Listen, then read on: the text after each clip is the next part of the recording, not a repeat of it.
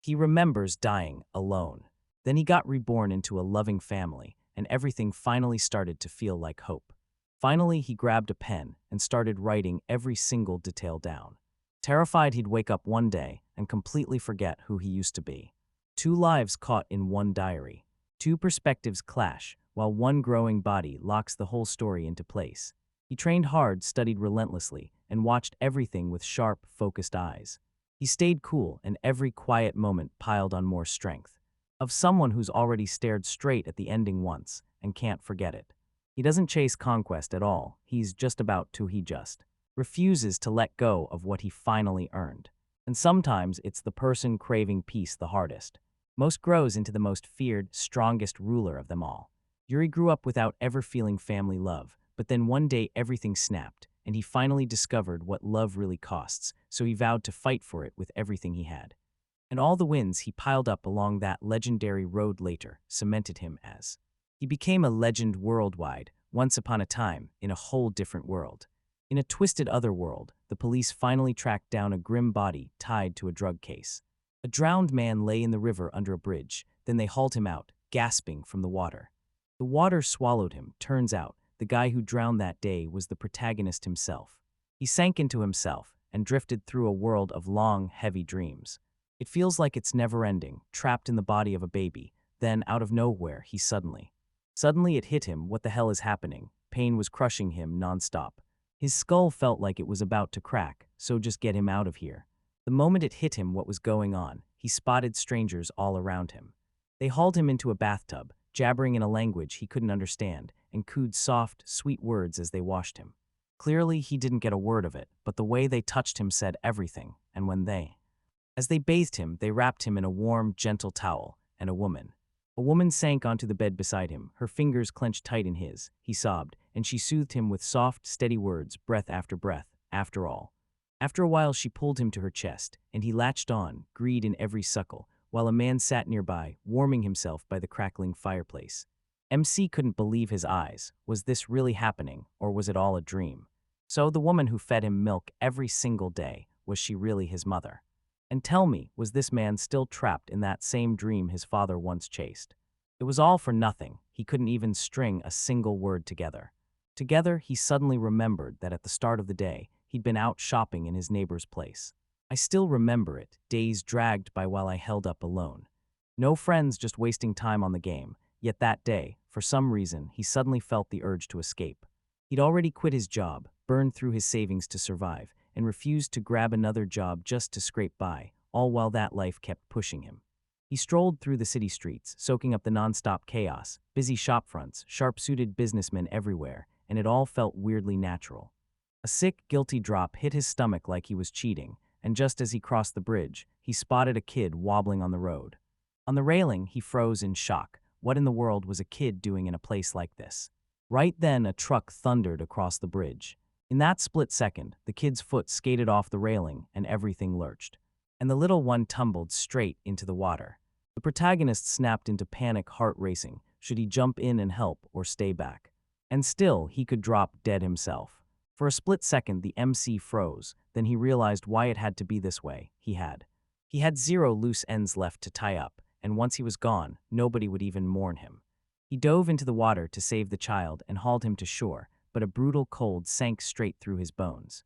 In the blur of his fading consciousness, he whispered, "This is how it's supposed to be, right?" And he just accepted death like it was nothing, and now he's a baby, and if this is real.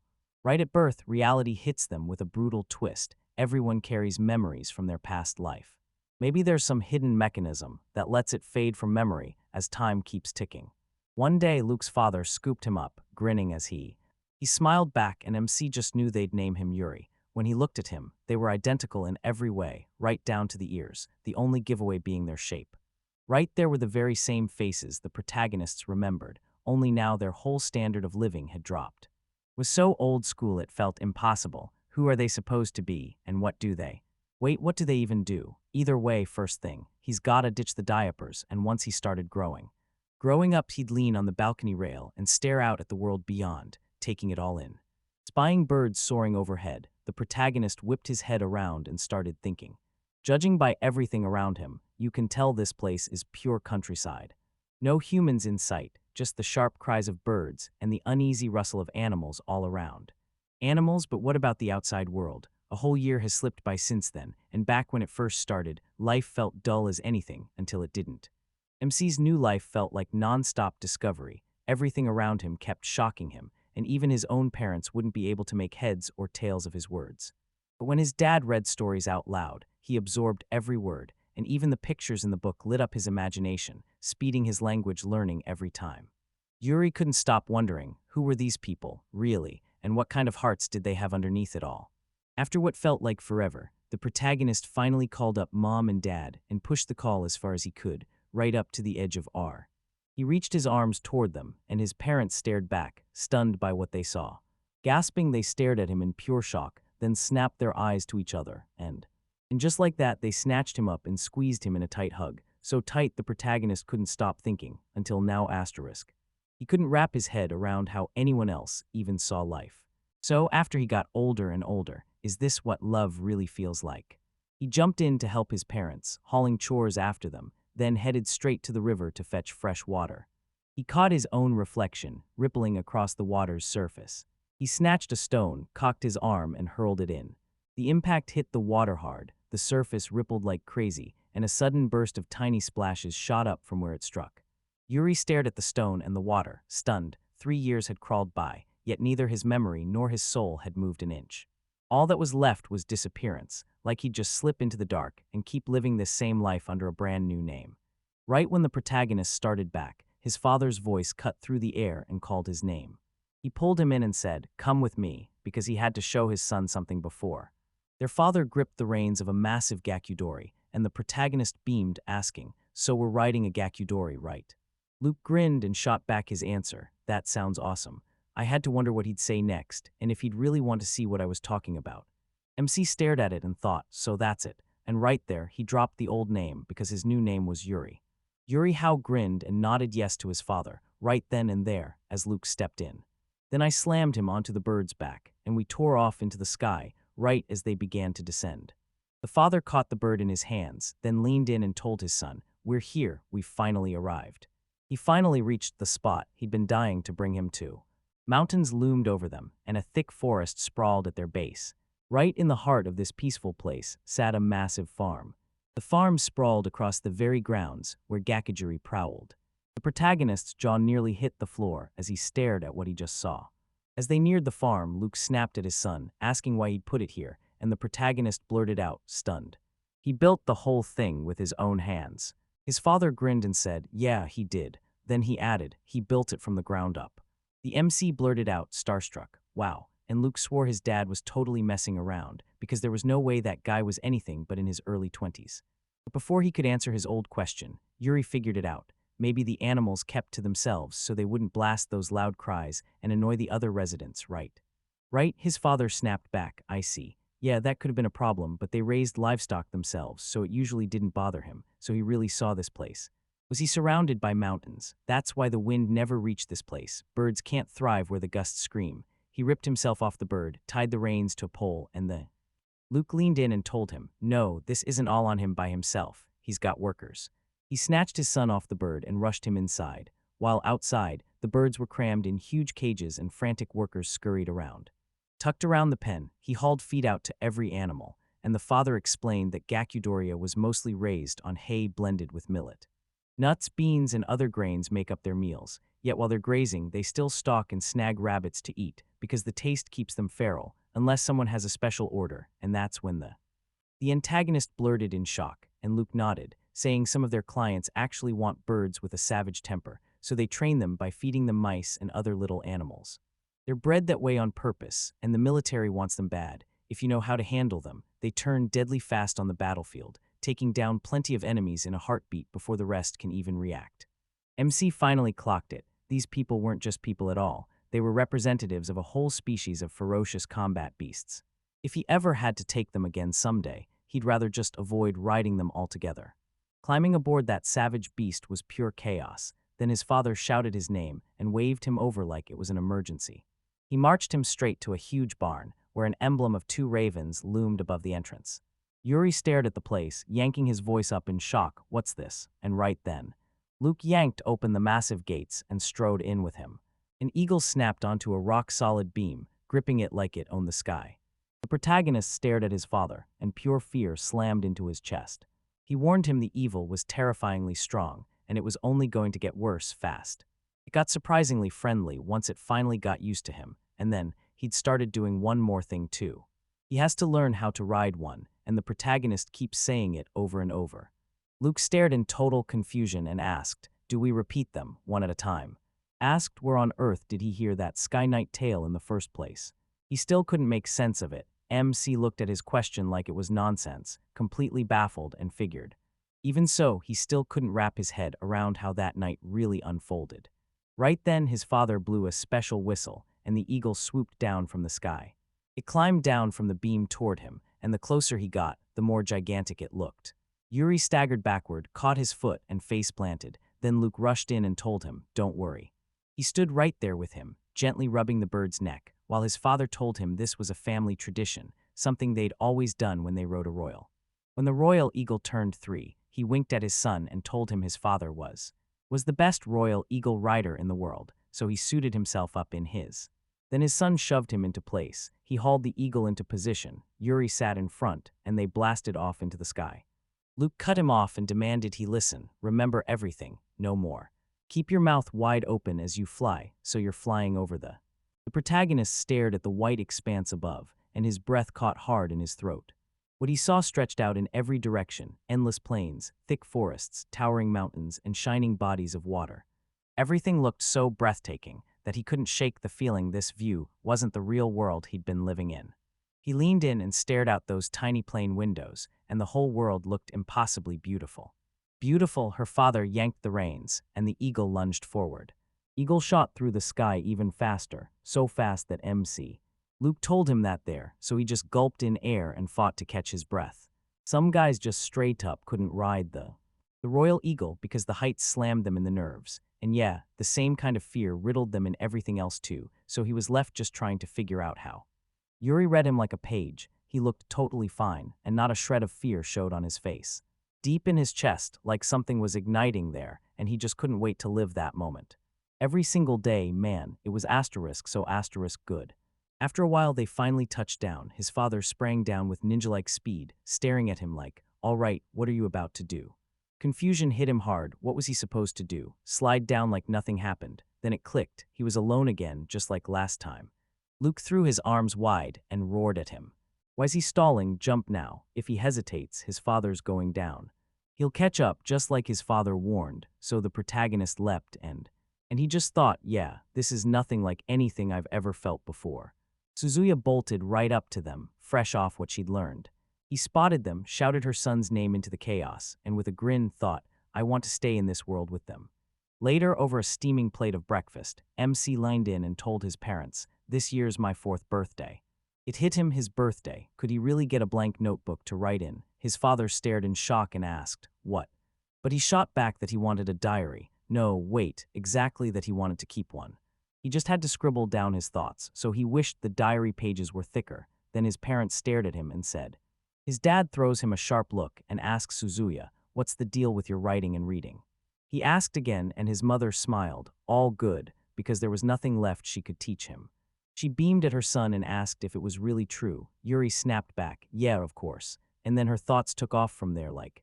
He couldn't learn much from her, because Suzuya grew up on a farmer's life, never went to school, and only picked up those skills from his father back when they were still dating, while his own father was noble enough to come from a good family, but not enough to read the complex books. Right now, his world was capped at signs and advertisements, but his past life memories still burned in his head, along with the know-how from his old country, and he knew he had to write it all down before it vanished. He looked at his parents and blurted out, "Please, just this." He didn't care about a birthday gift later. He was only begging for one thing right now. Suzuya slid her hands onto her husband's shoulders and urged him to buy it, because this was the first time their son had ever asked for something, and he was such a tidy little helper, Luke mumbled dejectedly. "But it'll set you back around 4,000 or 5,000 lug, so what you think that's nothing?" His mother stared at him, stunned all over again. "How much? Say it again." He told himself he was still clueless about local prices, but the second his mom snapped into a reaction, he knew this was wildly expensive. Every book was stitched from animal skins and even priced in Japanese yen and the total. It could slam you for a whopping 40,000 to 50,000. His dad was a nobleman, yet he ditched the family to carve out his own farm life, so they've been living. A tiny little house, just the three of them, and they don't exactly look like they're rolling in money, but… Still, Yuri stared at his father with shaking hope, waiting for the answer. Finally, Luke said, "Okay," and MC practically lit up with joy. Then the man cut in and told him, straight out, that he should first and foremost. He should do everything he can for his mom, and starting now, he'll help her on the phone, too. The farm, can he really keep that promise? The protagonist burst out in joy, shouted yes, and thanked his parents right away. After a while, Luke and Yuri were up in the air again, zipping around the area, and when his father finally dropped the news, the protagonist snapped, "Tell me, Sibiak." He hit the ground, shoved the bird some water, and then the man grinned. "Yeah, this is the central city of the Kingdom of Chao. All right," he's sprinting toward the royal capital because he's about to deliver the royal eagle there, and as he glances at his son, he tells him, "Once we're there, you'll finally pick the exact book you need." And honestly, this was his chance to finally see the city for himself, so after a bit, they kicked off and took off. Finally, Luke jabbed a finger at the island and the riverbank beyond it. They stride toward the place, flanked by houses on both sides, ready to move in and settle down. A lonely settlement sat wrapped around a grand palace, with towering towers rising dead center. His father warned him, "We're dropping, hold on tight with everything you've got." Gala stood on the ground, staring hard and watching intently. Locking onto the landing, Luke and his son dropped down into view. As they dropped in, Gala swept in right on time and practically beamed at Luke. "Excellent landing." As always, the protagonist's father stepped up, greeted the man, and told. She told him, "I'm here with your delivery," something about an order for an eagle from Her Highness, then went, "Hey, this is a gorgeous bird, right?" But as he played with a child, Luke couldn't shake the thought, was this what they meant? This eagle was basically hatched inside the guard's birdcage, and it was. He just knew they'd slap a title like "the finest royal eagle in the whole world" on it. Gala said, "All right, but who's this tiny one?" Luke told him. He told the man this was his son, Yuri, turning 4 this year, and the protagonist immediately bowed, greeted him, and said he was genuinely thrilled to finally meet his father's friend.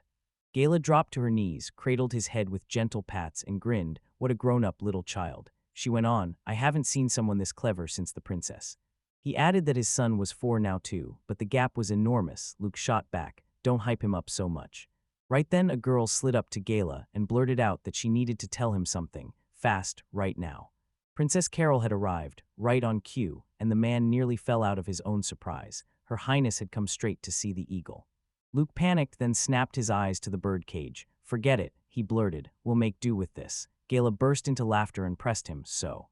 Luke sighed, feeling the weight of it, because of course he still didn't have permission, did he? He needed it, and Gala just chirped like nothing was wrong. "You still just look at his face. Stepping into this mess is going to be a nightmare, and that's where things get dangerous." However, letting them catch their breath now could turn you into future besties, right? The girl stalked closer and studied them with wary eyes. Right then, the princess herself started closing in toward him. Coached by her retinue, she swept past him and had him nodding along with polite gallantry. Luke dropped to his knees in front of her, and MC mirrored his father's move. Then the girl closed the distance. She stormed up to them, stared them down, and announced she wanted to see everything. Everything was perfect. Then she leaned in, told them her full name, and looked the protagonist's father dead in the eyes, asking if he was Luke.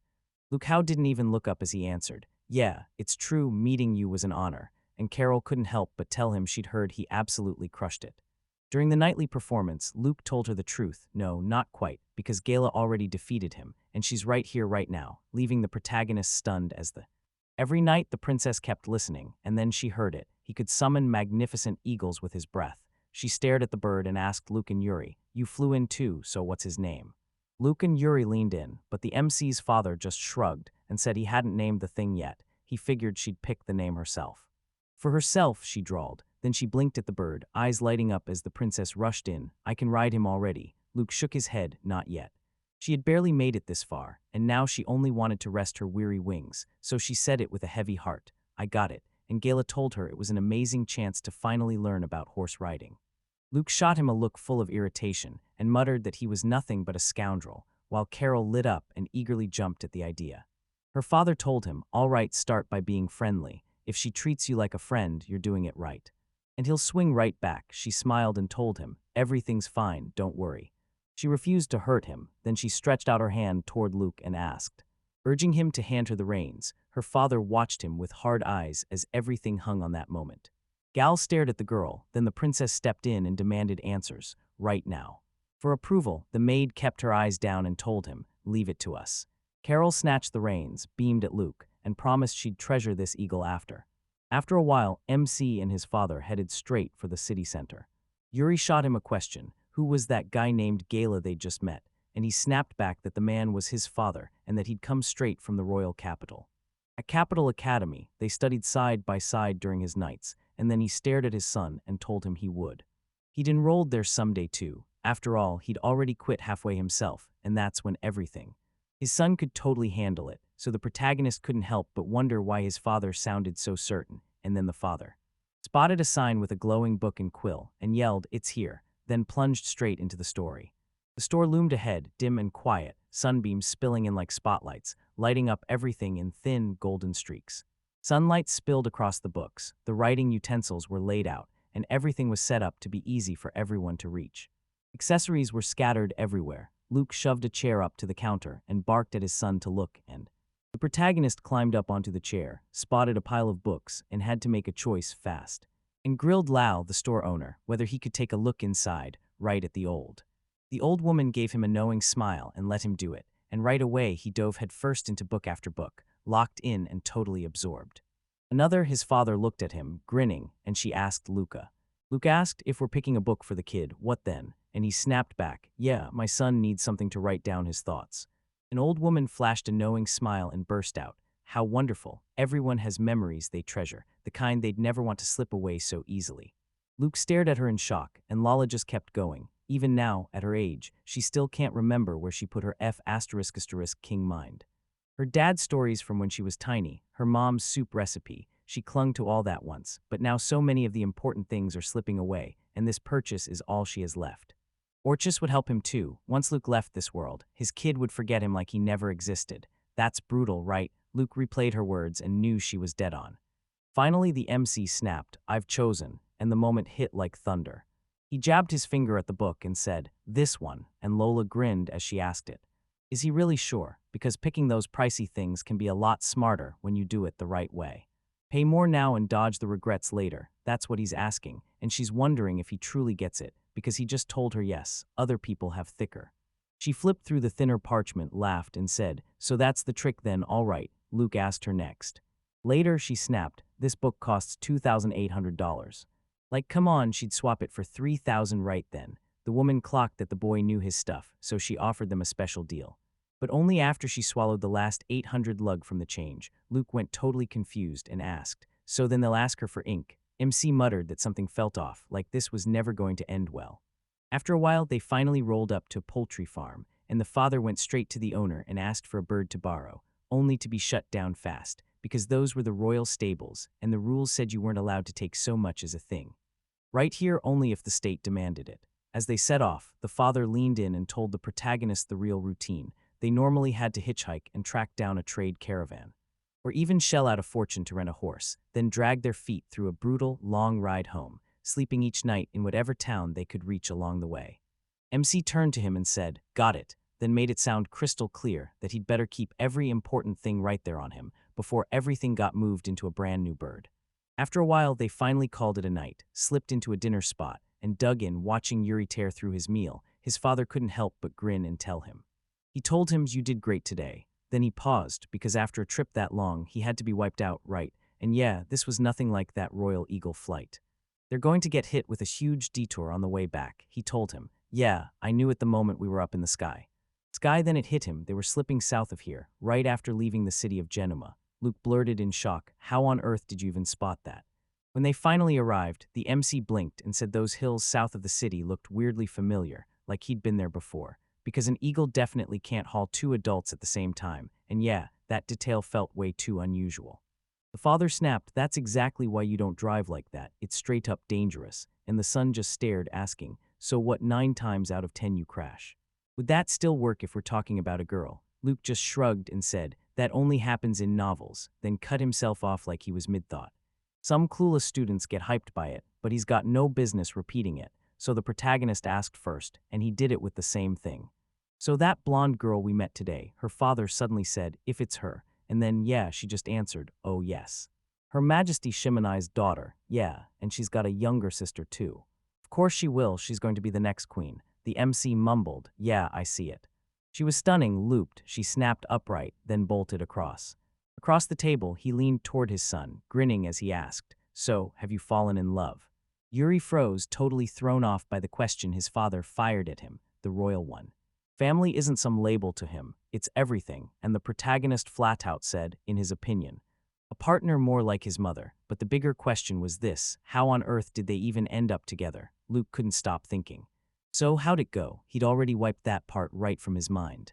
Locked in his room, the protagonist slid a book his father had bought straight onto the table, then leaned in and started. He started to believe, and once that truth hit, he knew he had to trap the knowledge and memories that only he could remember, so he grabbed the pen and wrote them all down in this book. And once he cracked that open, it would turn into his treasure, his power, his proof. He yanked it open and dove into his writing, eyes locked on the page, pure focus burning in every word. After a while, the protector finally mastered the royal bird's control, like he was pulling the strings himself. The protagonist dropped to the ground and counted 3.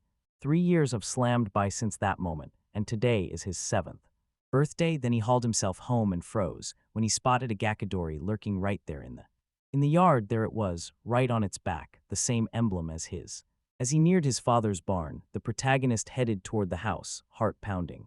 He heard his father snap at someone to get out, like pure rage was driving every word. He ditched the main house completely, leaving him stranded with a blow so brutal it felt. A stupid letter, he wasn't even obligated to follow it. Even if war erupted, he still pushed himself to step onto the battlefield. Mr. Goku, the head of the family, sent them off with a sad, trembling voice, like the words caught in his throat as he started An official notice hit that Luke was being sent to war, and there was zero way out, so Suzuya stared at her husband with pure worry. The MC was baffled, and after a while the war in his mind kept roaring louder. Meanwhile, the protagonist geared up the birds for their big trip. A worker waved at him and shot a question, "So you already got the Gakudori started?" The MC shot him an answer. Yeah, they were ready for the ferry already, but today. It looked like the kind of day that would crush him, and the worker clocked it in a way that made it clear he got exactly what was coming. He wasn't exactly cruising either, right? The protagonist finally admitted the truth. Yeah, he had to get moving, because he was on his way to sit at the top of the family, and once he started saying goodbye to the worker, Yuri tossed him a quick nod and said he'd be off. Then Yuri and his mother hit the road. They both clung to one bird, while the other Gakudori trotted after them on a leash, totally obedient. The protagonist glanced back and asked his mother, seated behind him, if she was all right. Suzuya just smiled at him and said she was. She was doing fine, but the real shock was how effortlessly he'd mastered the whole bird-controlling thing, and the birds behind him sat so still you could hear nothing but his moves.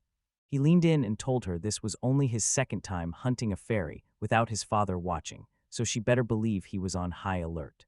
As the city's skyline finally rose into view, the MC leaned toward his mom and blurted, "Are we already nearing Karakumo City?" And his mom answered, "Yes."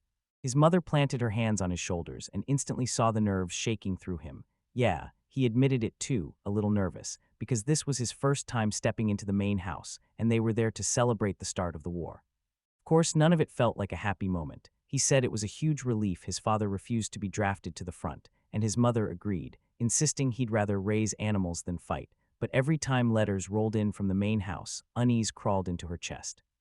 This felt too easy. The protagonists only grimaced. So it's war, huh? While the country was bleeding out in conflict, two kingdoms sat trapped in the peninsula, Chalta, deep inside, and Kurukina, right there nearby, and both were packed with people who looked like they shared the same racial roots. The Shan, the second group was called Kurukina, watched war's flames roar across these lands, and the kingdom of Kuruhina, sitting right in the middle of the peninsula, was about to get dragged into the chaos. The Shan people even had a high. Because they're northerners by blood, cold bites deeper into them. Way back in ancient days, the whole northern continent was one massive realm called the Chantal Empire, always ruled by a queen, generation after generation, until about 900 years ago, when that same empire suddenly fractured into its next chapter. The war with the Kur people shattered everything. The great empire split into smaller states, and invasions kept pounding them for years, until only two powers, Chalta and Kuruhina, were left standing, and every time the Kur armies surged toward Kuruhina, Chalta raced reinforcements to their side. The duty and the blame for all this support lands on his father's family, and the militant Nightcast members stormed in to warn them. Another war just detonated, and now Goku Ho, the family's new leader, is watching his older brother ride straight to the front, while his father stays behind. His father refused to step into the battlefield, yet because of his bloodline, fate dragged him into the ceremonial procession. Right there, the war finally began, and honestly, it felt great that his older brother understood him so well. The antagonist refused to wave goodbye to his parent as he marched off for war, until his mother finally broke the silence and yanked him back from the edge of that moment. He ripped himself out of those dark thoughts because they were right there, right in front of him, the Hao family. Family's capital, Karakumo, when they finally crossed the gates, it all began with that first step in. They slipped through the main gate, and the city hit them like a wave, crowds everywhere, people everywhere, and the whole place buzzing. Warriors scattered everywhere. Everybody stared at them like something big had just burst into the room, and MC snapped to attention in total shock. He thought, Gakadori, that's a transport for knights. And when a woman with a kid rides that thing like it belongs to her, every alarm bell in sight starts screaming, suspicious. As he finally pulled up to the family mansion, a guard barreled in front of them and demanded, "Who are you?" Yuri and his mother hopped off the bird, and the protagonist leaned in and told him, "I'm Luke Hao's son," then added that he and his mother had come to celebrate the troops, just like they planned. Departure for the front. The guard, baffled, kept staring as he repeated, "Luke Hao," like he couldn't believe it. Right then, a maid burst toward them, face lighting up as she shouted Suzuya's name. She dropped into a deep bow and told them, "We've been waiting for you." She ordered them to tail her, slipping the guard the Akadori, along with his mother, shadowed that woman step for step, and the chase only got weirder from there. Crowded and roaring, warriors were swarming in, weapons everywhere, and the MC couldn't help but note it like he expected. This place was absolutely insane, and then Goku showed up. Goku himself stepped out to meet them, beaming as he greeted Suzuya and practically burst with relief that she'd finally arrived. The woman dipped her head in a proper bow, and the protagonist copied her without missing a beat. Then the mother began to speak. Goku told her they hadn't seen each other in ages, and the man straight up asked what she was up to, because they were family, no need to bow like that. Then his eyes snapped to Luke, demanding to know where he was. Suzuya told him her husband was running a bit behind, still out there finishing the delivery of an eagle, and Goku gave a low, sharp disapproval, like it just felt wrong to pass the reins to his wife and say. He shoved her aside and sent his men in his place. Suzuya gripped MC by the shoulders and shot back to Goku, because it wasn't the man who brought her at all, it was their son. The man leaned in close and murmured, "So that's how it is," then locked eyes and asked, "Your name's Yuri, right?" The protagonist nodded hard, "Yeah, that's right," and his thoughts caught up a second later. He felt his mother's hands clamp his shoulders, so strong it almost steadied his whole world. Goku asked. If he could handle Gokudori and the Royal Eagles, then he was already set. His mother spoke up for him. "Good," she said with a proud smile. "Looks like he'd be just fine." And get this, he reads, writes, and somehow plays Dookie better than anyone, leaving even Goku staring in shock. Even Dookie, yeah, that's a board game people here play, moves kind of like Chinese chess, but with one wild twist. The river crossing paths in the middle are tightly limited. The protagonist's father loved it so much he forced him to learn, and after just a month, he shot past his own dad. Goku told Yuri they weren't out of time yet. The celebration could wait, because this game would happen just once. MC froze, baffled, and started wondering if he was getting. Being all serious, Suzuya clocked how jittery her son was, and told her husband's older brother she didn't want to come off rude. But Yuri couldn't help thinking, wait, is this the right moment? Still, he figured, nice, mom's on my side. Let her speak for me, but don't totally lose your mind. Who countered, so there was nothing to worry about at all. Then why doesn't she go grab some tea in a separate room for? For now, the woman's smile twitched with embarrassment. Then she glanced at her son and told him to really hang out with his uncle. With those words hanging in the air, she walked out, and the protagonist. He tore his gaze after her. Then, when he looked back, the protagonist followed her with his heart racing behind that urge. Uncle, when he finally stepped inside, the maid snapped, "You can take off your." He slipped off his shoes right here, did exactly that, and strode straight into the darkness beyond the. Goku was already parked at the table, and the game was already raging to start. MC sprawled on the table right in front of him, and the man snapped, "Sit down, don't be shy." So MC dropped into the seat, leaned forward and stared at the game, because that board looked insanely good. Goku points out the squares and says it's obvious, this guy knows his stuff, but he's never laid eyes on anything like this before, and now it's time. They kick things off, and he's a He's got a lot going on, sure, but Yuri says he doesn't linger on his moves, so this shouldn't take long. The man flashed a smile and said, "All right, I guess we can do that." The protagonist snapped back, "Forget the sand, let him go first," and then he'll borrow his chest, and after a while, the protagonist finally has to choke out the worst truth. He'd already lost, and when he told his uncle, "I guess I'm not ready for this level yet," the man just burst out laughing. "No, that's not a bad tactic," and he trailed off.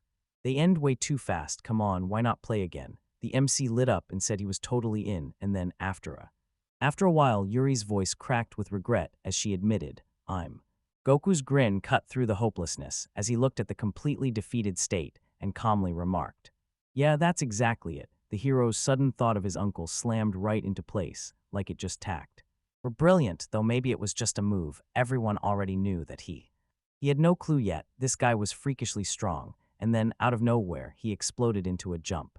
He sprang up, yanked out his weapon, and lunged at his nephew, slamming the blade against him. He stared straight at him, right in the face. Then the protagonist's eyes went wide with shock, and he blurted. And he asked, "What's he doing? Did he just pull some rude move?" Then Goku let out a chuckle and said with pure approval, "This guy's got guts. If he does the right thing, he'll end up being the perfect guy for a late-night cleanup." He leaned in, grabbed the MC's attention, and asked, straight up, if he'd marry into his family as his son-in-law. His eyes snapped wide. What, seriously, apparently riding the royal. Turns out the royal eagle isn't the only dangerous How family tradition. He even snapped that he'd never marry a girl whose face he hadn't laid eyes on. Goku grinned and told him to think hard, because if he wanted to unlock his full power, he'd need way more than what he already had. Honestly, a party full of just adults would have put him to sleep, so for now, it's way better to do this instead. Better to stay close to his daughter, so the protagonist shadowed the maid as she hurried ahead and guided him straight to one of the. He slipped into one of the rooms, then spoke up politely, before the sentence cut off mid-step. He replied, "Enjoy your time," then shot her a grateful nod and knocked hard on the door, waiting for it to open. He cracked the door open and leaned in, eyes sharp, peering into the room like something might lunge out. He stepped into the room and froze. There was a girl in the far corner, perched at a table with her back turned to him.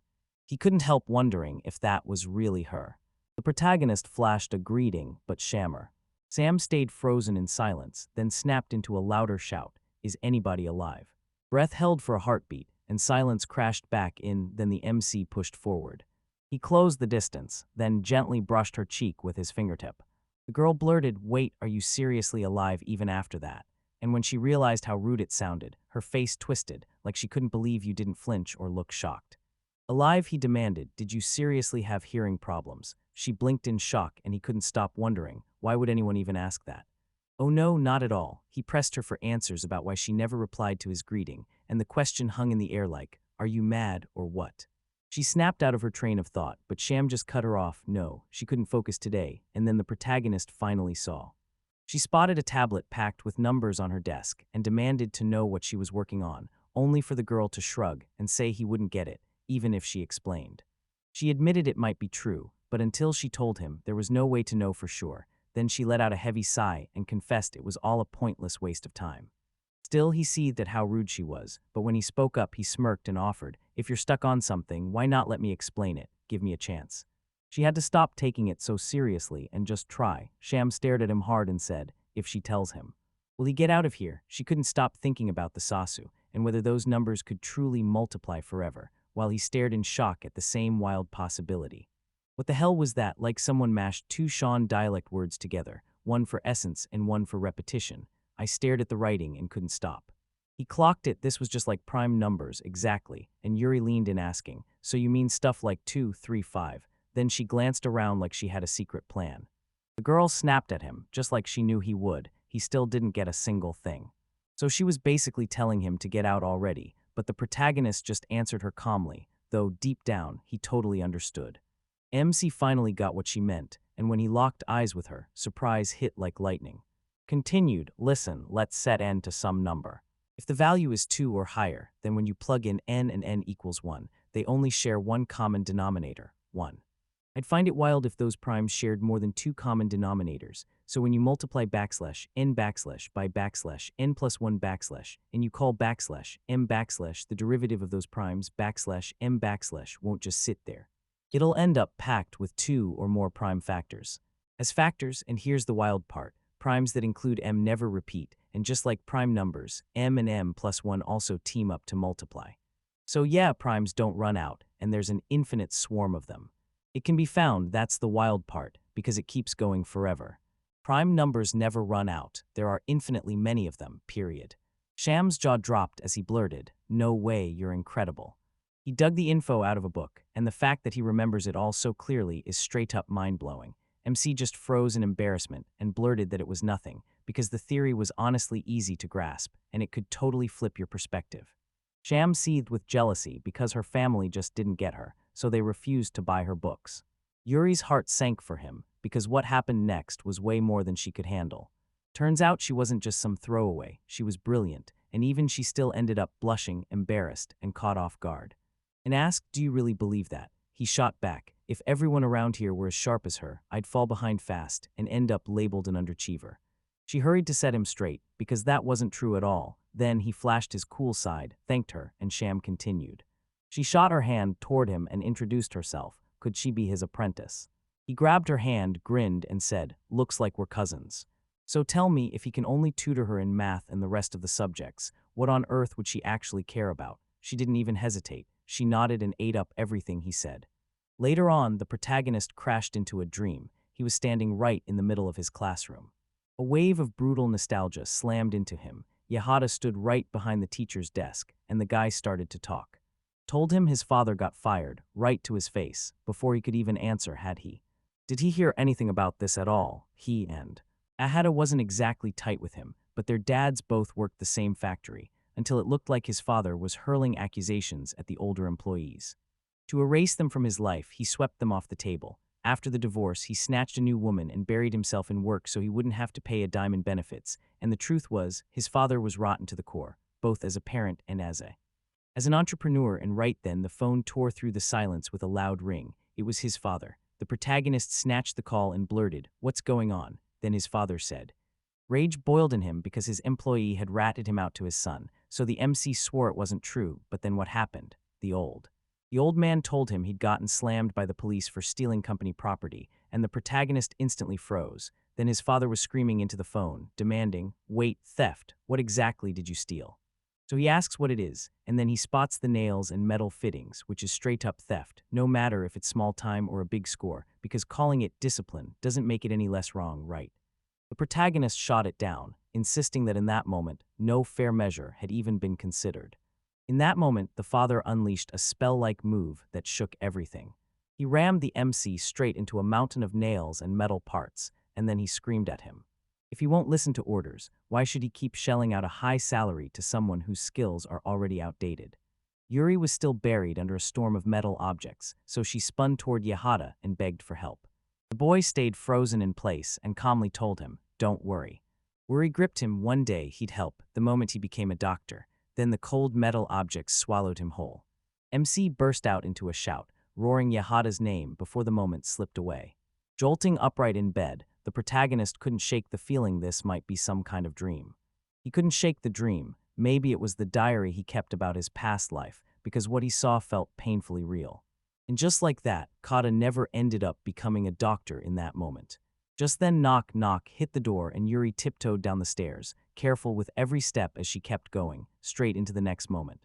He climbed the stairs and stared down the door, closing in but refusing to open it. He demanded to know who was there. Shun shot back, "It's me." A servant tied to the Howe family, working their every whim. The antagonist snapped in shock, one of the main house's servants, and told that man he wasn't allowed to unlock the front door himself. He'd waste zero time, storm over, yank his father awake, and then, after a bit, Luke. Luke struck a fire in the fireplace, then shoved Shun to check his hands and feet first. The servant rubbed his hands together and shot back, all sheepish, "I'm totally fine." Luke said that's his problem. He won't even know he's got frostbite until it's already too late. Shun shot back, "I can see it clear as day. The father's not hiding a thing." He yanked the servant's boots off without thinking and leaned in, checking the injury on his lip. Limbs, he grinned and shouted, "Excellent." Then he paused like he couldn't even believe the silence. Nothing to. So he didn't hesitate. He hauled in food and steaming hot tea, then told everyone, "If nobody minds, I'll set it right here, Shun." Blush hit him hard at all that attention. He shot them both a quick thank you, then dove into his food with such greedy hunger that Luke blinked in shock. He hadn't eaten since morning, not even a bite, and the servant nodded, confirming it just as his work began. With work swallowing every second, he had to skip meals, while MC's father fumed, furious and indignant. Charging into that freezing cold like that was pure recklessness, especially on an empty stomach. So what the heck happened next? Shun Shun. Shun cleared his throat and declared, Lord Goku has been wiped out in battle, and Luke and Yuri froze, stunned cold as like lightning just hit him. Then the servant snapped into tears and kept going, charging forward. Luke had given him a royal eagle, and he dug in hard, charging forward on its back. And based on what he'd heard, he absolutely crushed it, like he nailed it perfectly. The protagonist's jaw dropped. His uncle had actually. They'd already paid the ultimate price in battle, but all they got was just a handful of days together. A few days ago, Luke was still breathing. Then suddenly he was gone, dead, and Luke grabbed the servant by the collar, yanking him in place.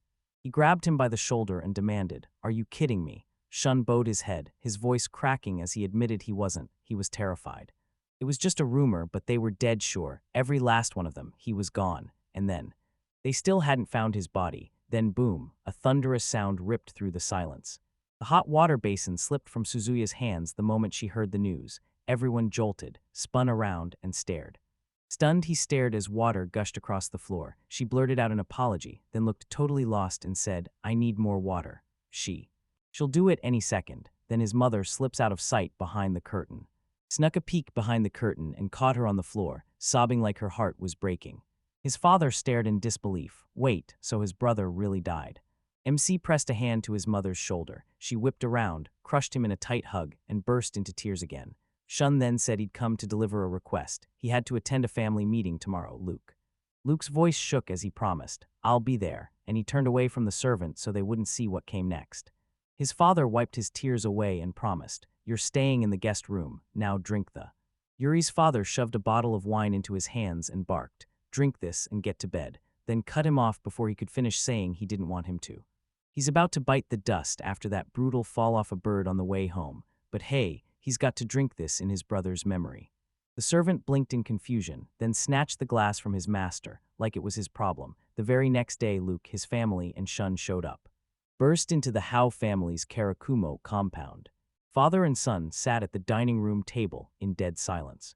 Dining hall, then Shun burst in like he owned the moment. In that room, they shoved a scroll into Luke's hands and said it was a full list of the meeting's participants. Luke shot him a quick thank you, then leaned over the list like it might explode, because right then he noticed. Rage shot through him when he realized Rakunu's name wasn't on the list, so he demanded answers, and Shun told him straight up he'd refused to cooperate. So they kicked him off the participant list, and he snapped that a coward like him didn't deserve to be called a knight, yet Luke calmly pointed out that pulling this kind of stunt doesn't make you lose the title. Shun said he was writing in that they could bring their son-in-law to the meeting, and the protagonist's mind instantly raced back to the Rakunu Ek family, huge, famous, and trusted to run a major city on the outskirts. So it felt wildly off that they wouldn't show up, and one nasty, gut-churning dread settled in about his son-in-law. Luke nodded like he'd got it, thanked the servant, and told him it was all clear. Then Shun bowed low and asked for permission to slip out. The moment the servant stepped out, his father snapped that the protagonist wasn't actually cleared to talk, so he forced him to sit down and shut up. MC fired back in pure reason. He's Goku's younger brother, right? So why does he get treated like he shouldn't even have a floor? Luke shot back, "No. In their family, if you don't have the title of knight, you're basically out of luck, and they won't even let you boss anyone around." He stormed out the door. So that's why he ended up skipping the academy and never became a knight. Yuri blinked, then let out a sharp, surprised drawl. "Wait, is that really it? And hold on, what exactly is the royal eagle attack supposed to do to me?" His father shot him a grim look and said, "Time's up, now you're learning about it too. It's a brutal strike style, where you slam onto the enemy army from the sky, then you hit the ground hard in their territory at dawn. No one can promise it'll be enemies only, so even with death staring him down, the knight has to gamble his life on it, and if everything goes sideways, he'll be forced to cut the general's head off, because this is pure desperate play." When everything felt hopeless and the odds hit zero, the protagonist's confused thoughts kept spiraling anyway. What the hell is this? Why so brutal? That's a special tactic, isn't it? Father kept sipping his wine like nothing could touch him, and sure, nobody could guarantee this would go smoothly, but his older brother had pulled it off, and the antagonist clocked it, and yeah, that was proof of just how terrifyingly strong he was. Then he turned to his father and blurted, asking if he had to be part of this, if he even became. Luke said, "No, I chose it myself, and nobody can make me do it," because in his world, becoming a knight wasn't just duty, it was an honor. Right then, the maid slammed a knock on the door, told them everyone had arrived, and promised to lead them straight in. His father marched straight for the exit with full confidence, and the MC just blurted out, "Go get him, good luck." The man snapped his head toward him, stunned, like, "Wait, what are you even saying?" Then it hit. He was actually coming to, and he was showing him the list. His father leaned in, like it mattered more than anything, and said, "Add the participants and write down his name." His name was on it too. Yuri's eyes widened in pure confusion. Him too, the ma. The maid guided them to a massive door, bowed low, and waved them forward, saying, "This way."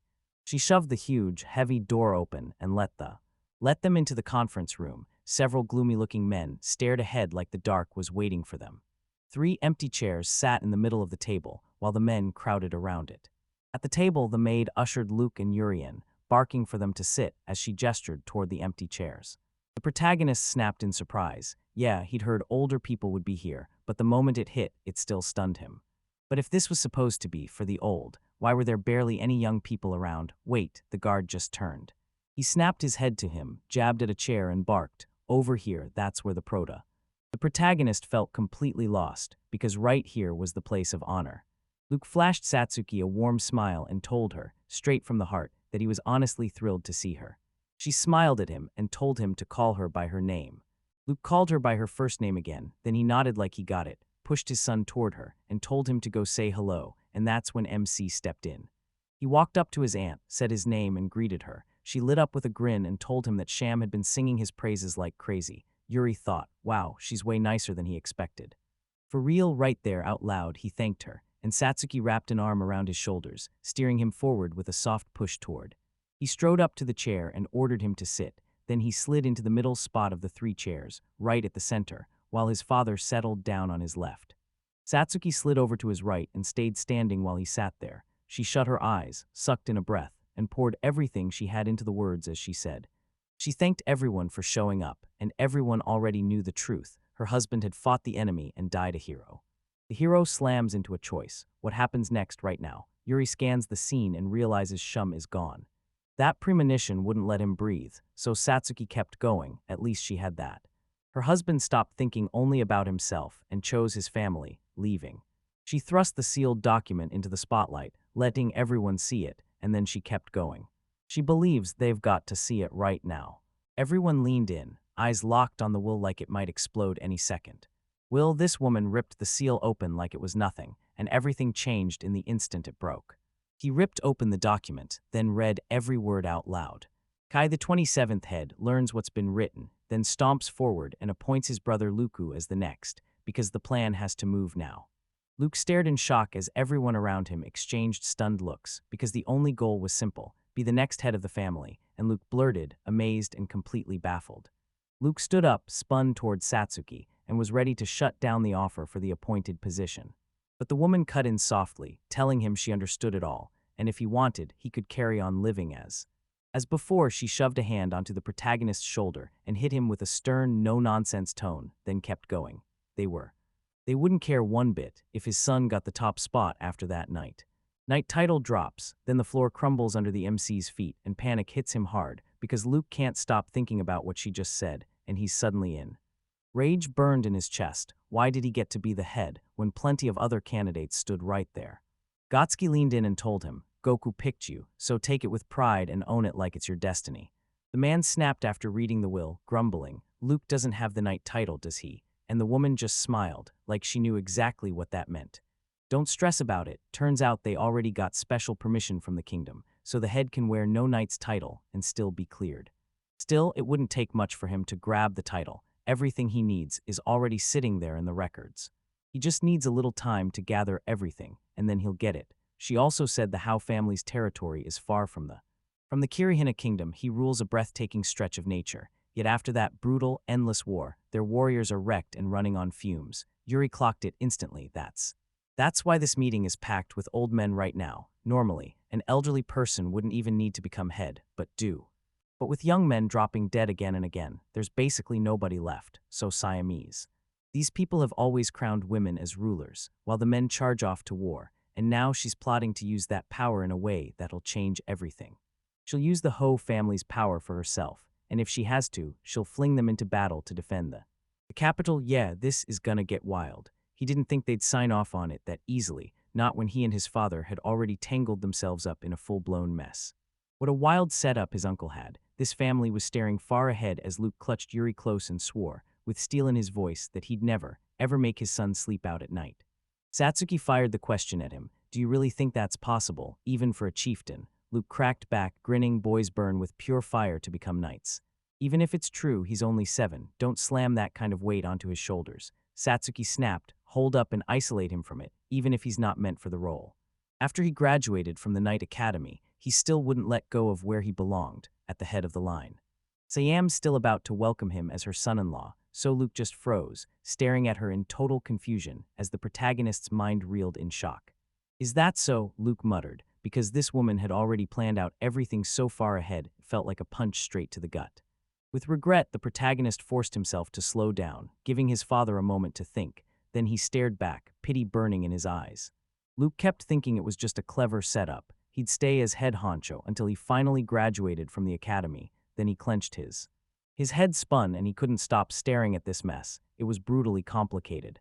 He had zero clue how to get out, while Yuri kept wondering if this was even real and how on earth they'd pull it off. So how does this get settled? Does his father finally step up and speak, or do the elders all vote on it? Or else he'd have to crack and show his ugliest side, so he'd better go for this plan and pray it actually works. Just as he was about to tell his father everything, Rikunu ripped through the door and crashed into the room. He yanked the poor maid forward and shoved her so brutally she went flying back and he snapped at her in a rage, demanding she get out of the way. Everyone stared at him, completely baffled. Then the man strode right up to him, stormed up to the table and snapped, rage blazing in his voice. How dare they call a meeting without him? The protagonist stared at the man in disbelief, and pure rage came spilling off him. Katsuki snapped out an irritated breath and shot back, which of course he came after all. He growled, pure rage in his voice, admitting it was true. Then the protagonist's mind snapped into motion, thinking. The Ekrukuna family's head, yeah, that name rings a bell. He's the one who got cut from the meeting before the whole thing even started. He looked at Satsuki, snapped that he was the top choice, and his voice dripping with irritation, asked how she ever had the nerve to twist her husband's last word. Wish. The woman snapped back with a scowl. Who do you think you're talking to? Some coward who bolted the battlefield. Raku spun on everyone there and erupted in full-on rage. This is all a lie. He didn't know what she'd already said, but he sure wasn't letting them believe a single word. Then the word hung in the air. MC stared in total confusion as he watched this guy act completely out of character. The leader of the Ek family caught sight of an order sitting in one of the elders' hands and demanded, right then and there. The old man answered, Goku's well, but the raccoon snatched the document right out of his hands, and it happened fast. He snatched the paper and read it fast, then rage surged, and he slammed it onto the table, making everyone jump. Action. He shot up to Satsuki, voice heavy and downcast, and started telling her, this is a F. Fake, waltzing in like it owns the place, saying women are treacherous, and that's how they twist Goku's wife into their trap. His wife shot him an irritated glare, silent, but somehow louder than any scream. He yanked a scroll sealed tight from under his shirt and slammed it down like, this is the real will. Satsuki just stared at it, totally baffled. Fusion, she never saw that one coming at all, not like this. And that twist hit like a truck. Luke and the protagonist stared at the letter, stunned to the core. Raccoon unfolded it and read the message. Goku was commanding him to take over as the next head of the family, urging him to put his heart into the work so their people could blaze into a brighter future. After reading it, he spun to Satsuki and taunted her, asking what's wrong with her, yet she's got nothing to say. To say that, you're telling me someone like that is in their family. That's just impossible. Satsuki erupts in anger, shouting at the top of her lungs. He roared, don't you dare spout nonsense, and the nerve of him, faking it like that. After the head was gone, he quit his job and walked out. He quit the job and told everyone straight up that he was out of the running. Then Raccoon snapped back in pure anger, furious beyond words.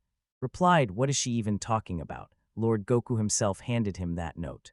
He didn't back down. A trusted Rosk brought the will to her, because they'd guarded it before too, and the man planted his feet, shouting like he meant to tear the roof off. But that's the real issue. Maybe she'd finally softened. Still, where's the proof? Where is it? If she hadn't fallen for the lie, they would have locked eyes. both ready to end the moment before it even began. To burn everyone to ash with those murderous stares. MC couldn't shake the thought that the fate crushing him might have started with him.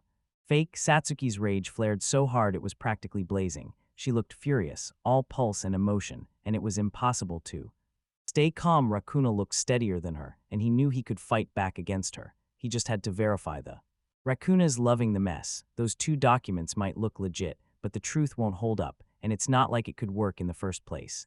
He never wanted to make enemies of the elders. He knew his father had been trying to explain that from the start, and they understood.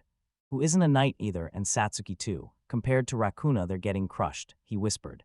He ran up to his father and blurted, "Can we take a break?" Then admitted he had to hit the bathroom right now. His father was left totally baffled and demanded to know what he'd said, but all he got was silence. Else to do, so Luke shoved up from his seat, and sheepishly she asked Satsuki for a break, because his son had to hit the bathroom right now, and the protagonist couldn't shake the feeling his father probably didn't plan to say it out loud. She stared at them, eyes wide in shock, then snapped out of it and said yes, they were right, stormed out of the meeting room, the protagonist.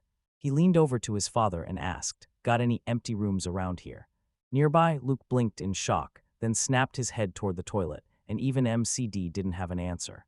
He told him point blank it was a lie, then said, "We just need to talk." When they stepped into the room, Luke dropped into a chair like he owned the place. He leaned back in the chair, grinned, and teased, "So, what's the agenda for your little mini-meeting?" The protagonist hit him with a straight-up question, "Are you actually going to become the head?" Luke shot back that it all came down to the elections. He's not exactly thrilled about it, but if his older brother was after it, he wouldn't dare refuse, so the protagonist clocked that And the crazy part is, those wolves are totally different in what they say, so it's obvious one of them is fake, plain and simple. Even with all that, they can't tell which one is real, and if this keeps going, I swear Rakuna's going to turn into his enemy. This isn't just a fight, it's a full-on political war, and it's gonna explode if they don't shut it down fast, because sooner or later everyone's going to end up killing each other. His father said he never thought it would blow up this much. MC shot back, "Seriously, I've heard a ton of stories just like this." And it all kicked off the same way. His dad's side leaned in and basically went, "What a mess," and ruffled his son's hair, telling him to stop worrying so much. At the very least, he'll still make something happen. He stared in confusion. No, he totally trusted him, but his father's carelessness kept screaming through everything. When his father finally reached the door and swung it open, the protagonist snapped, "Try not to start a fight," like he was begging for peace. Luke blurted that he knows, then snapped into a flinch of pure shock, while Satsuki stood right at the room's threshold. When the woman suddenly popped into the room, the protagonist reacted the exact same way. She demanded to know what they were doing here, because they still had to keep going, and time was already running out, but more.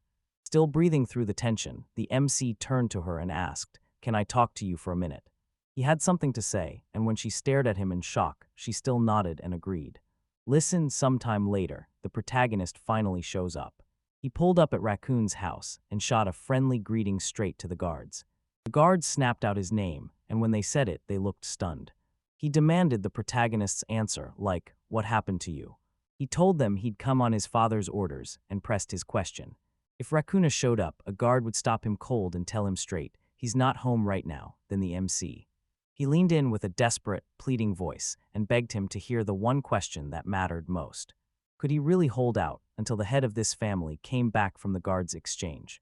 They traded shocked looks, then waved him into the guard room, then one of them blurted, "Academy, huh?" He wished he could shove his life back to that moment. Yuri's eyes widened in pure shock, because that place was just so amazing. The boy shot back, "Forget the capital. Here, there are a ton of territories, and if you've got friends, you can train your heart out as much as you want. You can want all you like, yeah, that's youth." The protagonist clocked it instantly, youth, and then before they could even breathe, things kept rolling. He couldn't stand what his past still dragged into his life, so it wouldn't take long before Kunu stormed into the room, snapping at the guards, demanding to know what they'd done, when the senior guard. The guard dipped his head to his master and said, "They've got their sights on this kid." A raccoon shot him a rude glare, demanded he shut up, and ordered him straight back to work.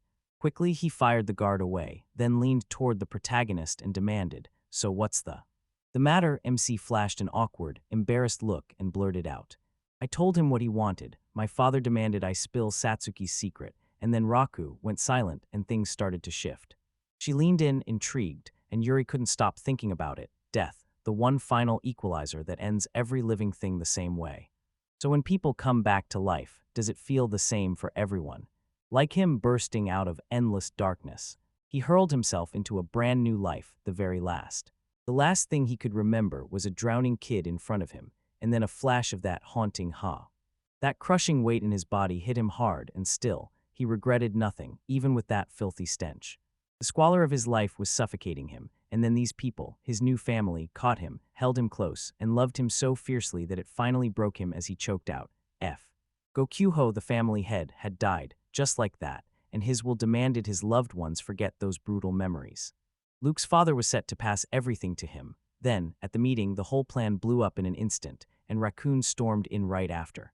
He showed up with a note from Goku telling him to take over as the new head, and he carried 2 documents, plus a choice that fateful decision still hasn't been made yet. With every vote, Rakunu's political battle was about to decide his family's fate, and he couldn't bear the thought of losing them, not after everything he loved, so he went for it. Rakuno pushed him again. What's the secret behind Satsuki's will? And Luke, where was he? The protagonist shot back that multiple officers were watching him, and that he'd been sent in his father's. The man nodded and said, "All right, drop the talk and get him down to business." The protagonist froze for a breath, yanked a letter from his chest, and thrust it into Raccoon's hands. Kun told him Satsuki's will was penned on a paper just like that, and then he leaned in, grinning, and said he wanted to show him something. With those words, the MC dropped down in front of the crackling fire and settled in like the night was about to change. The fireplace crackled to life, and the flames started to warm the paper, then the Howe family. The crest flared into view, and it stared right back at the. You stared at the drawing you re-asked for, utterly confused. Why's that color so lifeless? It needs a serious upgrade, right now. He gulped, then slapped the paper back into the fire and started heating it again. The thing burst into flames, and the protagonist snapped with fury, and then boom, he dropped. Tossed the sheet straight into the fire, then he sheepishly. He finally apologized to Rakunu, then the man snapped back irritably, nothing. But what on earth was that supposed to mean? The protagonist shot a glance at the scrap of paper and answered, like the words were already waiting there. That note hid a dangerous secret. Raku lunged for it and tore into it, reading every detail like his life depended on it. Carefully up in the upper right, the message sheet goes out. Down in the lower right, he hunts for Sarun's reply. Up in the upper left, he keeps the treatment going like before, and down in the lower left. In the top right corner, the right answer was staring back. Raku no Aston, what kind of twisted message was he writing him? The MC shot back an answer. He's stuck in a fight his father doesn't want, because he refuses to become ruler, just an ordinary citizen, and Satsuki keeps getting in his way. He gripped the paper in his fist, burst into laughter, and said, "So that's why I sent him packing, is that all?" "Yep, seriously, I clocked it, and that's exactly what it is." The second Satsuki showed it to him, he snatched up another piece of paper like it was his next move. He's back, and now he wants to corner him and ask for something. Rakunu hesitated. Should they keep the treatment going? He nodded, though, and swore they would. The antagonist gave a graceful bow, smiling like he'd just won, and that's when his happy thoughts began to turn. It worked no matter what happens. Even if Raccoon wins the vote, his family will be safe, and he'll be safe. He glanced back at the paper one more time, and yep, he spotted that right corner. He stared down the MC, snapped, "That's it, done," and told him to wrap it up. Yuri nodded at the man, said her goodbye, and then took off. The raccoon let out a smug, satisfied laugh as the protagonist shut the door behind him. With the door slamming behind him, it stared from beneath his brows like a warning, quietly sliding back into safety. At that distance, he finally exhaled. Relief hit him hard, and for a moment he thought, wait, maybe I don't like this. Acting like a full-on kid, didn't the raccoon notice how strained his act was? And honestly, his father could have never even imagined doing something like that. He was totally unprepared for it. Used to shrugging off problems the hard way, he never would have gone this far. So yeah, no way was he slipping past without dealing with it. His father couldn't ever find out, yet he was wiped out, dying to crawl straight into bed. The guards greeted him and slapped him with well wishes, and then the protagonist. The protagonist burst into the house, and his angry father was waiting there, ready to unleash hell. His father shot him a dark, gruff question, where had he been? MC jolted awake, eyes wide. He wasn't asleep at all. Luke burst out screaming, "How could you sleep when you're not even home at night?" Yuri tried to talk his way out, insisting he was right here, beside him, and the second those words landed, his father's rage flared harder than ever. no lies, not to him. Yuri knew every inch of those places like they were stamped into his brain. So he didn't even have to lift a finger. Then the protagonist let out a heavy sigh, apologized, and admitted that he really had been very. So busy it felt impossible. Luke just wanted to help. He grabbed the kid by the shoulders, dropped to his knees in front of him.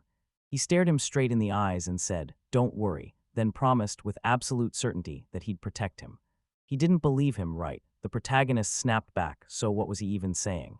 Father pressed his forehead to his and locked eyes with him, then said, "They said it's true, this kid's got real talent, and yeah, he just might have cooked up the perfect solution. The solution to their problem, then right there for him and his mother. He mattered more than anything, more than their lives, more than even the terror that chased them." He clutched his territory, held his son close, and begged, "Please don't ever let him take risks like that again." "Does he promise?" MC clapped his hands behind his back and swore it to him. After all, this is what he promised. After what felt like forever, everyone finally crowded in to vote, and the tension in the air buzzed with tension, and everybody just sat there, waiting for something to explode. Satsuki swept the room with a sharp look, greeted everyone with a bright good morning, and then declared that today. But today, the fate of the Howe family's head would be sealed. She demanded that everyone stop pretending and be honest with themselves. They had set everything in place, every single detail, because today the verdict was about to land. So here's how they spotted the fake will from the real one. Every elder stared at her in shock, like they'd just seen the impossible. The woman rushed to apologize to everyone for hiding the secret, and since something like it had happened before, the whole situation felt like it wasn't over yet. And since similar situations had arisen in the past, all that was. If you can cling to the will like it's fire, the truth will finally burst out, because right here on this table rests the Surin Howe head's leftover will from the one who came before. They'll trot it out as proof of how everything works, but man, they couldn't pull it off for them yesterday.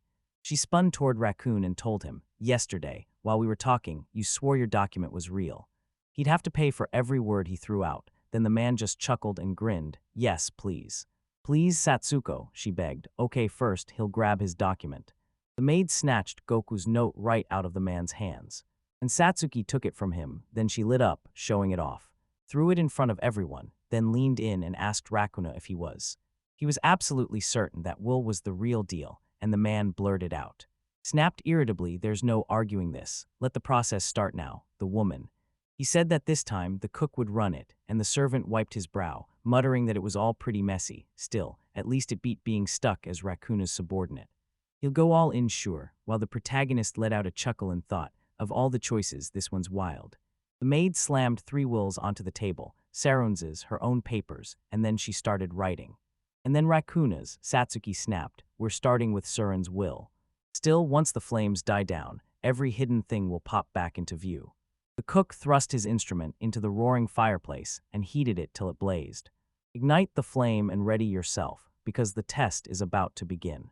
Satsuki barked go, and he thrust himself into it, sparks of fire flaring as he began. It looked like it was under Cern's control, but when they checked, it was totally empty. Next.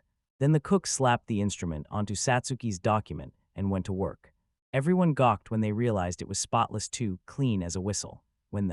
As the cook reached Raccoon's document, the word forgery blared across the paper in plain sight. Stunned, he blurted out, "Wait, how is this even possible?" Tatsuki flashed a smile and told them, somehow they'd finally cracked who the liar was. Luke shot to his feet and roared, "What's going on?" The protagonist thought everything was perfectly on track, until yesterday, right after he left, Raccoon went and recreated that exact same document. And Satsuki kicked off the meeting the moment she confirmed the man who came back had made his way straight into the head of the Ekfin's room. Family, they pulled out all the stops and prepared everything special. Then the truth about its authenticity finally came out. Once it was revealed, everyone would finally realize they couldn't trust him with those things. Rage in his eyes, the Raccoon sprang off the table and demanded answers from the MC, stern as thunder, right off the back of this post. Luke stared at his son in shock and demanded, "Was this your doing?"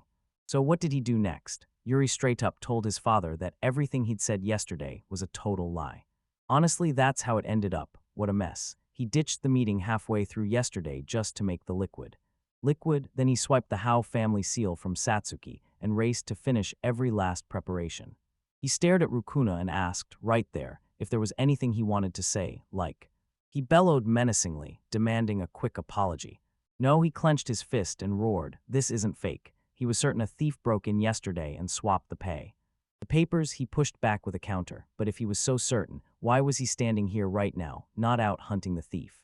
And just lately he declared, no hesitation, that his will was the real deal. Enough with your delusional lies, Raccoona slammed it down. He slammed his fist on the table and barked at the protagonist that he wouldn't. I didn't forgive him. There's no way I was letting that slide, not after what he did. MC instantly clocked it. This guy's original game plan was to wipe out the Who family, and then his own. His hands stayed stained with blood, and even though everything fell apart, he still went right on. Once a guy like him took charge, their whole family was basically doomed, because right now, only their father was even worthy of that seat. If this kept going, it would be a disaster, so the protagonist shot the raccoon a smug look and snapped, "You little brat," pointing out that this guy just wiped his nose, and asking if being the head of the family wouldn't be way too much for him. Suddenly, his father roared his name and snatched him up. He yanked his son up by the shoulders and snapped, "That's enough." Yuri stared at him with terror in her eyes, then pleaded with her father for mercy. Satsuki burst into applause, then snapped out, "Forgiveness. So if raccoons got nothing left to say, then they're about." She leaned in, flashed a quick glance around the room, and let them know her decision was coming. Everyone in the room kept going, and the ones who truly believed in Luke. "So who's taking over the next head? Raise your hands," the elder steps forward. The elders slammed their votes down, every single one agreeing with her decision. MC shot his hand up too, right alongside them. Satsuki X-head, eyes blazing and face smeared in raw fury, looked downright terrifying. The woman snapped her decision into place. No debate, it was settled. She boldly declared that Gokuhao's younger brother, Luku, would be the one to take the place. Become his successor. Then the guards burst into the hall, sent in by his orders. Satsuki snapped her command to detain Raccoona, and the guards surged toward him. One of them threw a hand onto the man's shoulder and demanded he come with them. Hakuna snapped with furious rage, "No," and ripped a hidden blade straight from his sleeve. He slashed the guard across the throat. The protagonist went rigid with shock and jumped out of pure instinct. Raccoona snapped her head toward him, and his hate hissed from his teeth. He's going to hunt him down and kill him. He lifted the blood-soaked blade high and growled like a beast. How dare they insult him like that, after everything he's done? The guard shoved his spear toward him, but Raccoon shot past the threat in a flash. With lightning speed, he twisted and turned things like a master. Snapped the strike away, then without a second thought, he lunged forward and drove the weapon in. He shoved the weapon right against his neck. The elders jolted awake, and panic ripped through them as they started shouting for help. And he started shouting for security. Yuri sat frozen in his chair, completely thunderstruck. Staring him down like a wild animal, Raccoon stood frozen as rage blazed in the man's eyes. Then the elders erupted, screaming at him, "Have you completely lost your? What you're picturing in your mind is brutal." Then the father yanked the protagonist out of his chair, dropped him onto the floor, and he insisted everything was fine, told him not to worry, and swore he'd stand between him and danger. He spun to Satsuki and demanded she back up. He turned back and kept watch on his son. Then he snapped his cape off his shoulders, charged straight at his opponent, and launched into a deadly martial stance, ready to strike. Raccoona grinned with pure malice and lunged at him, weapons swinging. Luke snapped his bare hands up to block the strike. Barehanded, he shoved his opponent's blade away. Raccoona got shoved back, forced to retreat.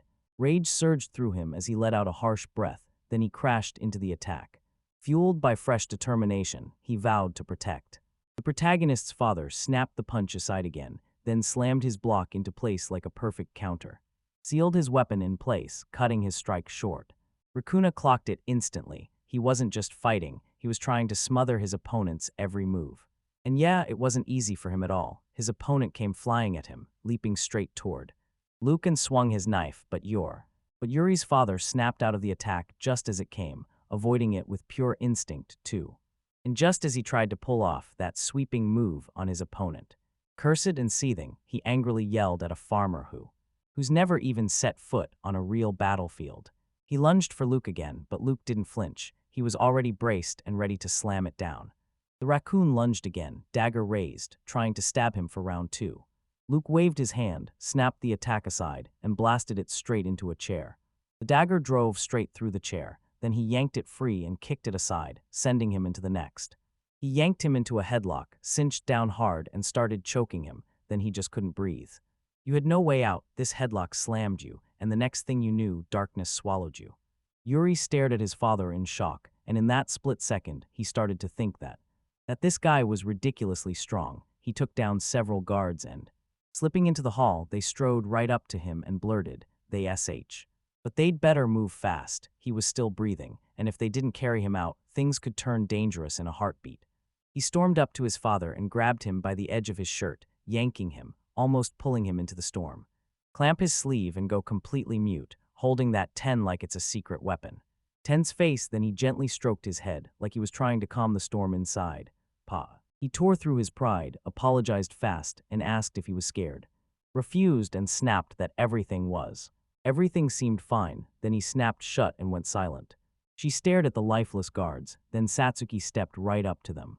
They called out his name, thanked him with real gratitude, and admitted they never could have expected. I didn't see that coming at all. It blew me away. He told me it was nothing special, like it wasn't the most amazing thing in the world. He stared at his father's torn sleeve, snapped a warning, and couldn't stop staring at it. He grinned and said he'd ruined an important suit. Now Mom's about to get slammed with even more work, and when they get back, he'll cover. Right after a bit, they finally slid into their seats at the table, and he tore into his food, staring at his plate like it held the answer, and suddenly his mind flashed back to what he'd.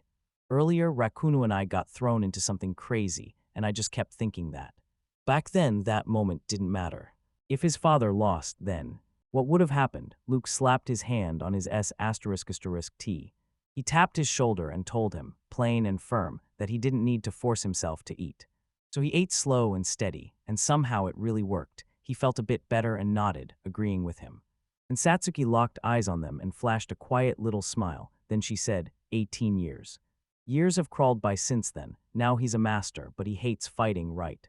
He nodded along, then confessed that's exactly why he threw away knighthood and struck out on a brand new path, with her right there.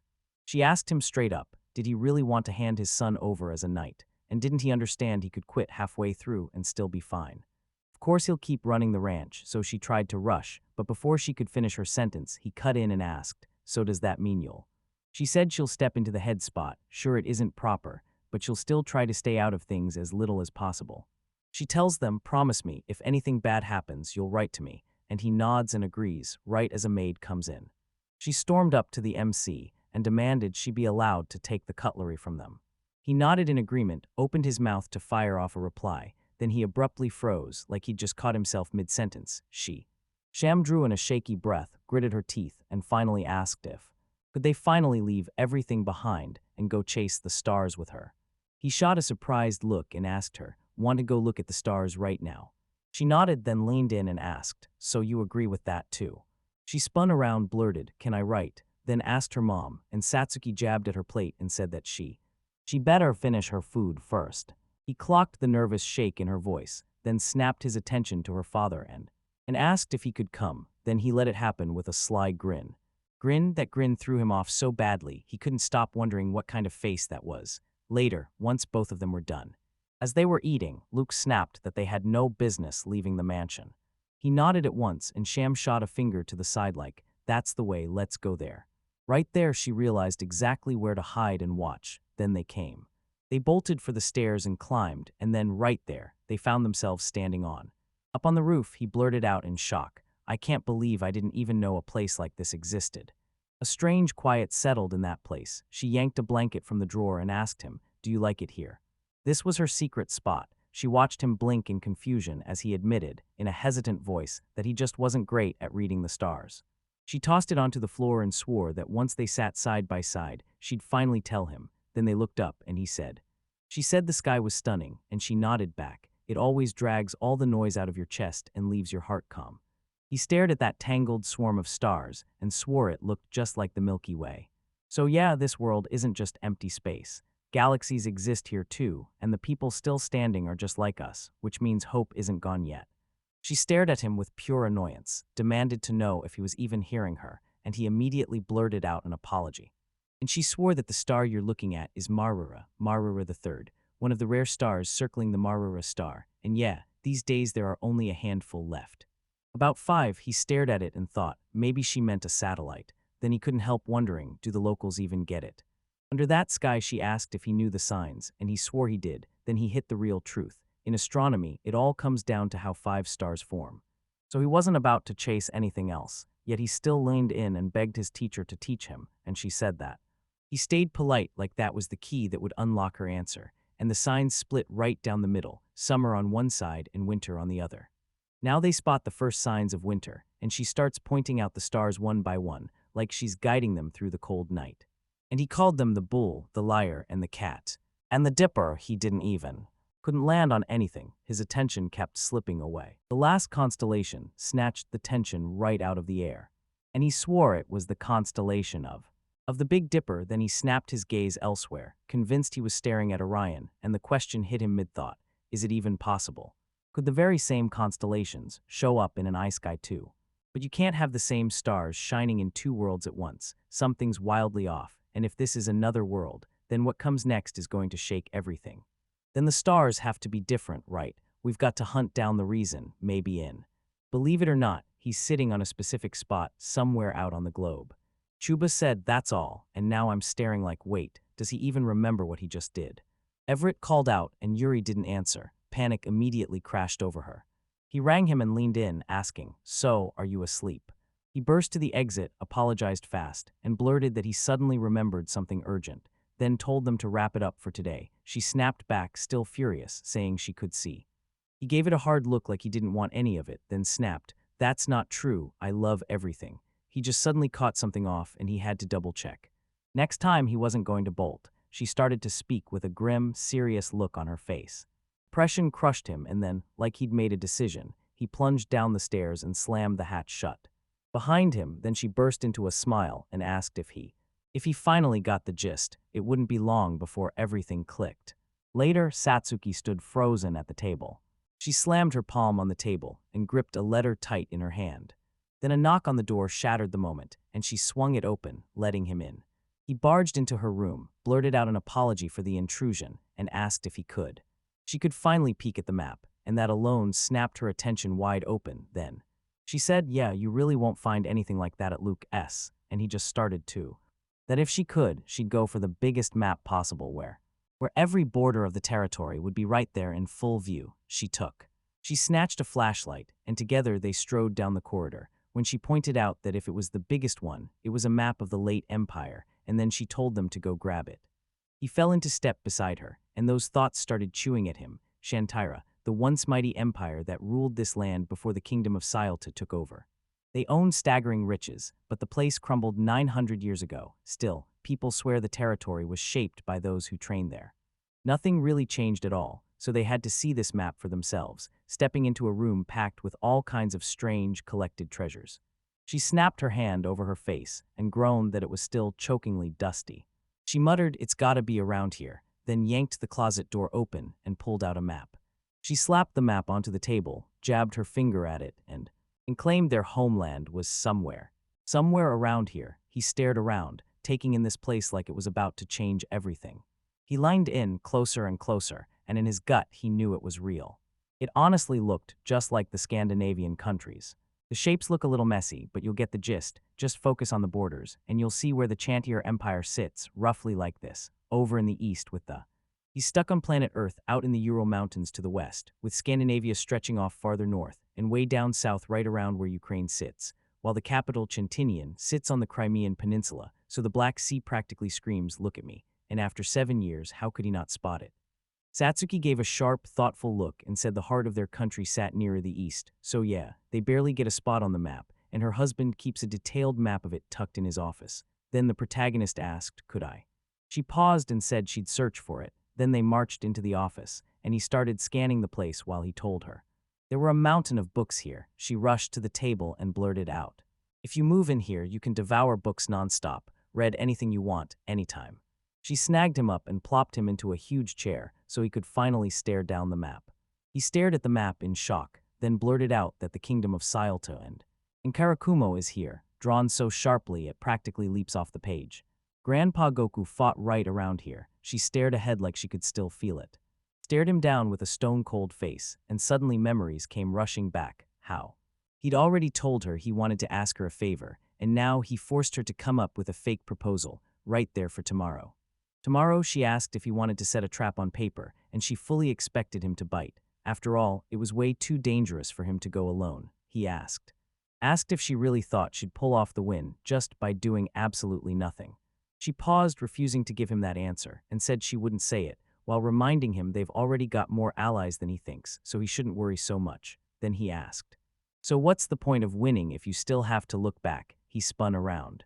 And she pressed him on what he meant. Then he told her straight up that becoming the head, "It doesn't mean you can do whatever you want." He stomped up to the spear. He gripped the spear and demanded to know if there was a way to do it after they won.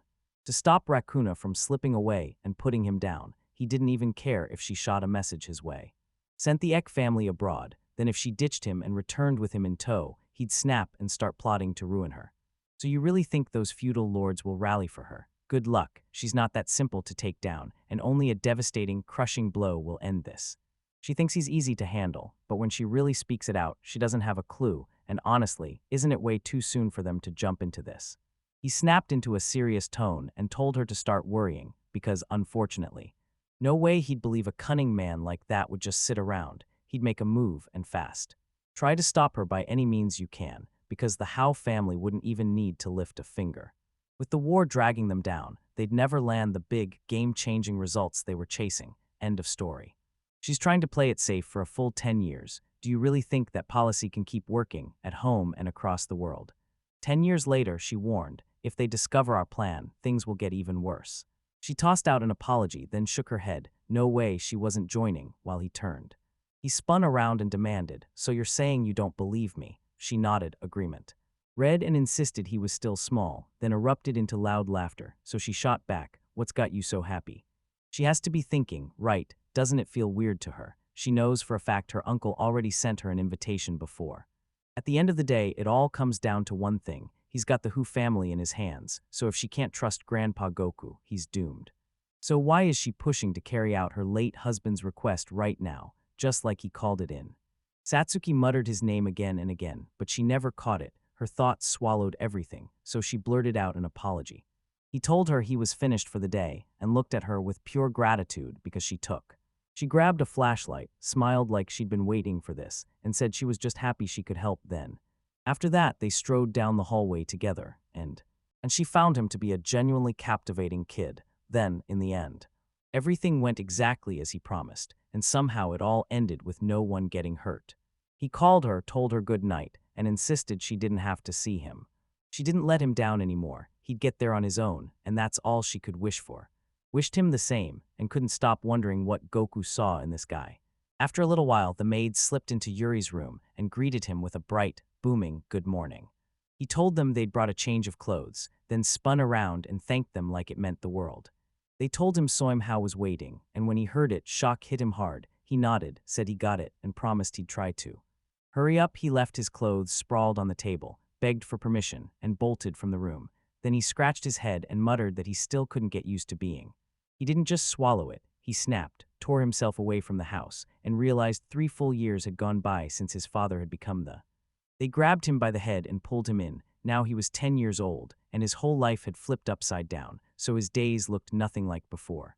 Not like before, this room is massive, packed with workers everywhere, and there's always someone around to taking care of him, because this life he's living now is nothing like the one he had before. His father trains the nights day in and day out, and still finds time to handle every kind of job a man like him has to do. So he's slammed from morning till night, and yeah, he basically hands the whole management over to him. So he only swung by on weekends, and Suzuya called him. He shot back, "I'm good," and she immediately pulled up her sleeve to show him the. He grinned and told her to look at everything she'd collected. Then he pushed for them to eat together, before he cut himself off mid-sentence. Then he thanked her, flashed a grin, and promised he couldn't wait. Then he took off running. And realized she hadn't changed a single bit. He stormed inside and blurted a warning, only for someone to stop him, because they already had. Someone lunged at him, he snapped his head aside and the punch sailed past, his teeth clenched. Teacher saw him gripping a wooden club, and with the club in his grip, he bragged about his sharp reflexes, so they nodded and agreed to keep going. Then the protagonist grabbed a wooden pole and then they jumped into training, round after round, fighting without stopping. His teacher praised him and then snapped into action to parry him right afterward. He swallowed the hit, then snatched the hem of his cloak. Clothes caught his feet and knocked him flat on the floor. He hit the floor hard, sprawled there, and he called out to him and warned, at this pace. Even inside the hospital walls, they were still laughing at him. He has to learn his limits, so listen, he did it. He stared right at him and at Satsuki's request, started teaching him all kinds of skills, and then it gets worse because he'd buried a son and a grandson in the war, and even at 90, he was still thrilled to train with him, until it all started to fall apart. He hauled himself upright and warned that if he backed up, they'd pin him flat. Then he barked a laugh and said he'd already said he had everything locked in perfectly, like if this was a battlefield, he'd be the one ready to charge. A spear could have come screaming in from the side, stop them right now. Stop talking, he'd lunge any second, so he snapped into a ready fighting stance and nodded, agreeing with him. Satsuki swung in out of nowhere and cracked him right on the head with a. She clutched a book and barked in a sharp, irritated voice, seriously, was my lesson that boring? He shot that down, swore he'd do better, and insisted he'd been grinding since morning. Then he ate, like that was all there was to it, and naturally. Of course he wanted to crash and fall asleep. She marched to the board and promised she'd explain it all over again. Don't forget the lanterns and that winter snowfall. He understood nothing and blurted out, what are you talking about? She told me she'd already explained how verb conjugation works when the subject, I, is in the present tense. Then she paused and said the object will. A man, a woman, a foreigner, or even a random thing could end up taking the royal family down, depending on what's going on. He kept going and he couldn't shake the feeling that she was teaching him some ancient language, and the rules were so foreign, so cruelly unfamiliar, that he couldn't find a shred of logic in them. Logic, she swears that no matter the era, only the elite get to speak that language, and it's not a spell at all, just the old tongue people used back then, before everything fell apart. Old records, he asked, dead serious, if memorizing all that was even worth it. She just sighed and told him that if he wanted to read the classics, he first had to know this. Why did it feel so brutal for him? She hauled in a stack of books, told him to listen like his life depended on it, and promised she'd make sure he could read every single one. So if you didn't know the language, you'd never guess he was cultured. Still, he keeps writing, pushing himself, and trying to memorize every word. After that, the tired MC trudged down the corridor, clutching the thought of repentance. Yeah, that's what he kept whispering, or at least he tried to. No way, this isn't just suffering, it's torture and abuse. How long can they keep this up? He desperately needed something to heal his soul, to finally quiet the chaos inside him, so he pounded on the door and shouted that he was about to enter. He swings the door open and shouts for Shem, but she totally ignored him, so he marched right up, jabbed his finger against her cheek, and wouldn't let it go. Trying to catch her eye, she whipped around in shock. He'd spotted her too, and he leaned in asking what was going on in her head, and she answered. She blurted that she was studying Kepler's law, and once she has it, she can finally make sense of everything she couldn't before. She busted one model wide open, then froze in surprise, because the moon circles Earth, and the sun isn't roaming around Earth either, it's orbiting it like a second shadow. Second moon and planets like Mercury, Venus, and Saturn orbit it like loyal satellites. That part of the sun gets confusing fast, but once it clicks, it explains everything, and with this law, she finally understands it all. Law froze, totally thrown by her bright, carefree mood, so he blurted out congratulations, convinced she must be thrilled over something that small. So did he have that kind of fire in him already? For no, not at all. She was already jotting something down, then she looked up and said, oh, by the way, I can show you. Yuri called out to Sham, and told him he should step outside. She'd spot something, then they shoved open the door, stepped outside, and he leaned in and said, Winter's already here. She told me he said it was the same as Dad, and when he got compared to some old man, embarrassment hit him so hard he could barely handle it. He leaned in and told her he had a task for her, then she shot back, why is it so cold in here? Aren't they like that just because they're up in the north? He snapped back that they're on the equator too. Hold up, this country racks up the exact same number of sunny days a year, and right now the sun is blasting at full power, just like it always does. Like a stove, hold your hands upright and it scorches you, but turn them sideways and it chills you to the bone.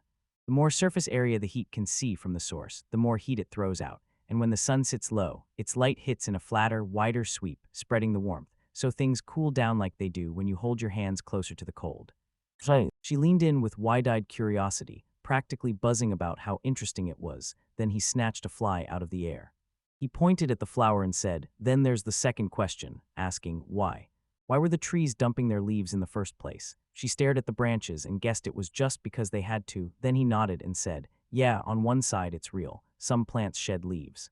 He leaned in and added, "If the weather freezes, new growth can't happen in winter, so that puts the plant under serious strain, but if the chill isn't too brutal and you keep the leaves warm, it likely won't drop them. Still, that kind of mercy is rare, so the leaves can't really take it.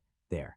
Down south where the air stays warm, insects feast on leaves all year long." She cut herself off mid-sentence, like she said with a S. "With that smile, you'd better start taking precautions. No joke." He nodded, and right then it hit him. She was insanely curious. Maybe back then he could have had a daughter like her too, but she made it clear. He was already gone too far, like an old grandfather. "I just want these days to stretch on forever." After a while, Luke slumped at the table with a face so exhausted it looked like he'd run out of energy. The protagonist stared at it and snapped that his father was completely wiped out. Then Suzia glanced at him too and asked if maybe he should go and give. He shoved part of the work onto someone else, spun around, and blurted to his mom, "Tell me, are you used to stuff like this?" And she said, "She told me it felt weird at first, but after a while she clicked with everyone, and soon she was even handed a spot to garden, and from then on, life was finally good." He figured he'd struck gold. His mom was exactly the kind of person you couldn't mess with. She's a farmer by trade, so forcing her into military duties now would be plain wrong. And besides, she's the one who shows up at social gatherings, so there's no issue at all. Luke looked a bit nervous about the heirs meeting, but when it finally kicked off, things went smooth. Then he said, clearly unimpressed. He definitely didn't expect it to be this easy, but once it started draining him, he snapped that he could rest. He brushed it off and said, flat out, that a deadly disease was spreading in, somewhere that couldn't wait until tomorrow. Down south, everything changed overnight. Those plans for tomorrow got yanked apart because smallpox suddenly showed up. He froze in shock at the words he just heard, convinced he'd already learned about this disease, until it kept going about the huge number of. Died a long time ago. People whispered it was a curse, not a sickness, and he couldn't stand by while his father walked alone into a place this dangerous, not without some real scientific proof, so he called. He rang his father and warned him not to go there.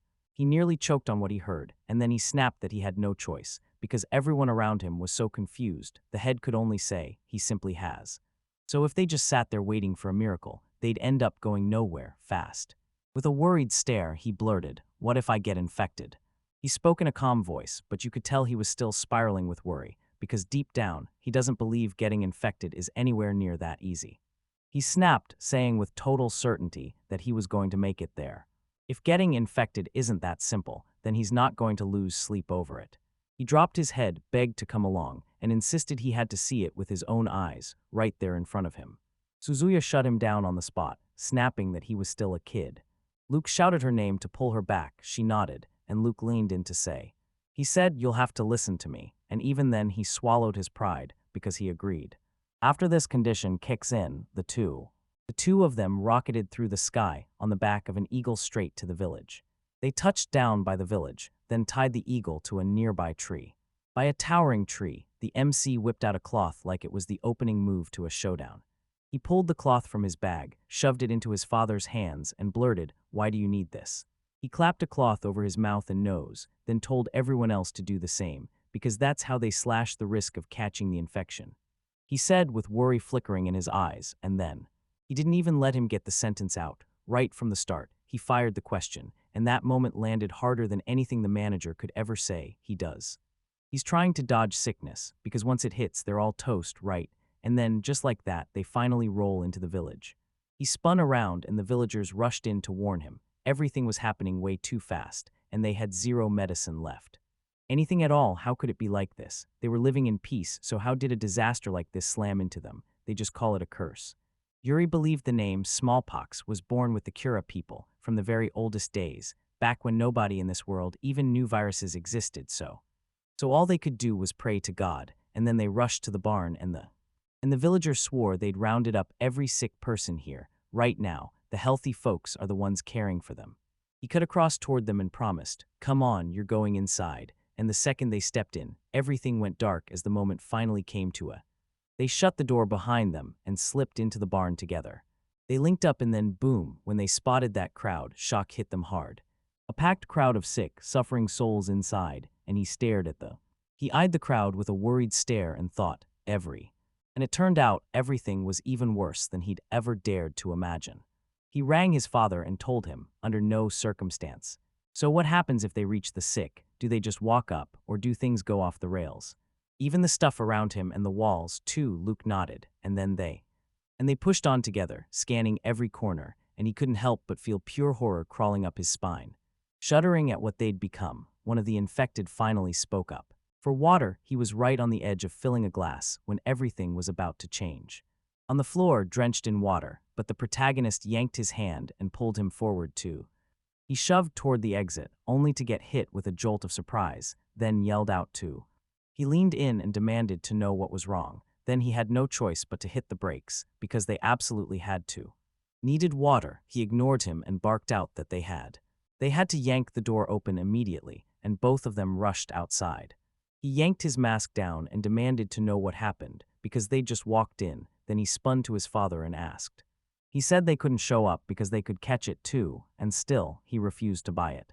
He called him out for it, claiming he'd always blown everything out of proportion, but he figured it out in a flash, smallpox, and he realized it wasn't some mystery at all. It was a virus ripping through people. Once it hits, it races straight into the internal organs, and the death rate shoots up fast. The infection comes from the patient's pus, and the blisters pop open the moment the skin gets scratched, soaking everything nearby. Clothes, personal items, everything familiar turns deadly, so you don't dare touch the patient or anything he's used, and that whole room is soaked through with the virus. He blared "Dad" and demanded they rush back to the mansion, then snapped, "No way, it's my duty to save everyone," and vowed he'd help first. They had to round everyone up fast and stockpile food, water, and extra clothes before anything went down. MC told them to hold up, then lined in with a serious voice and said that if they kicked off this here. No, if they tried, they'd only crank the chaos higher, and even if they managed to save those 100, the infection would just leap to someone else. The villagers heard the rumor and instantly panicked. Then they grabbed each other and demanded, "Wait, does he plan to just abandon us? Is he really demanding they stand there in silence while their families get wiped out?" He marched up to them, threw out a sharp apology, and demanded they finally calm down. They refused to leave them behind. Then an elderly villager stepped up to him. He lined in and told them he had something incredible to show them. They stumbled past the village where the bodies were being gathered, and he said these were the dead. Then he spat out that the number was way too high. There were so many they couldn't even give them a proper burial. He just stared at the flames, like they were burning the last bit of hope too, and then it all cut off. The villagers were busy crafting it, and they told everyone, "We think this is a smoke signal." The villagers snapped, disgusted, wondering why he even showed up here. And to make it worse, he dragged along a useless kid too, right in front of the elder.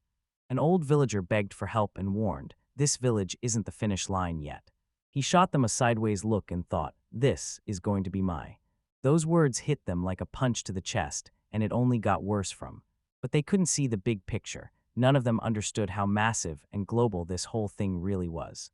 His words bounced right off them, because he was just a kid, so when he told them to do as his father warned him that the virus would tear through the whole country. The country, the village, the territory, the country. The tree family gathered around, and whatever he picked from among them mattered. He clenched his fist, the tension snapping through his grip. He called his father and begged forgiveness, admitting his harsh words were out of line.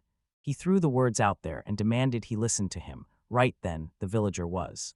Luke threw up a hand just in time, cutting off the loud objection, and then he nodded, agreed, and said, he said he could say one more thing, and after that, it would be the last time. Yuri, voice sharp with urgency, said he had a way to save the villagers. Then the villagers leaned in and asked, "So, you want to go to the foe? Form and look at the cows. Yeah, they've got cows right nearby, raising them as part of the scene." It felt like the farmers were thriving, stronger and healthier than anyone could have expected.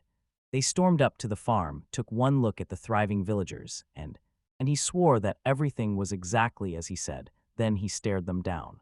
He cut them off mid-conversation and demanded, "Tell me, this is just an accident, right?" But he shut it down hard and denied it and said they'd built up immunities since they snatched buckets and milked the cows, then marched to the barn and stared them down. He scanned the room and said, "I know it, this is exactly what I expected." Knew it, then they closed in on the cow and he snapped. He told me he had to check whether it was chicken pox, a deadly disease that's basically smallpox, only it hits with a terrifying new kind of menace. But here's the crazy part. Even if people catch smallpox from cows, the cows themselves don't drop dead from it. Luke frowned, clearly confused, like, they've already dealt with it, so it must have been pretty mild for them, right? Tone, but why was this whole nightmare unfolding like that? He tried to speak, but how was he even supposed to explain it, when two enemies were fighting inside his own body? They built immunity, and that's what sealed the win. He even figured out cowpox was hiding in Japan. Then they used it as the blueprint to forge a vaccine that could fight regular smallpox. People who already had cowpox didn't catch smallpox, so his plan is to copy that miracle. He'll inject cowpox into someone's hand with a needle, scratch the skin just enough to draw a little blood, and if it works, let that person fight off smallpox. That's his big idea. His father snatched his head and barked, I don't know how you read books, but I've never heard of some dumb method like that of. He went quiet, desperate to explain, but then he nodded and said he understood. If he insisted, then fine, go ahead and try it yourself. He threw his trust behind him, and that faith hit him so hard his eyes burned, like his heart was about to break as the words caught in his throat. And thanked him for trusting him, then waited, counting the days until 4 days later. The protagonist rushed back home, tore off the bandage, and stared at what it was hiding. He rolled up his sleeve, and there it was, smallpox scars etched into his arm. He was convinced he and his dad had already given the vaccine, so even if they got infected, and sure, you'd think it wouldn't matter, until the village went door to door, vaccinating every last person who hadn't. And since nobody had been infected yet, they ordered the village to shut itself down until the virus was wiped out completely, which meant. After they finally made it back to the mansion, it felt like his plan had nailed it, hard, and they immediately scrubbed their bodies clean. With distilled liquor, because of course his father had done the exact same thing. And they wasted no time. Instantly, they sealed themselves up in fresh protection. He can't help but feel pure gratitude for the man who, even in the toughest of moments, still showed up. No matter how brutal the situation gets, he can still bet his whole heart on his son, because that faith matters more than anything. To him, yet even with everything he remembers from his past life, will he still be able to pull it off? Can he actually hold onto the people he loves when the desert finally swallows him whole? Desperate as hell, just a few months later, back in the capital of Shibuyak, MC scribbled in the carriage, then glanced around with a quick flash of embarrassment. His parents sat right there in front of him, and he snapped, asking them to listen. Listen, he told them he didn't think both of them should come with him, but did they really have to be there? They said, of course. Of course it was, this was the inauguration day, and they absolutely had to be there for that once-in-a-lifetime moment. He didn't have to stress, everyone was showing up, and all of them were coming with their parents, so they would. They'd stand by him, he swore he'd give it everything, no matter what. Then, not long after, they reached a spot where the crowd was already packed and waiting. They were already closing in, then they stepped out together. Luke rapped his shoulder and told him he'd warned him all along, maybe that was the point. And even in the middle of all these people, there were a few who would grow up to become. They'd become his friends in the future, and right then he spun around and scanned the room. He finally found it, and when he looked around, he spotted tons of kids, no doubt about it, that was definitely the place. A brand new chapter of his life was about to kick in right now. At the Academy of Knighthood, where the night itself feels like it's watching you. Then they burst inside. Then he spun around, scanning everything fast, because suddenly he remembered. He remembered helping his father on the farm back then and asked him again. His father said there were 2 places, and when he agreed, he added that besides the Academy of Knighthood. And yeah, there's a separate liberal arts school too. Together they're just called the school, but the Academy of Knighthood is strictly for boys, while the liberal arts program is for girls. At the Academy of Knighthood, he asked, so boys become knights, but what about that liberal arts school? And then he cut himself off mid-turn. He snapped his gaze at him and said they study there to rise as officials, so yeah, that's why most witches end up going there. He stared in shock at what he'd heard, blurted out what he meant, and swore that, in his own story, none of it was supposed to happen. Those civil servants are basically the royal family's own crew of people, and that liberal arts school is the place that forges them into who they're meant to be. Most students there come from old noble families, but Satsuki breaks the pattern. Even though her family are knights, she still chose an all-girls school because the Knighthood Academy trains people in military combat skills. And that knight title is their diploma. Without it, you're not a real knight, so you can't step onto the battlefield. Most kids of knights chase it, but some girls do too, and if they're lucky, they might even earn a spot as knights for royal families. Luke said he'd pick his own path, and if he didn't want to go, he'd simply don't shut it down, no matter which road he picks. His mother and he will back him to the end, and right now he's sure he can take it on. Yuri figured he could pick a path that would keep him from getting pinned to anyone's plan. There, he snapped his gaze to the side and couldn't stop wondering what the heck was happening over there. Every head turned toward them like the whole world just snapped into focus. Now it's crystal clear. She's staring at his father, the fresh new head of the Howe family, and yeah, without that knight title, he's going. He's about to be swallowed by rumors, and he can practically feel the trouble coming for him. It gets brutal every time he starts wondering what's going to hit him next. Luke strode up to the girl at the counter, flashed a grin, and introduced himself, then said his son's name. She bowed low, then told them, "Follow me, I'll show you the way." His parents had to wait in another room while he stayed right there with Susan. Suzuya, along with everyone, blared out their good luck, and he couldn't help but blush at all that support before hurrying off to start. The worker who guided him to the office took him there, then he stepped inside and saw. Apologized for barging in and apologized again for the intrusion, then turned back like he meant it. And then his eyes widened when he spotted the students. His face snapped into a look of raw shock. He couldn't stop thinking, had the test already kicked off without him? Those were the ones already lining up to turn in their work. And somehow he could even spot the answers, like time had vanished too, like there was no limit at all. Don't all tests kick off at the exact same time? The teacher strode up to his desk, leaned in, and turned to him. And said, "Sit right here, now we'll get everything ready." And that was when the main character dropped into his chair at the table, and before he could even breathe, they slid a wooden tablet right into his hands. He stared at it, wondering if they were just skipping steps on paper. He scanned 10 different questions and just stared, thinking, what kind of assignment is this? Because it felt way too easy. So if it was easy, why the heck did he cram with Satsuki for 3 whole years? He slammed through the questions, then marched up to the teacher and announced his name. He leaned in and declared, "I'm done," then double-checked the answers and said, "Look." Heard the assistant say she should take him to the maximum room, and that snapped his attention like a spotlight. He leaned in and asked, "Will there be another interview?" The teacher snatched up a quill and replied, "The exam is in the next room." And just like that, surprise hit him hard. He was stunned by what he just heard, then his mind snapped. What was that supposed to mean? He said he had to do a quick, superficial check of abilities first, and only then would the real exam begin. Then it hit him, everything clicked in his head. Here, there's no elementary school at all, so the applicant numbers explode, and there are kids just like him, who even. One student dug into an ancient language, and if you didn't even know the basics, you got sorted out, because this stage was required to split everyone into groups under the law. Based on what he knew, he blurted out an apology for not getting it, begged to be excused, and then it hit him. Somehow his father never told him anything about it. He slid into the classroom where a bunch of kids were already seated, and right away he realized there weren't as many as there should have been, meaning plenty of them never stood a chance to hit the maximum score. Sure, since this is an academy of knights, they basically ignore stuff like that. When will the exam start? Then the teacher burst into the classroom. A classroom full of chatter, and then the student says, "All right, we're starting now." As the real exam finally kicked off, surprise hit him like a truck. He went wide-eyed when a blonde student appeared. She marched right up to him and asked if she could sit right beside him. He nodded along, and in his head, he couldn't shake the thought that a blonde was totally out of the ordinary. Even from the royal castle, Carol rocked blonde hair too, so tell me, could that really have been her? The teacher lifted an hourglass, announced, "Time to pass out the worksheets," and the whole room snapped to attention. The clock would die the second that final grain of sand hit the bottom. She flipped the clock around and blared, "Exam starts." Dude, he was totally caught off guard when he finally spotted the test. Doubt hit hard. Those questions could trip up even someone like him, and it all kicks off with the clan expos. It breaks down common military record terms in just a few lines, then hits you with sharp questions about what the knight's chosen move would look like in a specific situation, plus the math behind it.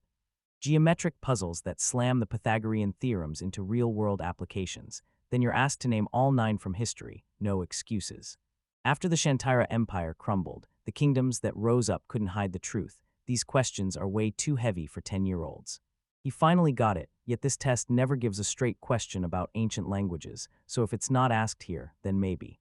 Maybe he shouldn't have learned it at all. He caught Satsuki's real motive the moment she taught him, and still, damn it. No matter what he tried, it was completely useless to him now. He just had to blaze through the tasks. He wrapped up the test, hauled it. He dragged it up to the teacher, and when she saw it, surprise hit her hard and she started to say, well. But there was still time left. MC leaned in and asked if it was. Taking the test early was strictly off limits, and she flat out denied it and said he was never going to make it back, speaking so calmly it somehow made it worse. He totally acted like there was nothing wrong with it, like he'd already done everything right. If it was really that simple, he'd walk right out. Carol was about to. She froze at what she heard, bit her lip with pure fury, and clicked her tongue like it disgusted her. Pure pleasure. Then, just a little later, Luke stepped up and started arm wrestling. Wrestling Gal, the guy going toe-to-toe with him as the opponent, and demanded to know if that was really all he had. He stared him down with a grin and asked, demanded whether he still called himself a spearmaster, and rage was already boiling in him, Right as he heard it, Yuri cut in. She called his name and demanded to know what he was doing. He was in the middle of it when this totally threw him off, and that's how he ended up losing the arm wrestling. He burst into joyful laughter over his win, then marched right up to his son and said, "We haven't seen each other in forever." He told him he was thrilled to see him again, and the last time they crossed paths, it was inside that castle. He froze in disbelief that he even remembered it, then blurted, "Wait, there's still an hour left, right?" He powered through and passed the exam, and when he agreed, he admitted, "I'm not sure about the max." He still wrote like a champ, and with a grin he promised he'd see his son soon. Then he asked his son to be friends, even though he's a total hooligan. "Come on," he said, "let me look after you." He couldn't stop fuming over what he'd just heard, then fired back, "So what's your name?" He panicked at the thought that if his son inherited his physique, it was all over for him. Then Gala snapped, "Your kid's name is Dora Godwin." Then he walked up to his father and told him it was time to head home. Luke's face was already flushed from the booze as he snapped back, asking if they were really leaving this early. He nodded and agreed. He read it and the words hit like a final bell. Everything was already over. Meanwhile, his mother was absolutely furious. They stared at her and watched fury take over as she seethed at him for abandoning her and going out drinking. With a shaky grin, he insisted he was right, and then he blurted that it was time for them to get out of there. The very next day, the trio hopped on their ride and took off together, riding down the road in a carriage, headed straight for the academy. The antagonist stared out the window and snarled that the road was totally different than it was yesterday. Yesterday, his father pressed him, "Didn't I tell you?" The ceremony was happening in the royal castle, and his father wanted to know if he'd seen the queen would be there. He nodded fast, agreeing, because this was a day so huge it felt impossible to miss. He let out a sharp, annoyed sigh, and that noise snapped his attention immediately, so he demanded, "Why are you sighing like that?" But he didn't. He never thought he'd enjoy it. He swore he didn't want to tear himself away from his family, and he definitely didn't expect to ever make friends. He grinned and said it'd be a piece of cake for him to make friends, because he had being.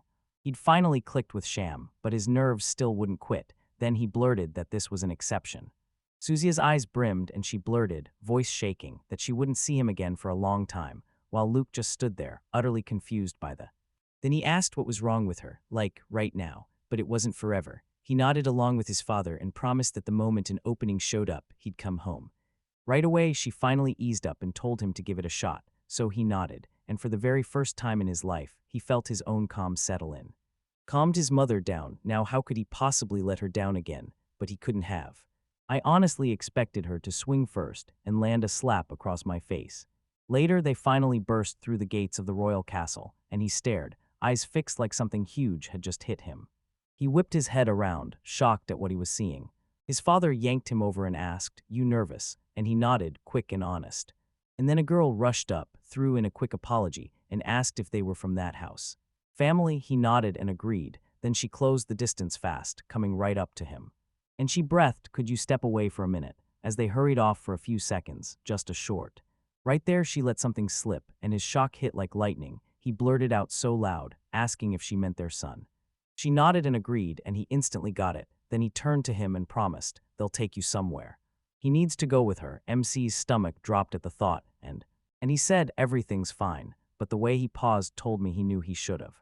He had to hurry. Then, just moments later, he burst into the office. He's still with the girl, and he can't stop wondering where they're about to lead him. For some reason, dread twisted in his gut. Then she knocked and warned him. She shoved the fact into his hands that she'd brought it for him. He yanked the door open and practically begged him to come inside, and he stepped in. Burst into the office and spotted Carol, plus two elderly strangers waiting there. People stared as the woman shouted his name, and he told him, "Yeah, you can sit down now," so he dropped right onto. Then he glanced at the chair in front of them, caught sight of her, and instantly thought, yep, that's her. They had no clue what kind of talk this was about, so why did he even get pulled into this? The older folks insisted she'd start by introducing herself, because she's the principal of the humanities school, Isabo Marmoset. Alvaro Rube is the principal of Knighthood Academy, and he's staring at those wildly popular surnames like he can't help but notice. The Marmoset family sits on top of the 7 witch clans, and the Rube family is one of the 5 knight. Families just like his cling to their roots on a border with another country, and that's why their territory is counted as. At the territory where the very first military strikes kicked off, at least that's what Satsuki swore. Told him these families stick together like glue. He met Carol's eyes, and the second he did, she snapped her gaze away. Isabao called them both over and told them they'd introduce the students to the queen and take charge as the head students. He went wide-eyed at what he just heard and shouted, "Wait, he's seriously going to be the head. Wait before we even start. She said we'd do a quick rehearsal because we'd have a ton to remember," he said. Then he told everyone to hold up and asked if he would. Alvaro said she would take the second spot as head student. After all, the first would come straight from Knighthood Academy, and she'd represent them. Yuri had to represent the humanities school, and she was so nervous her stomach twisted. Wait, did she already take the Knighthood Academy exam? And for next time, ask questions only with permission, please. Isabao snapped, that's all. Then she ordered them to rehearse, so they sprinted into. They all huddled in the office, and the tutor said, first, you've got to memorize every phrase she fed them, then they'd drill them nonstop in practice. He read. He stared at the endless list of consequences, jaw tight with tension, and a heavy thought dropped into his mind as he read. I thought, wow, this is loaded with text. Carol, quick. She shot a calm look, said she'd already memorized everything, and then she stared at. That smug grin hit him so hard he didn't even see it coming. And he couldn't figure out why she was smirking like that. There was no way anyone could pick this up so fast, so what was? He was still wondering what was even happening, then lifted his hand with a worried expression and admitted he thought he was ready right as they started. He dove into rehearsals, then burst out of the office, and right then he started thinking. He couldn't stop thinking about how brutal the ceremony had been and how awful he felt because of it. He hadn't even kicked things off, and he was already wiped out. Carol flashed a joyful grin at him and said, so it turns out you're nothing after all. Nothing special, except he went rigid with shock, wondering, is she really starting with insults? What did I do to her? Then he forced his voice to stay calm and said he knew all about it. She fumed, demanding, what kind of manners is this? And then snapped, is he trying to make me look dumb just because his grade beat mine? He snapped back to the test and realized they were in the same room, so why did she choose the path she did? The Academy of Knighthood, she flashed a grin like she'd just heard the best secret in the world. With a self-assured grin, she swore she'd graduate from 2 schools at once, and yeah, it's honestly wild she still pulled off passing 2 exams. He hit the truth in one breath. The exams couldn't represent the Academy of Knighthood too. Then he lit up and said it was absolutely amazing. He couldn't believe any of this was even possible, so he just grabbed his courage, wished her luck, and trailed off thinking, in general. He refused to go anywhere, unless an opportunity crashed the party. He would have shut that oath down before it even hit his lips. Out of nowhere, she marched right up to him and slapped him hard. Smack, she snapped her palm into his face and caught him completely off guard, and she was about to. Tears streamed down her face as she asked, voice deadly serious, tell me, does he even have an ounce of honor? Then she started. He got in his face and kept firing insults, then bolted down the corridor, only to look up. He stared at her totally baffled and blurted out that he did understand anything. After that, they pushed straight into the. He bolted into the hall and slid in with the rest of the students. The antagonist, his face smeared with a handprint, plopped into his seat, let out a heavy sigh, and couldn't stop imagining getting slapped across the face by some girl on the day of the entrance ceremony. If his father ever found out, he'd just burst out laughing at him. Yeah, the guy sitting right next to him, silent as a shadow. He called him up and told him, it's been great meeting you. His name was Miyaro Gudenville. He introduced himself too, then blurted, how do you know my name? And started staring at him like the answer was right in front of his eyes. He stared him down and demanded, what happened to your cheek? He looked baffled and said, I just ran into. He stared at the girl and admitted it looked like she lived an exciting life, but MC shot back that he was just an ordinary guy. Then he started pointing. Jabbed at the feather stuck to his jacket and snapped. Said that an ordinary person can still. You can't become a representative, so you stare at it and realize it's out of reach. He replayed his last meeting with Carol in his head and realized he'd bruised her pride, so how much had she suffered just to stand beside him now? Still, he was sneaking in tasks from his old life like a mastermind, while her hard work meant nothing to him, because he definitely wasn't worth half her effort, and the second she saw his attitude, fury hit her like a truck. He should have put himself in her shoes. He ended up bruising someone's heart without even realizing it, and that wasn't some new flaw, because he was exactly like himself back then too, talking like smart people don't always end up winning. Just like you don't praise someone for being amazing just because they're mature beyond their years. Nero said with no doubt at all that he'd clocked it right. But they don't know a thing yet, still kids, fresh and clueless, and then he just stared at him. She looked at him and thought, yep, no matter what happens, they've still got everything waiting for them ahead. The guy on the podium snapped, quiet everyone now, and the room instantly went still. So the hall gets quiet, and then the entrance ceremony kicks off. The reps gear up and get ready to swear the oath. They both shot up from their seats. Suzuya yanked Luke by the shoulder and barked that he just had to see it. He grew up so unbelievably. Significant rushed into a fierce hug, then whispered that their son was here at last, and they both marched up to the queen and started laying out their words, like at a. He grabbed a rehearsal, told himself not to stress, and pushed the thought aside, even if he might have forgotten something.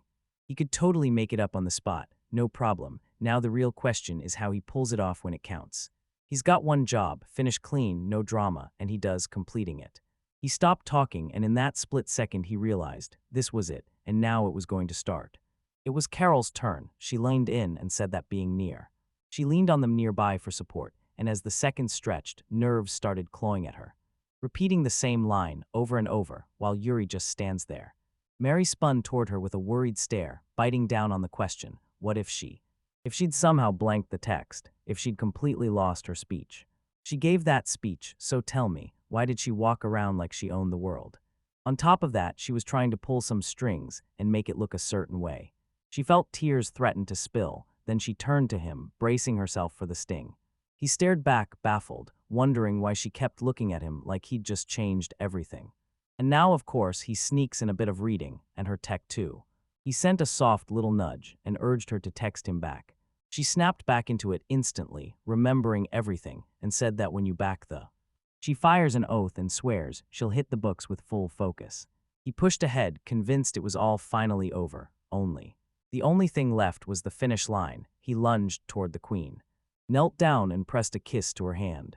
She reached out, then lifted his chin and locked eyes with him. Stared at her face, and the students froze like something was about to go very, very wrong. Began to scatter and fade away after that. As they headed into the ceremony, Marrow blurted out that he was the one who would speak. Calm as could be, he snapped that he wouldn't call it that, and a little nervous shake hit his voice. Then he went, so do you mind if I grab lunch with you afterward, and waited for your answer. He thanked him for the offer, apologized, and said he'd promised to see his family, and once he realized what he'd done, regret slammed into him. Then Carol stepped right up to them and let out a bone-rattling scream just to grab his attention. Then he snapped his head around too. She snapped around, grabbed his hand, and yanked him along like they were running out of time. She yelled right at her, so loud it cut through the air, demanding he come here, and the protagonist was in. Indignant shut the talk down, louder than anyone else. He calmly but firmly told her to stop, then demanded she at least give him a chance. Let him say goodbye, she nodded, then he spun around and apologized. And told him he had to go really quick, and just when it was ending, he added, it was great talking to you. Miaro flashed him a warm smile, wished him the best, and waved him off like, go on, take care. Goodbye, she snapped, yanking his hand hard and shouting that the. Then they pushed for even more speed, and right then, they stumbled into an empty office. She snapped her eyes across the hallway, checking hard that nobody was watching. And then she yanked the door shut behind her, right as he spun around. He whipped his head toward her right as she opened her mouth to say something. But then out of nowhere, she broke down in tears, her face twisted with pure heartbreak. On her face, he froze, completely lost, and blurted, wait, what is any of this? As he demanded answers. She fought the urge to break down, but her tears still spilled, and she asked, what happened, before she couldn't stop crying. And told him she was offended, then looked him straight in the eye and decided to beat him at his own game. He's gone, completely lost, and it all spiraled from one single phrase, and then it hits me, he reminds me of him. He reminded her of it, and that hurt like hell. He thought it was crystal clear now, so she was about. She couldn't stand him outscoring her, so she kept pushing to beat him, even though he'd just dropped a higher test score than she did. She vowed to make that loss hurt to steal back. Too bad for them because. But he can't shake the feeling that she's got way more skill than he does. Then him, he asked, all baffled, did she drag him here just to tell him about? Right then she steadied her breath, wiped those tears away, and finally calmed down. Others shot that down and insisted she only wanted to thank him. She somehow pushed through her speech, and when it was finally done, lit up with gratitude toward him for saving her in that moment. She yanked the door open and blurted out, "That's everything. I just wanted to say that and nothing more." He was seconds from walking out when he stopped, told her to wait, and admitted, straight-faced, that he thought he'd been terribly ungracious too. He didn't want to cross her, but she snapped that he lacked the pride of a knight, and that what he offered wasn't worthy of her. The whole idea of a future ruler losing to a guy like him lit a fire in the MC. She snapped that if she was the ruler, the vassals would swear themselves to her, so why was she even fighting someone whose status was lower than hers? Carol flicked a small smile and said a ruler should be tougher and sharper. Then he froze, totally lost, saying he didn't get her logic. Carol snapped back loudly, saying she wasn't trying to lose to him, because if he forced her hand, she'd end up worse than a scoundrel. He said it cool and steady, like the exams didn't even matter to him. So she should try. Those words stabbed her, and she snapped back in a furious voice, "So you're saying I'll never win?" He was a nervous sweat prickled his skin as he admitted that if she pushed back, it would wreck everything for him. She didn't need to stress, he wasn't going to push, so she slipped back around him and tried again. Rage hit her like a storm. She snapped off loud insults at him and stormed out. She stormed down the hallway and blurted that she'd already regretted thanking him. She finally steadied herself, took a breath, and spun around. She jabbed her finger at him and declared, "I'll never be beaten by you." He watched her keep walking, and then, right there, his face lit up with a tiny, unstoppable smile. And he said the ceremony turned into a total nightmare. Sam fussed with Yuri's suit and snapped, "Wait, are you really leaving?" He told her, "I'll miss you too," then leaned in. "Next year you'll be studying as well, and we'll finally see each other soon." And with that, he pointed out how far away they'd been. If she measured the distance from Earth to the moon, she'd realize they're basically right next door, but no matter what, the sadness still clung to her. He blurted out an idea and promised he'd hand her an assignment. Then, just as she started solving it, he cut her off mid-sentence, like he wouldn't let her finish. He'd never be that lonely, right? She flashed a grin and told him, promise, she'd wait for him, no matter how long it took. One day he finally burst into the academy, stared down his tiny pile of bags, and muttered that. Once he'd packed his things, there was no time to hesitate. He had to do something with it, because there was no way he could carry it much longer. Carry it all at once, maybe he should stash it for a bit. Still, nobody would dare steal it, and Myro just spotted him. He shot his name into the air, and the words hit like a cue, "You're thinking, aren't you?" He closed the distance, they greeted him with smiles, and he snapped that he honestly had no idea what was going on. He just stood there, clueless about where to register, and even more clueless about where to dump his stuff. Offered to walk him home, and told him the stuff should have been sent ahead of time, while the protagonist just stood there, caught in the mess.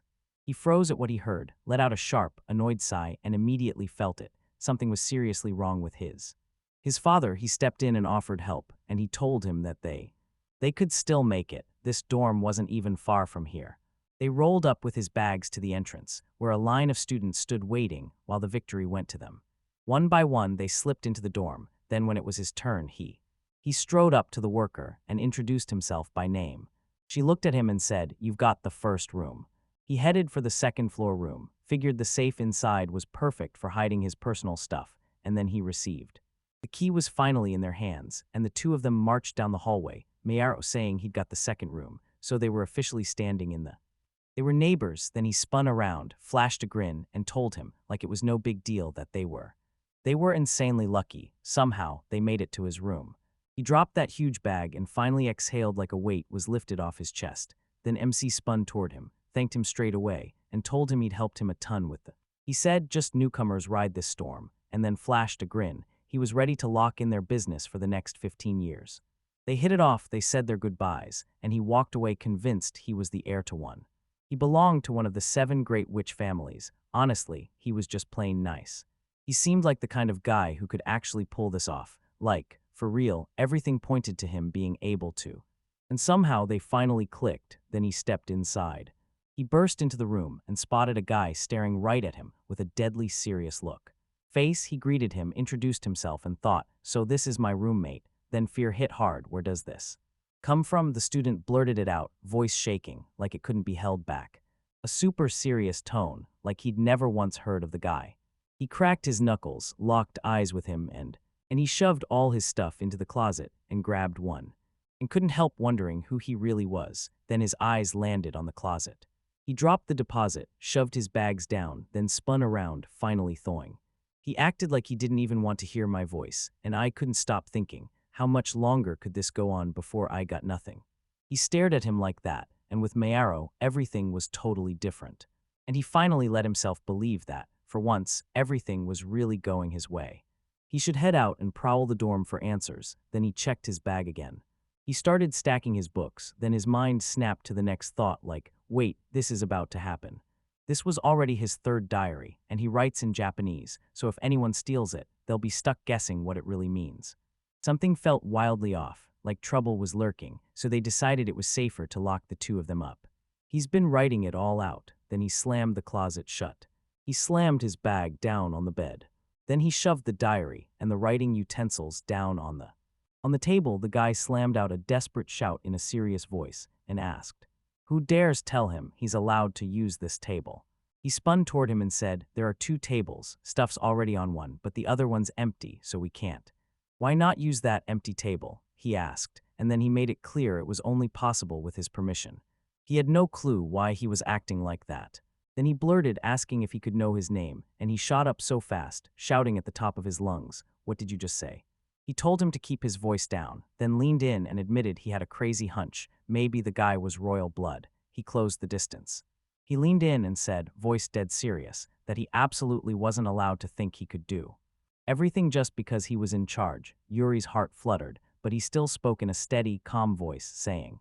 And then he jumped right in, proposing they huddle over the tables, talk it out, and settle it, right as he whipped around and snapped that he wanted nothing to do with this, then jabbed a finger right at him. He froze, looked at himself, and announced, my name is Dora Godwin. When he heard his last name, it hit him like a punch. He was Gal's son. He'd heard the rumors, people calling him a hooligan, but he never expected you to live with him for all that time. 15 years later, he finally asked, do you know, the thing you're not supposed to know? He leaned in with a displeased look, asked, so what? Then he flipped the script. He praised him 1 minute, and the next he turned up his nose, denied everything, and couldn't stop wondering what on earth he'd gotten himself into. He slung the ink across the floor in one wild wave, like he was done with everything. His hand shot up, pointing at him, and blared, nerd, right in the middle of everything, loud as a punchline, and he just snapped that the guy thought way too much of himself. This is where future knights train. Day after day, they clash in battle, fighting tooth and nail to protect their country. And he's here to learn, because to crush the enemy, he doesn't need paper. And quill in hand, spear ready, sword drawn, shield up. He needs a shield and strength strong enough to save the day. He didn't have any right to stand there just because he pulled off some high scores on. After the tests, he straight up ignores him, then shoots him a cold look. He leaned in with a sly grin, kept teasing him until the moment he finally cracked and answered. Then he said he needs to answer, so why is he freezing up like that? Is he scared or something? Scared, he snatched his diary and flashed a smirk, then he stopped. He demanded to know what it was, then snapped his eyes to the binding and asked again. He asked whether this was a special study book he'd brought, then he spotted the warning on the cover, do not touch. She started slamming him on the head with the book, demanding to know who he thought he was, then said, dead serious, that he had to return it. It was something he'd never forget, so when Dora asked, her question landed like a bomb in his chest. With a smug, arrogant stare, could he really be in a position now where he could finally give orders? Then he stomped his diary onto the floor and started to crush it with a huge grin. Rage surged through him at what happened, and he couldn't help but think. He couldn't believe this was it, his 10 whole years, and then he demanded answers. He asked with a straight-up serious stare. He basically said, if he can't understand words, then yeah, fine, he'll treat him like a dog. Treat him the same way. If he's a dog that can do more than just bark, he'll snap into action. Bark, then rage hit him. Those words lit a fuse, and he sprinted straight at him, trying to punch him. Of all things, something unexpected hit him hard. The MC snapped his guard into place, then drove a hard punch straight into the guy's stomach. He clutched his stomach and dropped to the floor, completely unable to move. Darrow, he charged in and slammed him hard to the side. An arrow slammed into his back, and he bolted toward him, right up close, so he could finish what came next, and he drove a brutal punch straight into his stomach. MC straddled Dora on top of him and leaned in like, I asked for. For it right, Dora snapped at him to shut up after. Then Yuri slammed into him and told him, flat out, he shouldn't do that. He shouldn't waste a word, he should answer the question, so tell me, did he start? To kick things off right now, Dora shot back with a bold, positive answer. After that, the MC slammed into him again. He questioned him like, so you're really ready for this? And he shot back, yeah, it means everything to me. Then the real question hit, why did he even hesitate? Dora nodded and shot back, yeah, that's what he said. So then Yuri snatched Dora and demanded answers from him, right there. He's fine with it until he slams the door so hard the whole place starts shaking. He gave them the cold shoulder and never once replied after that. Then everything went black and he collapsed, slipping out of consciousness right then. The door swung open and Nada strode right inside. She spotted Dora sprawled on the stairs, then bolted toward him. She grabbed him by the shoulders, started shaking him hard and shouted, and basically told him, snap out of it, you need to come to your senses. Then she screamed for someone to run to the infirmary and fetch a doctor, and the MC just stood there, shaking like he couldn't hold himself together. Shaking himself off, he snapped that she never should have shaken him like that, He nearly blacked out before they could even ask him what they were doing here. Yuri straightened his tie and snarled that he'd attacked him, then the other guy just answered. MC snapped that was it, he didn't owe anyone more details, and he made it clear he had nothing else to explain. Nations didn't flinch, she stared him down and swore she saw not a shred of guilt in his eyes. Yuri shot her a harsh glare too, then snapped, so why isn't it your business to be a S***? Ashamed, she tightened her grip, because it was her choice that put the students in those rooms in the first place. And then bam, there was a terrifying dog in his room, snarling and threatening to tear him apart. Then it slammed him with its fists. If he hadn't fought back, things could have gone horribly wrong. Different, she didn't spot a shred of guilt, so he shouldn't feel any either. Not a promise they'd handle him later. For now, he had one mission, rush home and tell his family everything. And then he headed home. MC grabbed his. He snatched his things and stormed out of the office, then my arrow shot straight up. He shoved up to him and shouted his name, then pushed through the crowd, apologizing fast, claiming he really needed. He had to leave now. He snapped to Yuri that there was blood smeared across his face, and they needed to get it washed off immediately. Scrub it off, he couldn't stand how bad it looked, and then the MC shot out an apology right away.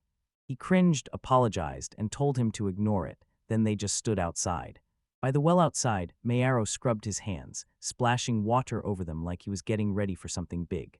Yuri said they'd only just met him, and somehow the goodbye button had already been pressed. He let out a heavy breath and told everyone, I never imagined I'd be expelled. So my arrow erupted in laughter and swore it was impossible for him to get expelled. It was nothing more than a fight between. With the boys watching, he swore it, no doubt about it, and when the MC shot back, he said, that's just how it was. He figured his words were strangely soothing, and then Miara's. Moro shrugged it off and told Yuri not to worry, and Yuri shot back that he should stop laughing after. Then he convinced himself he was truly a good person. Yeah, the Howe family. Home, MC stood face to face with his mother, clenching his hurt hand behind his back like he was trying to hide the pain. Suzia pushed it on him and Luke snapped back, it's not. Fight that things happen, Suzia snapped, yelling at him too.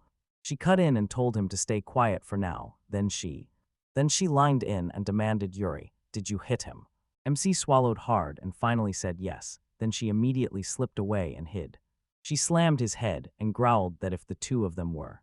If they were the ones throwing hands, then that meant he'd get blamed right along with them. Because he loved fighting, they'd probably click. Once he came back, he should. Yuri squeezed his head and muttered, seriously, what kind of parenting is this? And then he knew he should definitely make peace with him after that. Suzuya leaned in and asked if he'd finally answer her, and the MC hesitated, convinced he still couldn't take down his own mother, until Yuri snapped back with a confident, yes. The very next day at the dorm, the MC leapt out of the carriage and strode straight into the building, while the driver called after him, wishing him luck. Yuri shot him a thank you, and then he figured, based on his father's words, that Dora wasn't really locked in at all. Then the MC surged right up to the entrance. And there was Dora right in front of him, staring him down. He lined in and demanded to know why he was just standing there. Yuri stepped up to him, her eyes locked on him as she pushed to get past. Doris shot back that he hadn't lost, no matter what anyone thought. They were lost and the fight still raged on. Then MC leaned in and asked him if he had. He still hadn't figured out that losing had already started to chew him up. All right, if he was going to accept losing this fight, then Dora chased him down and told him. It wasn't finished yet. He had to get ready, brace himself, and wait for him to show up. Yuri snapped back that he didn't want it that way, because then he definitely would still stand zero chance against him. Then, in the very next moment, Dora stepped in front of him and shot the question, "So you're really going to bolt, huh?" The MC shot back, "In a real fight, I'd be dead before the first punch even lands. This fight isn't just important, it's life or death, and with that kind of mindset, it's like, try to top him, good luck, nobody beats him, not really. Dora promised after I train I'll try again, so he better not run away." Run, Yuri snapped that he had to make sure he didn't curb himself. Tossed and turned, cursed in his sleep every night, and when Doris finally caught up, she yelled that he wasn't going to do it anymore.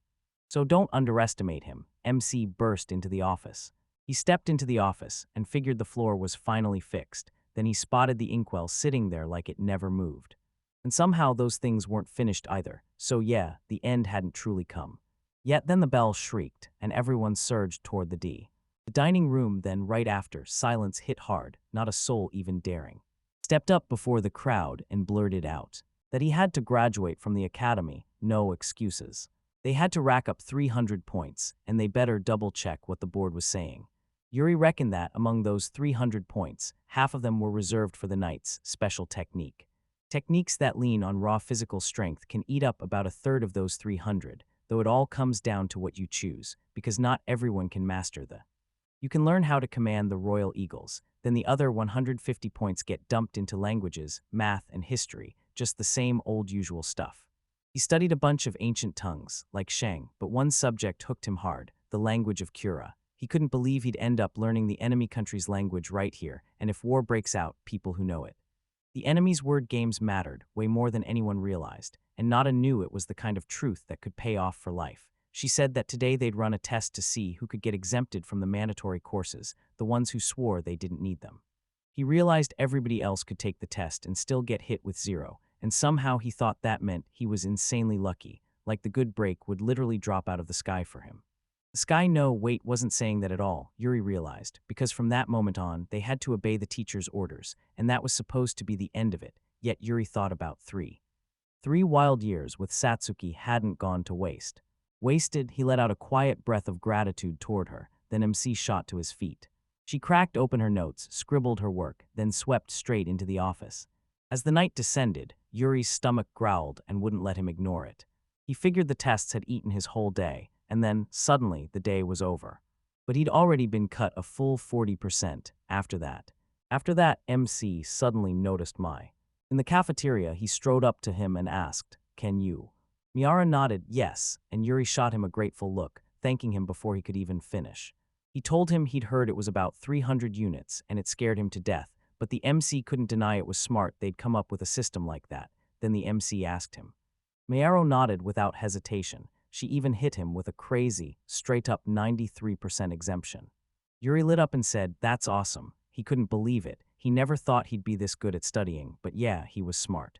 Then my arrow shot back, "What about him?" And MC answered, "I've got 120% of him."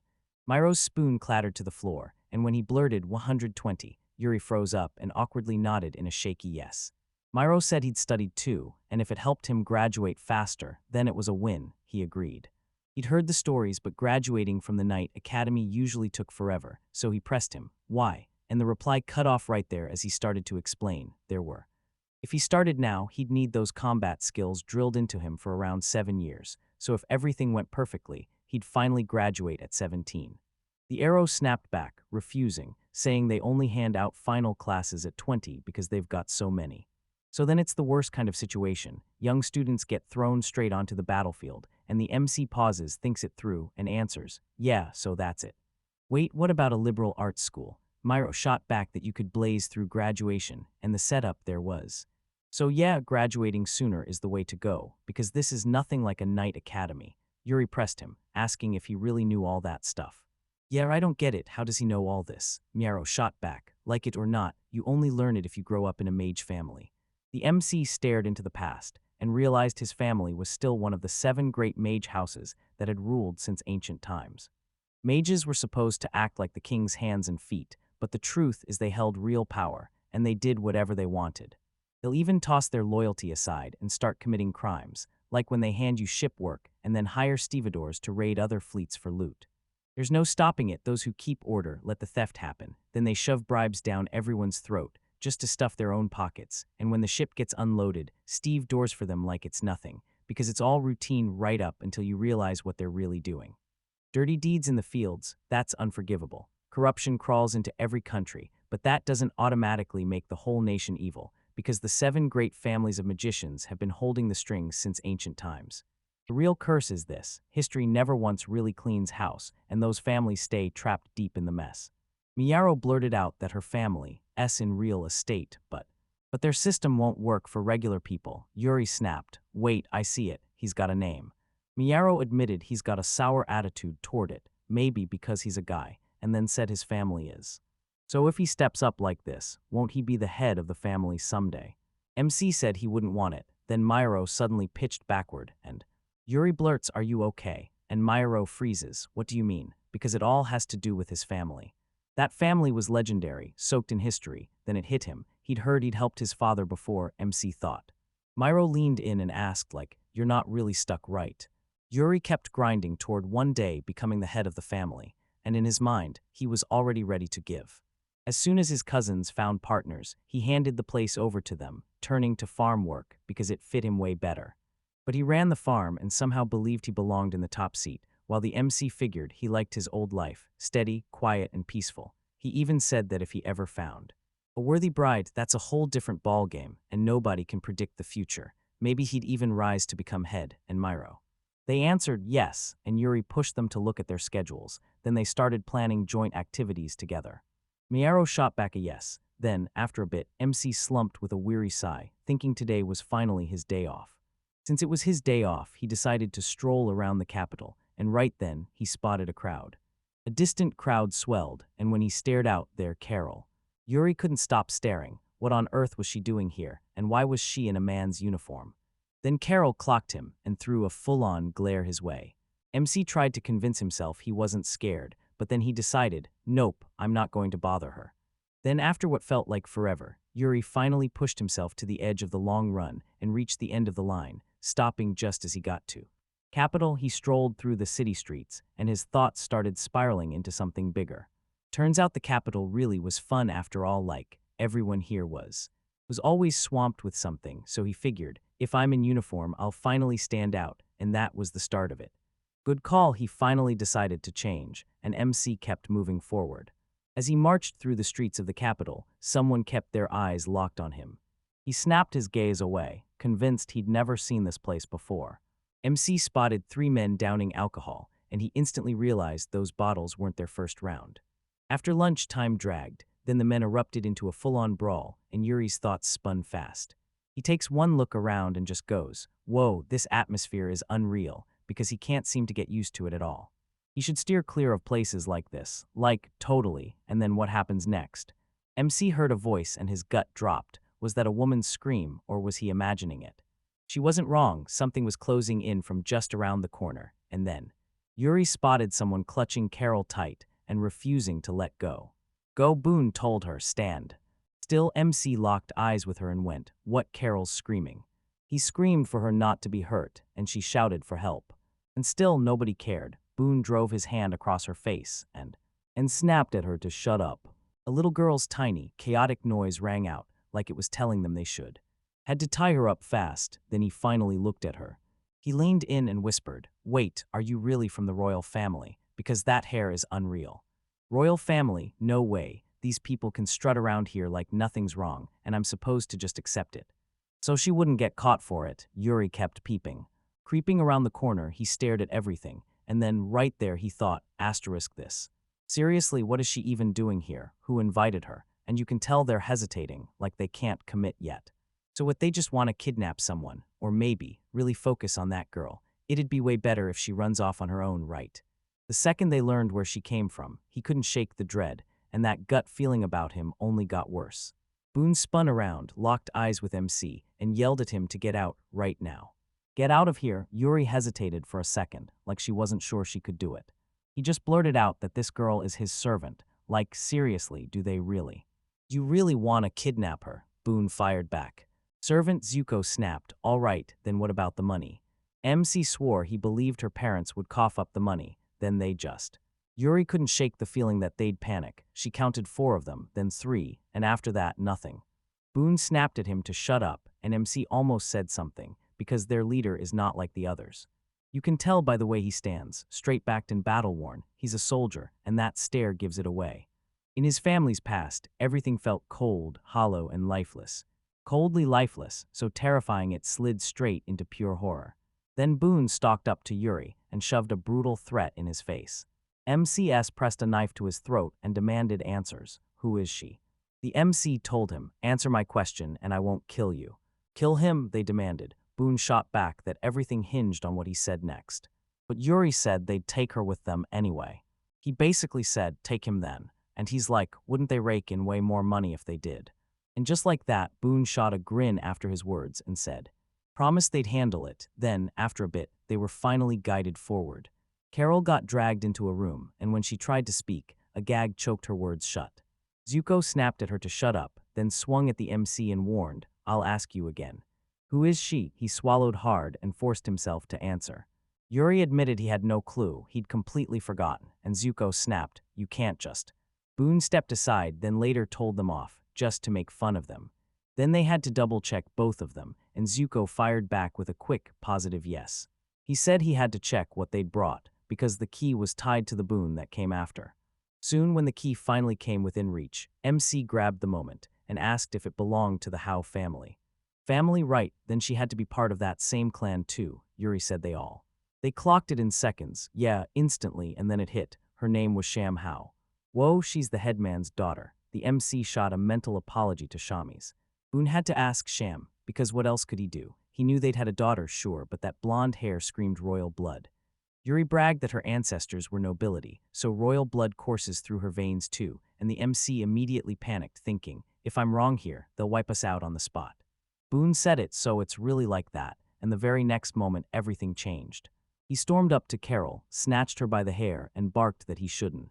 Don't underestimate him, he'll tell the truth and then tell me this. Was she really just blood inherited? Yuri snapped that he wasn't lying, then told him to come check it for himself. Boone snapped back that he wasn't letting him lie, and said he'd send.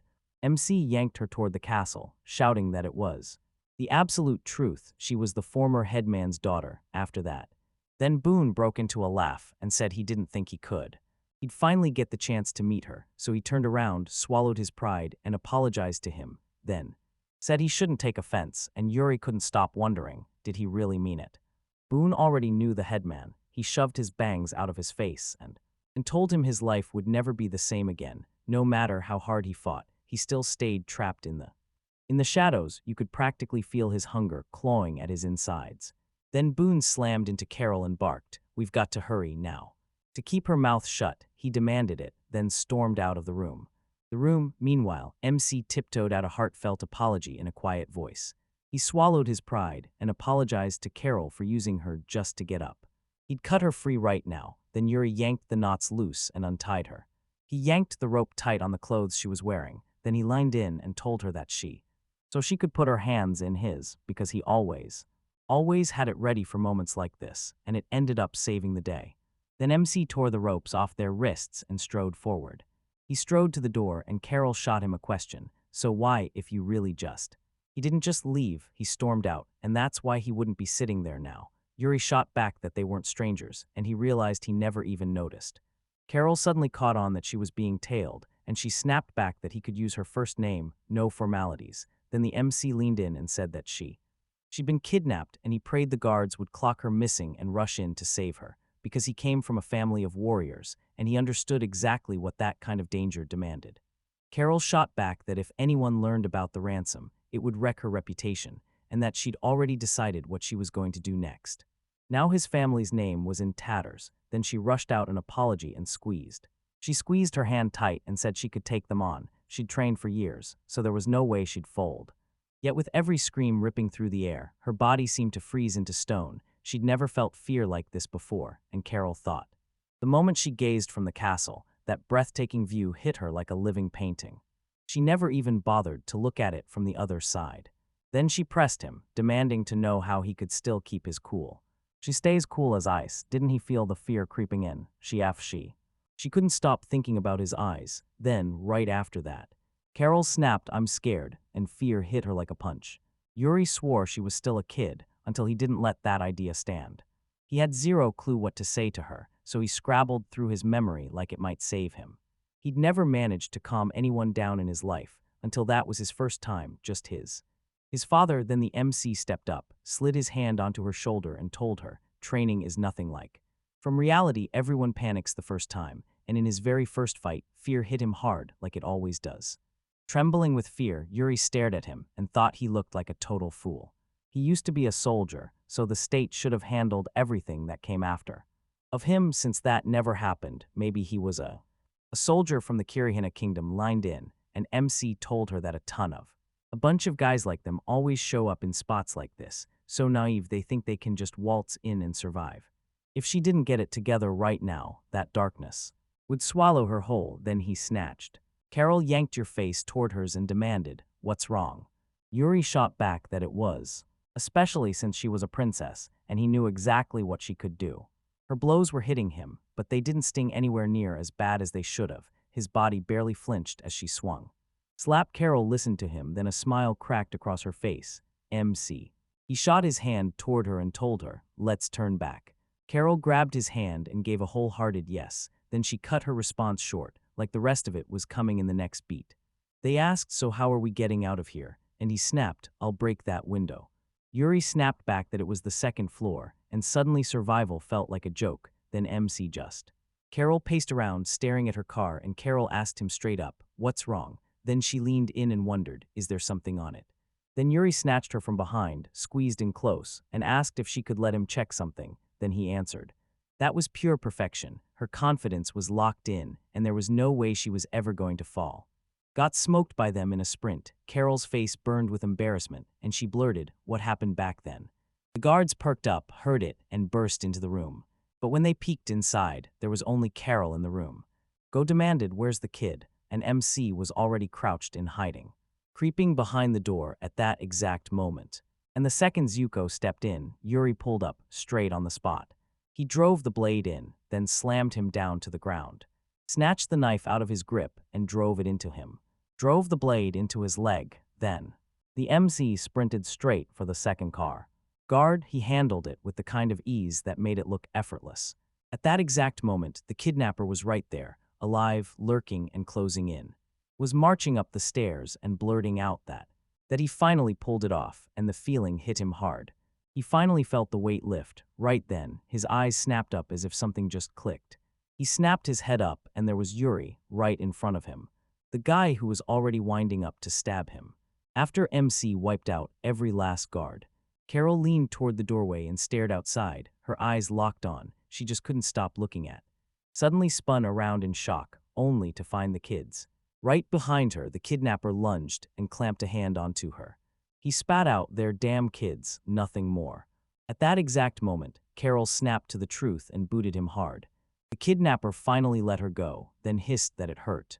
Carol's heart was wrecked, then she bolted to the side, fast as she could Then he slammed a hit right between the legs, and the kidnapper crumpled, feeling every bit of it.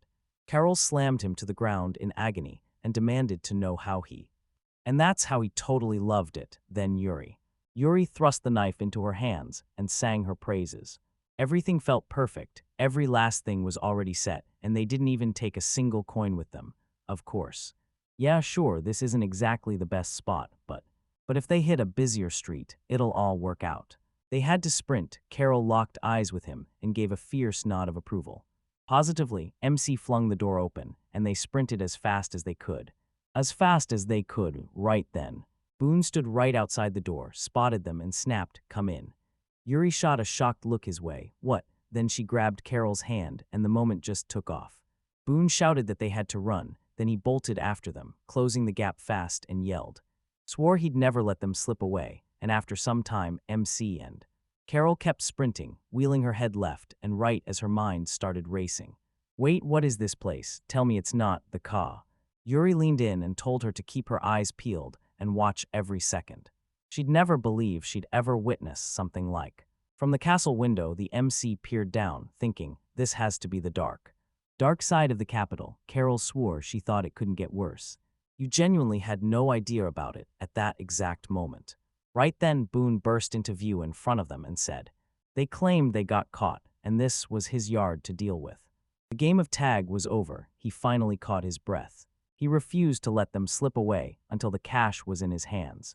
Yuri said, if you want that money so badly, then you can. And yeah, he could take it. Then he snapped his arms forward and hurled the bag of. Boone chopped the money in half, and the bills burst out like confetti, flying everywhere at him. The whole neighborhood gasped when this twist blew in. They stared in shock, burst out, it's money, and right after that.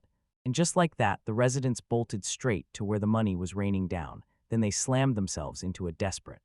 Yuri planted herself in front of Carol and MC, cutting off Boone's path. Then Yuri told her they had to scatter this too, and Carol snapped back, I'm.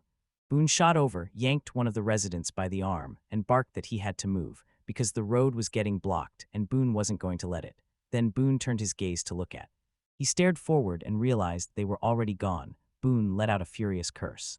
MC and Carol finally busted free, escaping with everything they had, only to stop and stand there, caught in the moment. They stood frozen, gasping hard as the full-speed sprint finally caught up to them. Yuri blurted that he just hoped everyone was safe now, and Carol spun around, scanning the area. And for a second, he believed this was just an ordinary landscape, happy. Smiling people filled a city that glowed like it was made of pure light. This was the capital she'd always known, and tell me how something this dark could ever belong here. Darkness had to be swallowed by it, and Carol was absolutely furious. An MC caught it, he sucked in a breath, then let it out hard and said, his. Once that fear finally loosened its grip, hunger hit him hard. Maybe we should head somewhere else, Carol blurted, stunned by it even as everything was going down. How on earth was he still so calm? He was locked in on food, like that was the only thing on his mind. Honestly, he was bizarre. Yuri answered with a sharp no, insisting this was the very first time he'd ever landed in something this strange. Carol replied, yep, this is just how she is, like that explained everything. She's still acting immature as ever. She didn't do anything except break down and cry. MC flashed a grin and told her, yeah, I'm not saying that about you after all, because she de-punched someone too. Then Carol paused like she was weighing every word and finally said, I did. Yuri told her to stop at a single slap, because if he took anything more than that, there's no way he'd walk away. Carol snapped back, furious, swearing she never meant to hit him, no more of this. Just then, Carol's. The servants sprinted right up to them, and one of them blurted in panic, where did you come from looking like this? What happened to you? Carol shot back. She'd barely lost her way then, bam, she stumbled and fell, and the servant hurried over, asking if she was alone too, because getting separated like that was a serious danger, right? That's right, she snatched Carol's hand, declared they were heading back, and Carol tried to protest, but his servant said she'd hear her out on the ride, but right then the MC snapped, stop, let him. He tries to tell her goodbye, but the servant just glares at him and cuts him off with a rude reply. No, right after that, Yuri whipped out a knife. He clicked the knife and said, yeah, I get it, but he's the son of the head of the. Yuri from the Howe family had everyone's attention, then the servant sprang into action and ran the bath. She shot back a bright yes and promised she'd have the carriage ready. For now, it was goodbye. Carol leaned in and admitted she had to lie to them, and Yuri said, smooth as ever, not to waste her time listening to it. Carol told him she'd caused nothing but trouble for him, and she apologized right there for it. MC snapped that the only thing that mattered was they were both still alive. Then they shook hands and swore to meet up at the academy. Me and Carol slid into the carriage together, and she flashed him a grateful smile, thanking him for everything that day. Yuri was already home, flopped onto his bed, and started spiraling in his head like, I just joined the academy, so why do I already feel like I've uncovered so much? So many adventures that it drained him to the bone. One roommate still hadn't come back, and the other was still gone too. He still hadn't moved in, even with classes starting tomorrow, and it hit him. Carol had thanked him earlier, so now he couldn't stop wondering if anyone else had ever. He never thanked him before, and that hit like a flashback, back when he was a grad student, right when he finally found out that he got there too late. Someone hit his plan first, while the tablet kept flashing a new breakthrough. fresh solar panel types. These panels are basically the only bright spot in manufacturing, and Yuri thought that permit would finally land him a great job until everything went sideways. Turns out someone beat him to it. After a few days off, he rushed back to the lab, but his computer was gone, and his colleague snapped that someone had dumped water on it, and that's when it shattered. Then he realized it hadn't been an accident at all. Someone had stolen it. The other workers grabbed the special permit with some dumb excuse, and suddenly the whole mess clicked into place, because no, he couldn't undo what the memory loss had already taken. But thank the heavens, something on that USB got saved, and he didn't waste a second. He hired a lawyer, dug up the proof, and hauled them into court with a lawsuit. In the end, they finally coughed up the money, but they fired him anyway. His girlfriend called him an idiot, then tore into his terrible temper and said he was nothing but a total bore.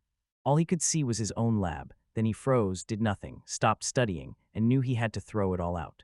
MC leaned in and told her, "I just got enough money to live happily," and then the moment stretched, so if she said it, he'd swallow it and keep it locked up for himself. After that, his girlfriend blurted, what is all this supposed to mean?"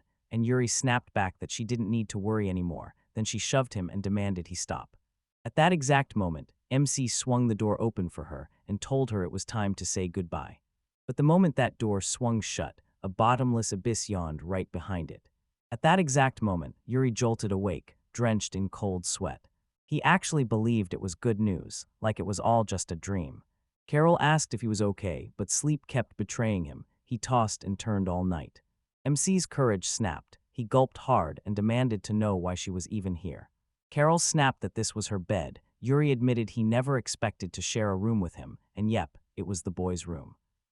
Carol folded her arms, pouted, and snapped that he was speaking just like everyone else, so he'd better fix it because what was he even doing anyway? Was it just a nightmare messing with him? MC nodded, yeah.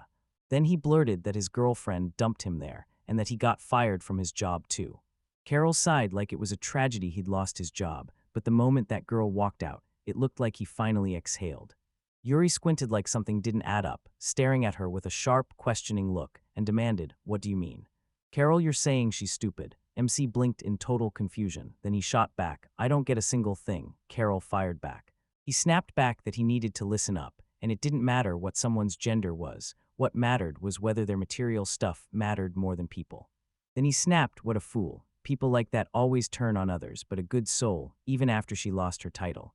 I'd never betray her, at least, that's what her mother warned her, right up until she turned into a fool, and honestly, she can't bring herself to believe it. Believe me, men can swear they love each other, but deep down they're just chasing appearances. That's the truth, and that's why he should." Yuri told her to drop that dream, and the second she saw Carol's face, shock hit, because the way Carol stared back felt downright strange. Meanwhile, Carol sat in that age, it felt wild. How could anyone dream like that, like the MC claimed? He said he was scared for her, so why wouldn't she tell them to move? Carol jolted out of bed and snapped, "Everything's fine," because if he wanted to get into the academy and survive, he needed to make friends with the future knights first. And sure, she could smooth things out later, but this was the move that mattered most. For now, she just wanted to grab him for a game tonight, so Yuri asked her if they were going to play together. Together, Carol jumped in with a cheerful yes and asked, "He's strong, right?" And MC just froze, not knowing what to say. After a while, Carol was locked in training, and the teacher leaned in to tell her that he was handing her off to the second squad. Then he slammed for the next one. He shot him an eager yes and closed the distance fast. He told him with a bright smile that he was genuinely happy to finally meet him. The teacher snapped at them, yelling, "You need to." Then it all kicked off. Right after that, the MC bolted straight into the fight, rushing to attack. They launched a full-on assault on the teacher, and the training was in full swing right alongside it. Yuri unleashed every ounce of skill he had, then the story hit a snag because he was. Even after the MC got hit and fell hard, he still couldn't beat the teacher. The teacher leaned in and told him, straight up, that he'd been trained the right way. He got trained up and geared himself to finally join the first squad. Then he pointed them to the next challenger, and Yuri stood there with the rest of them. He swallowed his nerves, exhaled hard, and his thoughts snapped back too. He finally learned how to move like a pro, and he'd leveled up like crazy. A gang of idiots who'd only swing brute force to get what they wanted. Get through in Mairo, but overall it was painfully clear. Mairo heard he'd been placed in the fourth squad, and MC instantly realized he couldn't keep panicking, so he tried to calm him down and get him to join. Join him, then Dora shoved herself right in front of Yuri, glaring with pure rage, and snapped that MCs shouldn't. He couldn't let himself think it was over. His team was rolling, and he had to remember that. Remember that? Got it. Then Yuri watched as Dora spun off and left, and he couldn't stop thinking about the way she'd been talking that. Seriously, this nonsense again, and he still pulled an ambush on me. What the hell is going on?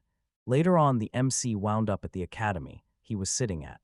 He sank into his desk chair and mulled over the schedule, practical classes in the morning, then a math lecture waiting for him in the afternoon. He's got a mile-long list of exceptions, so his schedule doesn't even play by the same rules as everyone else. And he's completely alone. Harold slides up to Yuri and asks, "Mind if I sit next to you?" MC nodded and said yes. Then Harold dropped into the seat beside Yuri and introduced himself. "I'm Harold." Harold, the MC nodded. Then Yuri introduced himself, when Harold froze in shock and blurted that he was the heir to How, like They just stumbled into a celebrity, and Yuri burst into an awkward laugh as she blurted, "Wait, are you serious?" He shot a confused look at the name, Harold, and realized he'd never even heard of it because it felt totally out of the ordinary. Harold told him, "I've been taking classes at the academy for a whole year so I can run the family business." And MC snapped back, "Yeah, you missed some, so you're really a student, right? You haven't." Hadn't Harold seen Uriath before? He told himself he could just say his first name. Uriath was only a student auditor. Harold pressed him, so he wasn't an academy student at all, just a civilian. Harold asked, like, didn't he know? The academy lets in civilians of any age. MC mumbled, "So that's why the lecture hall is packed with civilians, but why pick this asterisk place?" And Harold shot back, "The tuition's way cheaper, and the teachers are top-notch, so yeah, he's a merchant's son. But if he can't do math or read and write, his classmates will label him a fool in a heartbeat. He won't even stand a chance of talking to nobles unless he's educated, and if he lands a terrible tutor, that doesn't mean the tutor's knowledge is wrong."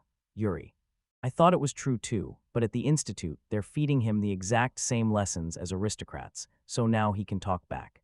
He met his trusted business partners and sailed through every deal with zero arguments." Then the MC leaned in and asked what he does for a living.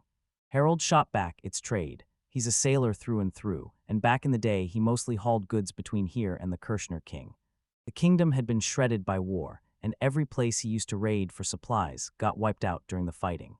War's still raging, so we can't waltz into another merchant's territory. That's how deals fall apart, and money goes up in smoke." Yuri figured he'd already nailed it. It felt like seizing control of a company teetering on the edge of bankruptcy, like there was no limit at all. This world runs on a twisted limited liability deal. Go bankrupt and they strip you naked, for real, then leave you to claw your way back. Figuratively speaking, sure, but this was a family business with roots deep for years, and they weren't about to back down that easily. It would be awesome if they could invent a brand new product, but there was no point in telling the salespeople to suddenly come up with something new, not when everything was about to change. Right then, the MC snapped to attention, blurted out to Harold, "Why won't you learn Kura?" Harold caught himself thinking, so if they're forbidden to trade with them, that doesn't mean his country can't. Right, he didn't say a word. They believe that when countries start fighting, they usually slam the door on diplomacy and shut their borders tight. But some folks still risk everything for profit, sneaking around the rules, and if those citizens cross for business or travel, they could land themselves right in the middle of a war zone. If the zone caught them, they'd either get killed or hauled in as prisoners, and that would be a nightmare. These people would sell them out with zero hesitation, any way they could. Harold admitted he hadn't even crossed that thought. He had to give it a shot, then he thanked the MC and promised he'd do what he could, praying it wouldn't turn into a disaster. When the pirates started causing trouble, Yuri shot back that he'd got it all handled, and then later he sent him off with a good luck, a few days after that. Later on, Mayaro finally realized the truth, and that's why Harold rode into the corral length. Harold froze in a cold sweat during the language lecture, and when Majero pressed him, he swallowed hard and shook his head. No, he really wasn't ready, and Majero told him not to be shy. He kept talking to him, and Harold didn't flinch. Of course he wouldn't, right? Harold shot back in surprise. "You're from the Herald Chamber of Commerce, aren't you?" He knew. MC wondered, was he really that shaken by the name? Then Yuri lined in and whispered into my arrow that this was pretty famous trading house, and he answered right away with a confident yes. The MC figured it was just a mid-sized shop, but he'd heard the rumors. Marma's meddling had pushed Set from one of the 7 great witch houses straight toward bankruptcy. Mayaro said they were up to their necks in persecuting merchants who wouldn't cough up bribes, and Yuri just stared like, "So you're saying they're criminals, right?" Harold keeps his distance around crowds like that, like he's afraid to show too much. Harold leaned in and demanded what they were talking about, and Maero shot back that he'd already told him. His shop got hit by some kind of racket. MC flat-out told everyone that trading was just a wild idea. Did he really think this would work? Maero shot back a yes, and then added that. And still, you'd better watch out. Behavioral issues could crash the party, because this job would demand that you go. Rushing straight into Kerr territory to hunt for trading partners, until those people started slaughtering folks, even in soft. If they start using their own private army to fight back, it could spark piracy on a whole new level, but the chance is slim, and if anyone calls it piracy, they're looking at the death penalty. Penalty, Yuri's mind instantly screamed, is this even legal? Because what he was doing wasn't some harmless move at all, it was straight up waging a private war on it. Nyaro leaned in and said, if you're skilled enough to snatch something they can't get in this country, the payoff will be massive. So, were these ambitious young merchants brave enough to gamble on a mission like that? Harold clenched his hands, and Nyaro cut in, saying there was a worked as a Kura language teacher at the academy. Esther spotted a Kura defector and wished everyone a good day, right as the tension hung in the air. Day, and she told him she taught at the academy, thanks to her grace from Her Majesty the Queen, Esther Vino, and you could tell her name was the real deal. Tell by the shape of her ears, she was Acura, and seeing her was pure delight. To meet everyone, MC assumed it was the same girl, but Mayaro said she was fiercely religious, the kind of faith that ran deep. Then the sentence trailed off into a stop. She vanished 3 years ago as a heretic, like the world swallowed her whole. So tell me, what did she do to run all the way to this place? Yuri couldn't believe how bizarre that story was, the shape of those ears. He'd heard Care and Sean couldn't have kids, and it made him wonder, were their bodies really that different? So yeah, he expected them to look completely unlike each other. Yeah, they looked way more human than Shan ever did, even back in the Shan Empire. When Shan traded with the whole world, nobody could spot a real difference. If the Kerr had gotten a glimpse, they'd only see long-eared, hairy aliens hiding off in a separate region. Esther jumped in and said, listen, today we started with a quick intro lecture, and the language she teaches is called Terran. Terran, yeah, even MC swore his teacher told him, wasn't the language anyone could understand during the whole coronation. But besides the kingdom of Sharda they were trapped in, and the nearby kingdom of Kirshner, there were countless others. Many other countries and states, so of course, there wasn't one single language everyone could understand across the entire. The teacher told him Europe basically ran on Terran, even though Eurasia counted as the bigger continent. So yeah, this was the language he had to learn, because it fit best. And here's the catch, learning this language is brutal. The course runs for only a single year, so there's simply not enough time to master a foreign tongue. Forget the language from scratch, and you'll see why students don't feel that pull to enroll. Then the teacher finally explains what makes the course so oddly different. The strange quirks of Terran's speech, she swore it's nothing like Shan, more like the gap between Japanese and English, and Yuri doesn't buy it at all. He says it just doesn't feel right for him, and that's where. Yuri stared at Harold and swore he looked carefree instead, like he had already been through it all, maybe even because he has experience. Esther said this is the place where she'll slam the lecture shut, then grinned and told everyone she can't wait to team up with them.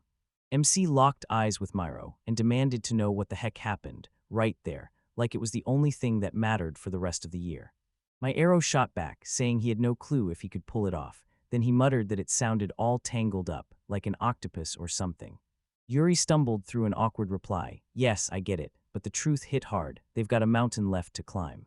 Nice job, so they should just chill already. Mero let out a shaky laugh. Then MC turned to Harold and asked how he was doing.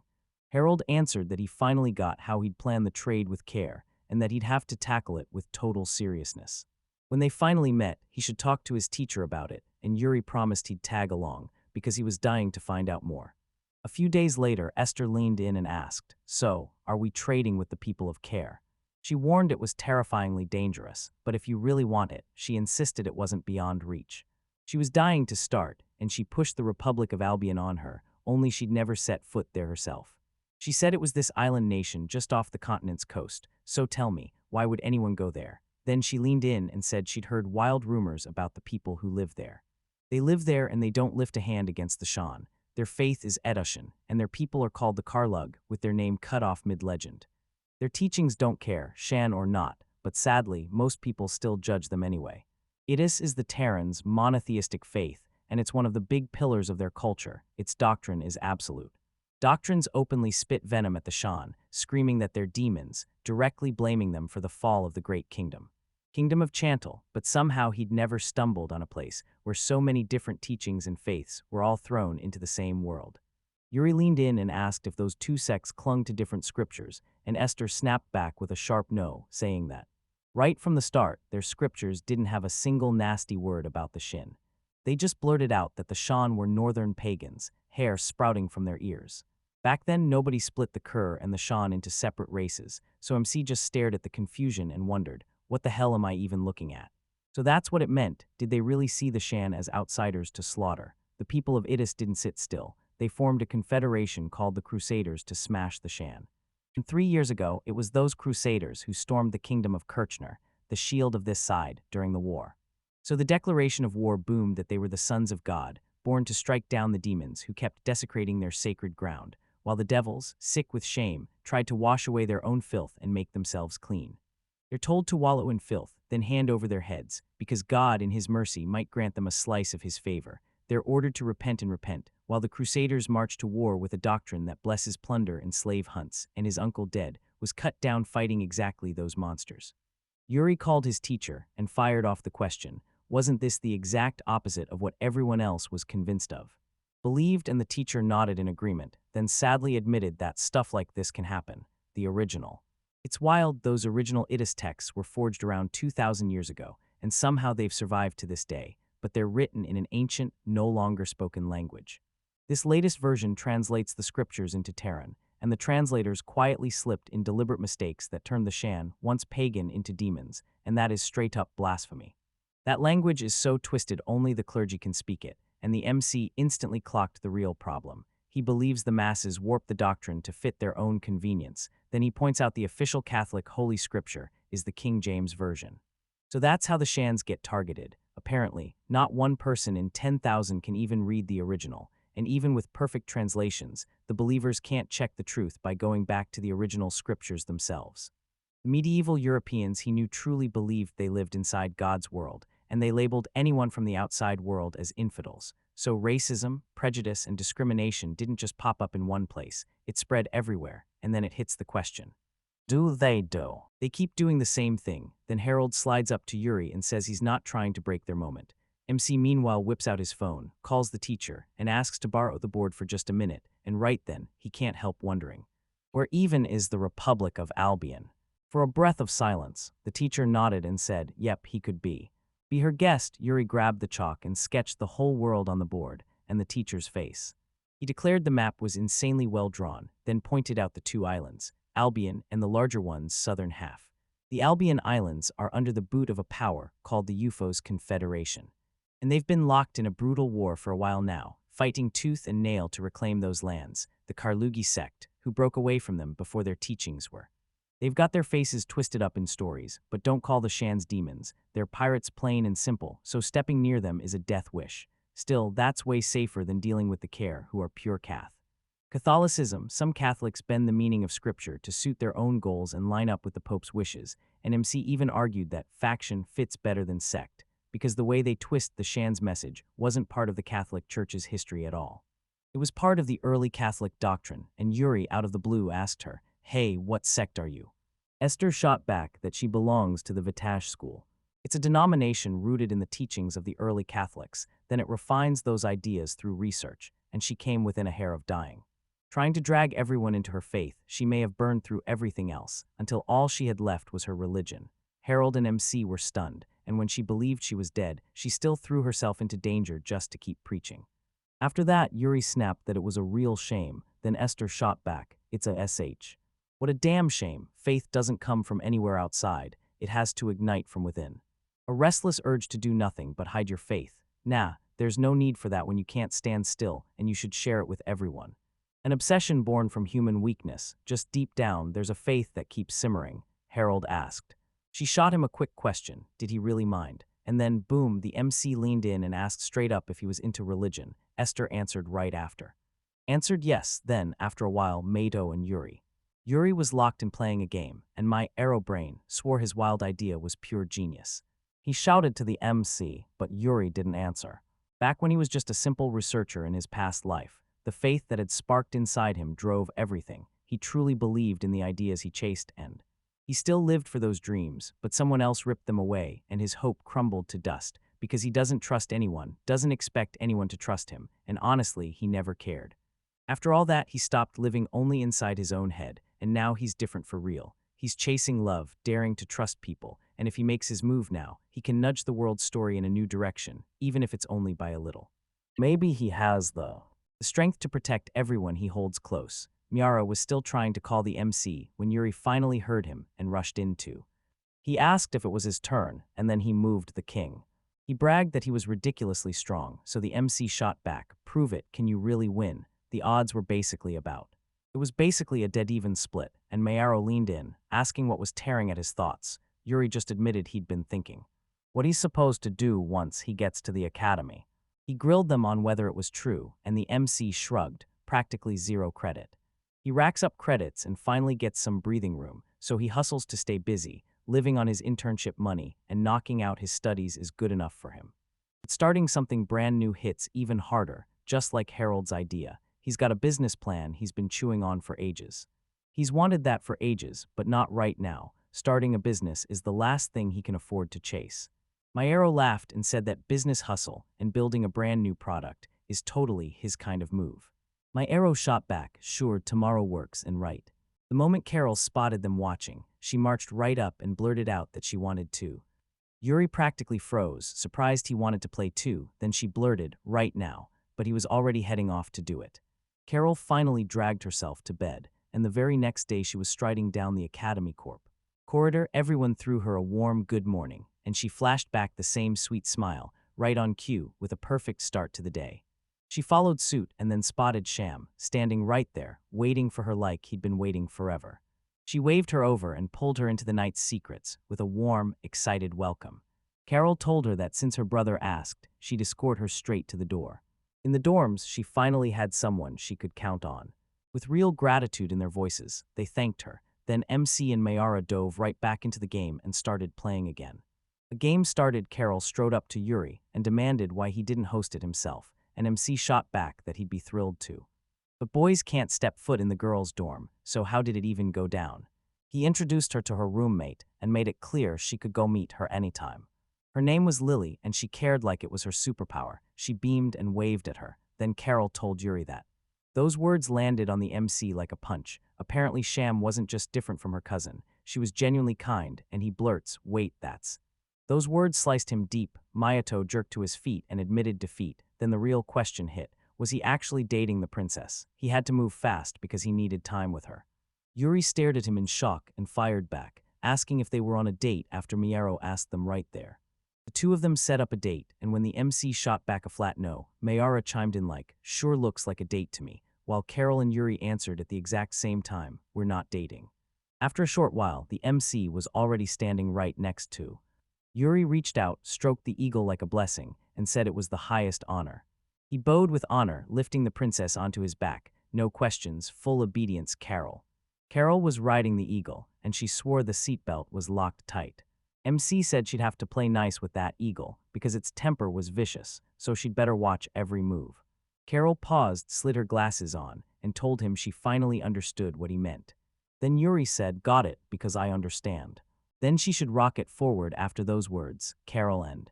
The eagle launched into the sky, and MC stared at them like his heart just missed it. He couldn't believe how perfect it was, and they kept flying smooth and steady. Star wasn't throwing any heat at Carol, and he was seriously hoping this calm streak kept going.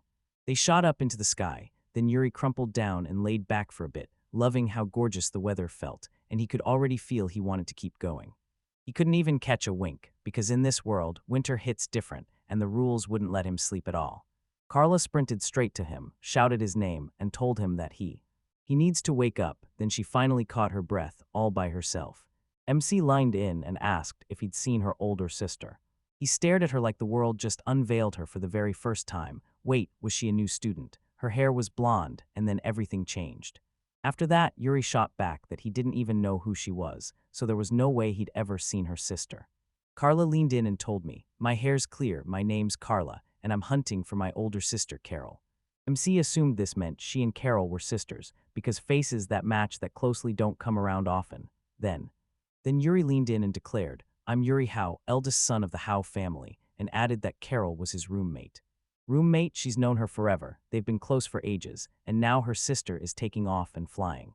"It rides on an eagle, that's it," Carla shot back, and suddenly it was clear. The Howe family swore by the same thing. She slid down in front of him and the worry hit him hard. He snatched for the dagger and demanded to know what she was doing. Out of nowhere, she turned to him and said it like they were old friends. With that warm, friendly smile, she was basically inviting herself to be his best friend, so he froze, totally baffled, and blurted out, "Wait, why?" So why did she suddenly want to be friends with him? She demanded the answer, and he just nodded, saying it was a huge honor to have someone like her in his life. "You think that's why, right?" He swore he'd probably say no, Carol was all he needed, and then she shot back, asking if he just so happened to be dating her sister.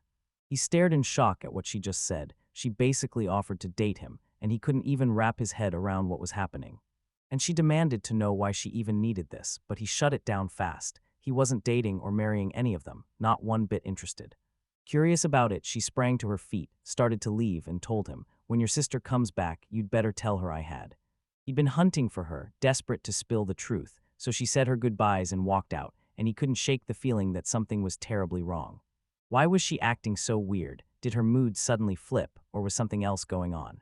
Later in the cafeteria, Carol yanked Yuri's attention and asked if he knew her sister. Then Yuri whipped around to face her.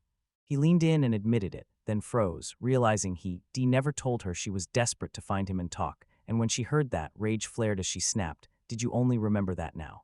She leaned in close, her voice dropping to a whisper as she asked him one thing, was he falling for her sister? He snapped that she should stop spouting nonsense, spoke to her just once, right on the day she took off on. "The eagle," she said her sister tells every single. Everyone he loved was just staring as he insisted they truly belonged together. Then he snapped, "She's probably about to." She spilled what she dreamed, looked at him and asked, "So that means?" He wasn't in love with her, so he denied it fast, and she let out a slow breath like a weight finally lifted, whispering, "Good. Now she's calm," and he continues. He kept eating and muttered that he never saw it coming, that she'd start spreading rumors like this, and then he snapped, "Her sister isn't dumb, so why is she doing it?" She slid in beside him and admitted straight up, she's always trying to outdo her at everything. Carla loves her to pieces, but there's something clearly off, like she's been hurt by the way things are between them. Helped sham earlier, she stormed up to Carol, shouted, "What is this? Why am I the one who has to accompany?" She couldn't believe it. Usually the dorm director personally gave tour to every newcomer, so the fact that her older sister helped this girl absolutely stunned her, and she turned. He leaned toward her and told her, "I'm her friend's cousin," then demanded she breathe, because she's royal and she needs to calm down. Family people shouldn't badmouth her when she's not there. She needs to carry herself with dignity, so she burst into a loud call for her sister and demanded, "Why are you?" She was doing it to her, and right then she snapped, "This is what happened. Now she's just praying Carla won't make things worse." He admitted he'd probably acted like an idiot when he asked her for help, and right then Dora burst up to them. She shot him a grim look and barked that he had better stay quiet while she was speaking, or else. He was ready to kill him. He snapped him off and fired back mid-sprint while his stomach churned, then he barreled into the girl's restroom, panic gnawing at him as he sprinted straight up too.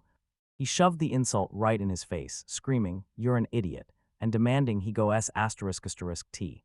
He snapped at him to shut up, then the protagonist grabbed a tray stacked with empty plates and he told her go now. Then, if she hadn't eaten yet, he said he could still hold her over. His company, then he spun around, grabbed her attention, and demanded to know if she was okay with. "Stay with me on this," she agreed, and the two of them, locked in their plan, decided they would. To eat together, he stared at them and thought, of course. They totally lived up to expectations, laughing and having a blast. Then they didn't stop there. They kept grinding through their studies. For 4 brutal years, he barely left his room, just sitting there, staring at the wall, alone. And then he scribbled the whole story into his diary. Then knock knock. He heard it, and Carol stepped in like she'd been waiting for the perfect moment. Carol, enter. He burst into the room, called his name, and told him he'd finally received. She got a letter from her mother, and just a bit later, the carriage finally rolled up at the academy. She slammed back at the door, shouted his name again, and said she'd come for him right then, like he was about to get caught. He wrapped up every last detail, and still, he nodded and agreed. Straightened his tie and fired off the question, am I really supposed to meet Her Highness? Then winced like, and wouldn't it be rude to show up dressed like this? She dusted the academy uniform off his shoulder and told him not to sweat it, because this wasn't an official meeting at all. Meeting over, her mom just wanted to thank him, so he forced himself to calm down, speak gently, and talk it through, because now they had to go. Go, with a nervous glance. He couldn't believe it. He'd never in a million years imagined he'd get pulled into something this bizarre. Her Majesty's letter hit hard, saying that thanks to the memories from his past, he managed to choke off the spread of a deadly infectious disease in their territory, and that her father had even laid out exactly how to handle it. And somehow the damage stayed small. Then both of them jumped into the very same carriage and she said it was still straight up unbelievable. Meanwhile, he was still fretting about every rule of proper etiquette, and then he nodded, agreeing right away. They nodded and said, of course, he's going to meet Her Majesty. You could see why he cared, and she shook her head, totally stunned by the way he was thinking. He had no clue what she was about to demand, so he braced himself and pushed his best effort to make sure everything went perfectly.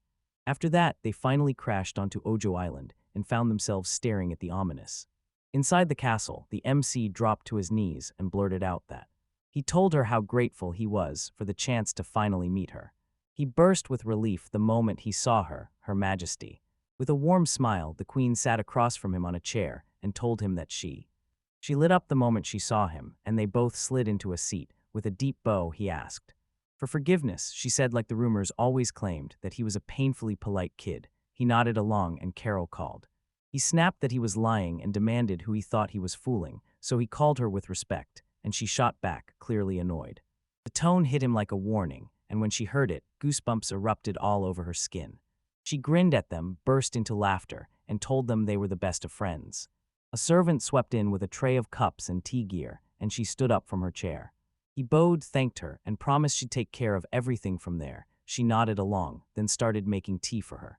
Carol thanked her for the praise as the queen took a sip of her tea, declared it tasted amazing, and started brewing like she'd just leveled up her skills. And she admitted she'd finally calmed down, at least enough to talk again, then called him over and thanked him for saving lives by coming up with a method that actually worked against smallpox, her gratitude hitting him right in the heart. He told me he'd wrestled with the idea for ages, then finally stumbled on this method through a shepherd, something they all know well. Basically, it's a classic old knowledge they've simply rediscovered. She just couldn't believe this still hadn't hit the public, and she blurted out, "Thank you," before asking, "So, what does he?" He leaned in, thinking hard. Would you rather have some kind of thing or money? And she answered him flat out. He said he could pick anything he wanted, as long as it still made sense. He told her he wanted her to hand him a patent next, because if he invents something down the road, he wants his profits and his ownership rights locked down tight. He could rake in a huge profit by inventing a watch and selling it. Then if someone swiped the designs and copied it, the whole idea would collapse. If invention meant nothing, nobody would even bother to try, so he's hunting for a system where inventors get paid when their ideas are used. Pay the original creator a share from the sales, because if they always had full control over their invention, it wouldn't feel fair. So set a 20 to 30-year window, and then the invention should open up for the whole public, which would really help the country. She paused, then said it plain. This patent wasn't like any other. She had to bring it up with the right people, and she was sure the same kind of system could help not just him, but everyone across the country. He agreed, saying, just make sure I'm protected, and that my opinion actually matters, then I've got no problem with this. Carol blinked in shock, blurted his name, and snapped, wait, he's just a schoolboy. What money are you even talking about, and what about? His oath as a knight hit him hard, and when the protagonist snapped that money is money, it sounded like a curse, because for knights it was never enough. This only made his head spin. He demanded, what are you talking about? Because, for knights, training and studies are supposed to be the top priority. The queen summoned her and told her to listen up. Sure, she might not need to chase money, but she couldn't forget that not everyone gets to live like that. Most people in this world grind just to make ends meet, and she would never tell herself to quit school, especially with him standing there as a top student who leads the class, first in every subject. So what excuses could she possibly come up with, aside from the idea that once people can start earning money, everything should just magically fall into place? Their country is about to get richer, and that's not even weird. She tried to argue, but her words died, and then she just went silent, trembling like she was seconds away from crying. But when he clocked it, he shut his mouth tight. Then he told her not to let it get to her head, yet she blew up in rage and shouted, and that's when he decided to mock me. Right, the queen's rage flared, and she boomed her name at the top of her lungs. Then, sometime later, the MC sat down in the knight's dormitory. He headed over to the table, looked worn out, and snapped that once he'd gotten pulled into all this, the problems piled up so fast he just didn't want to deal with it anymore. Marrow shot back that it was only natural, they'd have to handle witches if they were going to trade, and he nodded in agreement. So picture Sibiak's capital, the heart of economic life, where witches pull the strings of every coin, and if you even try their so-called legendary wares, they churn out thousands of identical ones, then poison anyone who dares challenge their rule.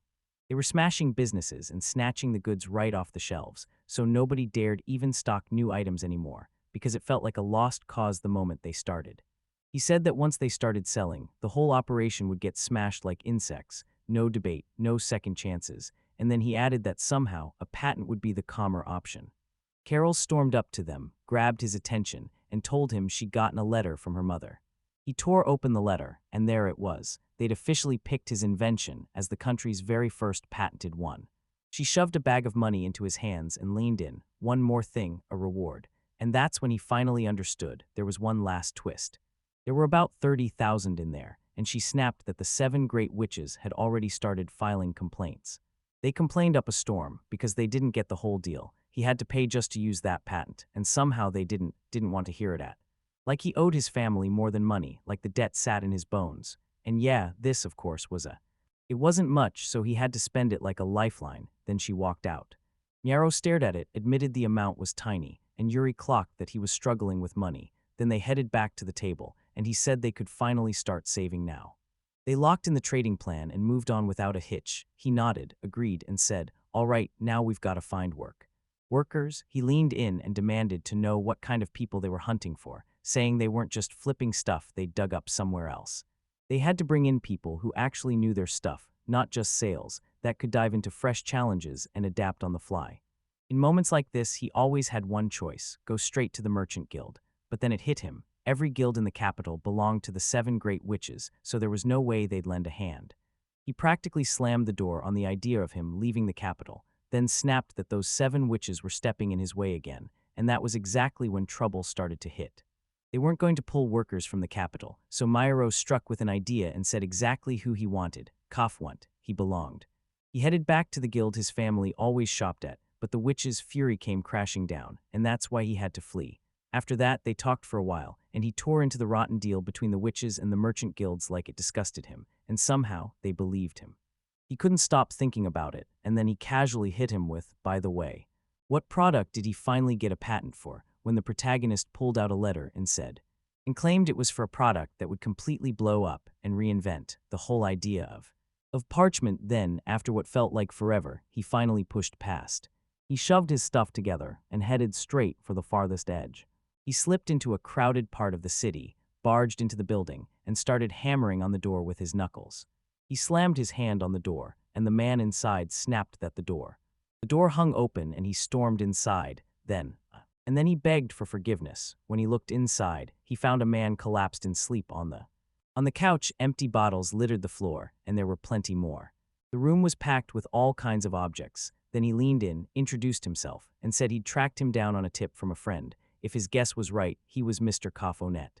Yeah, his last name hit him like a brick, and he demanded to know who sent the kid in the first place. He didn't have time for games with this guy, got it. He was already about. He swore it was still just noon, but the drink already had him wrecked, and he insists Myro never tricked him, because he claims he even wrote in a letter that he'd start selling the new product. He hauled the product into the capital, then snapped that it was pointless, because no matter what he did, those damned witches would snatch it anyway, so he might as well give up, and that's how it all went down. These days, everything's finally running smoothly in the country. Then he started rummaging through his bag and told me not to worry about it. Her Majesty Shimon just dropped a decree that's about to wipe this out for good. The system, he yanked out a letter and held it up in front of him. He said it was proof, then cracked open the letter and started reading. He grabbed the moment and asked what new product he'd brought, and MC took a sharp breath, like the next move was already coming. He pulled a tiny box from his pocket, and inside was a small piece of it. He pulled out a piece of parchment and declared, "Here it is, this is the sample of paper, CR." They forged it out of the trash they scraped from the spinning wheels of their victims.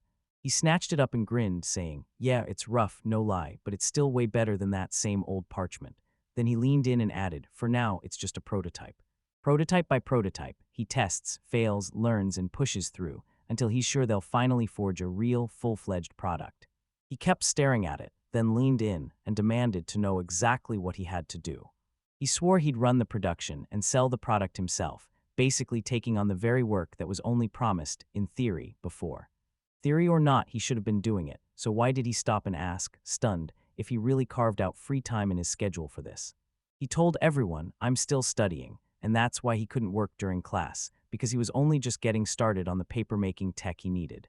Koff shoved the letter and the sample into his hands, then shot back. "So, what about the money?" He took it, shrugged, and said it wasn't huge, but it was steady, solid pay. If sales took off, they'd talk about a raise. Then he let out a heavy sigh, stared him down, and asked, "Be honest, do you really think he'd pull it off?" He swore that if they could steady the product's development and production, then in just 10 years Parchment would vanish from the market. And as he gripped his head, it looked like he still didn't fully understand what he just said. The Parchment Guild answered to one of the 7 witches, Laclamats, and when they got involved, they didn't just slow him down. They crushed his manufactories, threatened him to the bone, all because every new product threatens the market that's already set in stone. He doesn't have to sweat the market anymore, because he's dead certain that someday they'll chop down all those countless trees to make paper, and if they can set up the right production line, paper will cost only half as much as parchment, the kind made from animal skin, no matter how insanely powerful the. Koff cracked the bottle open, poured himself a drink, and smugly bragged that he was unstoppable, so overconfident it practically dripped off him, and now he had to prove he could beat the odds and actually make it work. Yuri leaned in and asked if he wanted a guarantee that his whole plan would actually come true. He nodded along, but deep down he was convinced it was a total disaster, so Miara was off the mark, and then he headed to. He shoved toward the exit and snapped that if the guy still refused to trust him, he'd cut ties and hunt down a different merchant. Even the field peasants can't win every time, they live on luck, and he presses him to track down solid proof that it is real. You can rake in a fortune just by driving the witches out of the capital. A huge goal looms ahead, and to pull it off, he needs a real partner, a sharp, capable merchant by his side. So tell me, can you honestly call him a merchant if he refuses to take a single risk? You'll never rake in real money with someone like that. Let that merchant stay terrified of risks and keep scraping by doing dirty work. He made his way for tiny sums, tucked under the witch's wing. Then they told him he only quit the guild because he couldn't stand. He built this rotten system, but somehow it turns out he had the whole wrong idea. He shot him a last look, said goodbye, and tore out of his room, heading straight for the door. Cav came charging after him, blared for him to stop, and then he spun around to face him, right then. He asked with a flicker of nerves, then admitted he'd only come because a friend pointed the way, so could this person guess who it was? He named him Myro, and told everyone that he was his classmate. He froze from what he heard, blurted out an apology, and then said. He snapped that he was right, and honestly, it felt like age had only made him dumber. But he asked for permission to help him after all that. Whatever came next, he wasn't backing down. At last, the protagonist came sprinting back to his workshop, swinging a heavy bag over his shoulder. With something heavy on his back, he pounded on the door and yelled that it was him. He waved him in, then leaned close, and said the raw material he needed was already laid out. He scooped up the materials for making paper, then ripped the scraps of fabric into tiny pieces with his own hands. He chopped everything into pieces and sorted them back the way the original material intended. Yeah, it's totally normal. It's crazy how gigantic that basin is, right? He marched right up to the massive pool of water. They nodded in agreement and declared it was finally time to go all in and try something new. He tossed the tool that grabbed his attention onto the floor and said Lily had made it just for him. Turns out she's an absolute master craftswoman. Koff demanded to know what they'd use as the starting point, and he admitted that at first he'd planned to simmer the crushed wood in alkaline. They mixed this lime water, turn it into fiber, because these were never meant to be normal experiments. Today they're diving into toe work and seeing what they can pull off. He rushed to the basin, checked the waste, and then he poured it straight into the water, and right there, he ripped off his.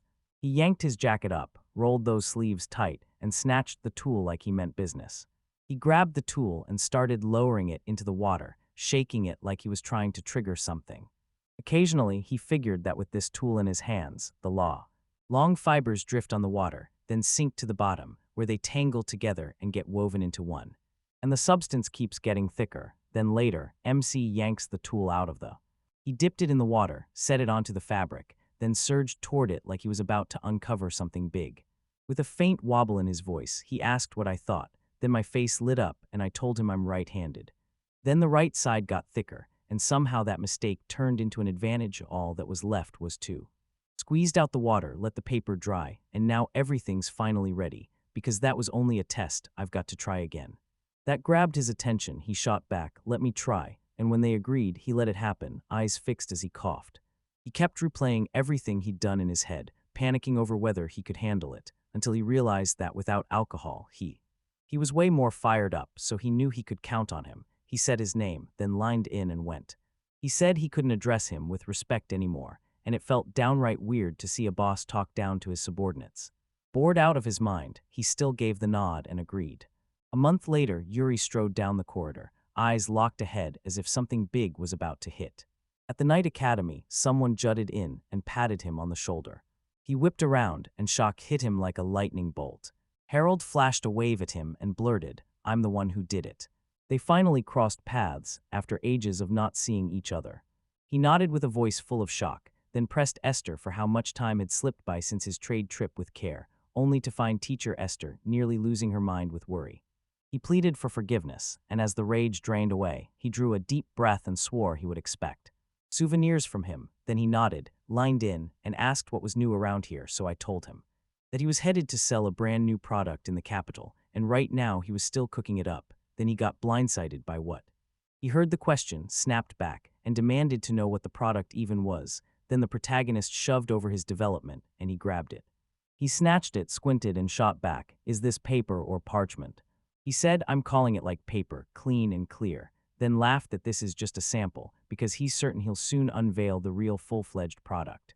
He was totally blown away, then fired off, "So you'll show me where you make this thing?" And he answered, "I'm just going to visit the new workshop." He could go with him. Sure, it's a long haul, but he's damn proud of it. Then they headed straight to the workshop on the bird, screeching to a stop as they went, stopping right there. Harold, looking wrecked, came down the stairs and slumped out the words like he was barely holding on, saying, he said this was his first time riding a bird. Then he shot a worried look and asked, "Are you okay?" This spot used to be a barn, so he could finally lay eyes on the water wheel that hoards the water. No guessing, no mystery.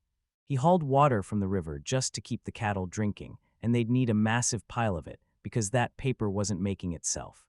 Because the Sibiak River ran high upstream, everything changed. This water is crystal clear, exactly the perfect spot, like it was made for this. He swung the door open and waved them in, and once they stepped inside together, when he stumbled on this workshop, shock hit him, and then he couldn't help but praise the place. When they got there, the MC shot him a thank you, then immediately choked up and coughed hard. He barreled up to them, yelled his name, and demanded, "Come on, take a look." He pointed, then he tore into the sample, improved it, Harold, and in the middle of it all, they finally recognized each other. With disgust twisting his face, he spat out his name, like it made him sick, then called him. He snapped his last name at him and demanded to know why he was here. He jabbed a finger at him and barked, "What are you doing here?" Then he snapped back, annoyed that it was actually him who should be. Right there, he stepped between them, wearing a nervous look, and snapped that he was the business partner. Wait, do they even know each other? Teeth clenched with pure rage, he snapped that this was his trade rival, then demanded how many times that guy had tried to mess with him. He tried all those shady tricks, and when he got called out, a disgusted look flashed across his face as he snapped back that he was just doing his. He's back at his job, but it's the same old him, right? Those words hit a nerve, he snapped, asking whether he hadn't been knocked in the face in ages. He leaned in and asked if it looked like he enjoyed trading punches, then collapsing into tears afterward, because it was all an act, just a kid playing pretend. Playing the role of a sailor, Harold snapped with rage, screamed at the top of his lungs, and sprinted off. Yuri saw him charging in to strike, panicked for a split second, then tripped him and grabbed him before he could do anything. He yanked him up by the collar the second he started to slip and fall. He shouted his name and made it crystal clear. No way were they starting a fight. Right here, he shouted at them, begging them not to grab him, his voice cracking loud as he said. He hurled Kafka Freak at him, and then, right before he could add more, he leaned in to say it. He snapped his name out loud and said, in a hard, serious voice, that no matter what happened between them before, he had to remember, this was his workshop, and he'd clawed his way to it over years of hard work.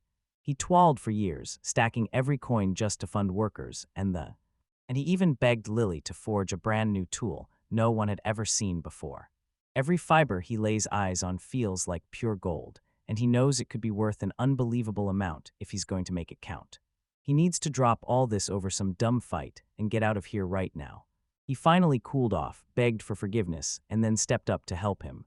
He made him snap upright, called his name, and told him, "This mess concerns you too. If they want to brawl, take it outside." So they stared each other down, like the fight was already on the edge of exploding. Disappointed faces stared back at him, but nobody spoke, until the protagonist finally cut in. "Now this, SH. All right, ditch the old topic and switch to the sample now." Koff slammed the sample onto the table and, asked how it felt. He snatched it up, ran his fingers over it, and let out a bright grin on his face, screamed that he'd nailed it perfectly. Once word spread, selling an ultra-smooth surface with barely any visible fabric stops feeling embarrassing altogether. He said he fixed it by flipping the whole squeezing trick. Since the pressure presses on a rough wooden board and drags lint onto the paper, he polished that top board smooth and then ran it under water to stop the mess. With waterproof wax in hand, he praised the genius of it, then promised, "Once we start turning a profit, we'll bulk up the staff and upgrade the gear." And right after that, he leaned in and said he'd have Lily sharpen the tools, keeping that same brilliant idea at the center of everything. Harold stared in disbelief as they planned to scout raw material suppliers next, but for now they'd squeeze every ounce out of the ingredients they already had. Then he admitted, with total seriousness, that this was exactly the kind of approach he meant. Koff grinned and said they weren't joking. They planned to seize power and wipe out the Parchment Guild. Then he leaned in and asked if a witch would even tolerate something like that. Z told him not to fret. He had a patent in his pocket, and the second they start mass-producing that paper, everything would kick off right away. They can't wait a second. Right after the last one failed, they start cranking out the next product because their next invention still doesn't have a patent. But even so, he can't spill the truth to them, yet he can at least promise them that he has. Two more killer ideas already firing in my head, but if paper starts producing. Production is plenty for him. He's cool with it, at least in theory. He yanked his headband off, shot his hand toward him, and said, crystal clear and no nonsense, that if he was ready, then it was time to move on. He was ready to hand over his whole talent. Then he slammed his fist down and declared that right there. He'd put his trust in him. Then just a few months later, the students finally showed up. He pushed into the shop to grab the paper they churned out. In the northern stretch of the capital, right by the witch forest, a maid burst into the office, rapped on the door like a warning, and stepped inside. She fired off a warning, right then, and called it Lady Luida ***, like she knew exactly what was coming and that she had. She pulled out the exact product she came for, then reached out and extended her hand. The servant shoved a sheet of paper into her hands and swore that it was the paper is a hit in the capital's stationery shops because it's dirt cheap compared to fancy parchment that's been decked out with all the extras. She slips through the market at lightning speed, then the how air sells it. She drags her fingers across the paper and pointed out that the sun belonged to the current head of the Houthium. Marrow's classmate snapped it up and hurled it straight into the flames. He leaned in by the fireplace and demanded that the head of his family be invited too for the upcoming event. Event at the royal palace. Now it's time to lay down a lesson he won't forget later. Noble families packed the island of the royal court, and the whole place buzzed with people. Royal Castle, Gala darted up to Luke and called his name. He grabbed his attention and blurted, "Look, it's been ages since we last saw each other." For a long time, and the second he finally showed up, sheer relief hit him. He was honestly happy to see him, and right after that, he shot the girl an apology, then stepped beside him and told her he looked swamped, like he'd be drowning in work all day. As always, he demanded to know who was behind all of it. No time for a drink with him this time. Then he shrugged it off and said there was nothing to worry about. It wasn't a big deal until the guy beside them raised a cane, tapped it on purpose, and demanded, "So what's going on, huh?" They finally looked up, and there was Luda shouting for the head of the Howe family. Family, they both bowed. Then he waved her over, grinning wide, as he said he was thrilled to see her in perfect health. Gala snapped her head toward him, murmured a quiet apology, and said she had to let him go. Then he turned to her, and he leaned in and murmured that he was just relieved to see him standing strong, then bowed. She called out again, then stormed off, leaving them behind. She insisted, "From what I know, his son and my grandson, Mario, stay in the same dorm." Luke nodded and shot back, "Yeah, and my son S." He barely ever showed up, so she never got her chance to speak with him. She straightened her fan, asked anyway, and then he probably has no clue about the business he just started, does he? He's brewing an alternative to parchment. She sold that paper for dirt cheap, raked in a fortune, and then delivered her words in a straight-up, deadly serious tone. So you're telling me this could shake the whole parchment market? Does he really think that price is okay for a kid's pocket? Pocket money, if this keeps going, they witches won't be able to brush it off anymore, and she finally started to. He turned to leave, then stopped and asked if he could talk to his son about all of this. Honestly, there's a real chance that he is. He's playing with fire, then that dialogue hits him hard, and worry crashes over him as he went. And couldn't stop wondering what his son was up to then, sometime later, at the Howe family villa. Yuri burst through the door, swept Suzuya into a tight hug, and held on like she'd never let go. Zuya lit up when he saw him, and they greeted each other with pure joy. They shot each other a greeting, then she stepped back from him just a bit. He leaned in and said he'd grown a ton since they last saw each other, and admitted that at the academy he was surrounded by ridiculously huge classmates, so he never even noticed. She stopped you mid-sentence and said, "Your father's waiting in the living room," and suddenly he couldn't wait another second to talk to him. She'd send them a call. The second dinner was ready, just for him. He burst into the living room, shouted for his father, and then he grinned and told everyone he'd finally made it back home. Luke turned to him and said it felt like they hadn't laid eyes on each other in forever. He strode up to the chair, threw out an apology, and admitted he'd been swamped, then dropped into the seat right in front of him, and said he had to talk to him about it, then gestured for him to sit like, "So they've been saying you dropped a ton of money, why didn't you tell me?" Tell him everything. He apologized right away, swearing he didn't want to trouble him, but it was business, straight up. He kicked it off using his own money, and he wanted to run the whole thing on its own, away from his family. He couldn't stop worrying about him, then snapped that he was just a student, so he called him a. He leaned in and told everyone he'd already pulled in 90% of his grades. Classes were only in the mornings, but nope, he still had 5 more years of studying crushing his schedule, and with nothing else to do in his free time, he couldn't help asking himself, was it even against the law? He nodded along, but that didn't stop the protest from bubbling up. He demanded to know if something was actually wrong with it. When they pushed back, he shot it down and said he could drop it. Then he shrugged like it was no big deal. Everything was fine with him. He asked if that was what he meant, then denied it hard and snapped, "No, I'm definitely not fine." Didn't the witches lay down a warning for him too? They straight up said his name carried a nasty reputation in trade. The other day, they shoved him an invite to a reception at the royal castle, and of course he couldn't stay quiet. Now he's trying to keep it under wraps. His name out of business, so the witch family could sniff out the truth in no time, and he's not hesitating. He goes all in, taking this business. He took it seriously, but then the real fear hit. What if it blows up and wrecks his family's life, and when trouble comes, he'll have to tell him right away. Right away, Luke let out a heavy sigh and told him, "I'm fine." He trusted him completely, and nothing he did could shake that belief. As long as he kept his hands clean, he could get by, but if he planned on clashing with the witch family, he better brace for fallout, because in the capital, even knightly virtues don't always shield you. So yeah, he's got to remember that capital fact. And on top of that, he'd heard he was close to Highness Carol, but the witch family basically slipped him a warning in riddles: don't get too friendly. They blushed at it, stuck in their own thoughts, and couldn't help wondering, did they even complain about something like this before? He swore he was all for him becoming friends with Her Highness, but since she's the future queen, he told him to step up and pay close attention. He blinked in disbelief and asked, "Wait, are you really going to become queen?" Then he shot back, "And where's Highness Princess Carla? She's not here," and denied it flat. He said he'd heard she had no plans for this, and that he really didn't want her to end up becoming queen. He couldn't figure him out, so he demanded, "What's wrong with you?" And to his father's shock, he blurted out that she straight up begged him to go on a date. Then word hit him. She'd been roaming the dorm like a victory lap, telling everyone they were already dating.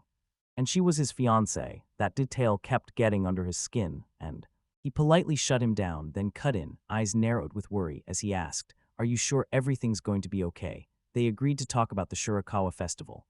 The Devil's Cave, everything suddenly went dead serious. MC said he'd heard about it while he was chatting with an upperclassman from the Shirakawa dorm about a new project. He even spotted that they were hawking this totally ridiculous book, one where Luke was a character, and the whole thing made him freeze with suspicion, so he couldn't stop himself and blurted, "Wait, what does that mean? What kind of book is this, and have I read it?" "Read the contents." He gave a shaky nod, swore it was a love triangle tale starring him, Miyaro, and Dora, and there was no way he could tell his father about. At the Liberal Arts Academy, they still pushed that old-school magazine writing style, so he marched to a famous author to beg for a publication the How newspaper could run, only to realize the content wasn't the BL at all.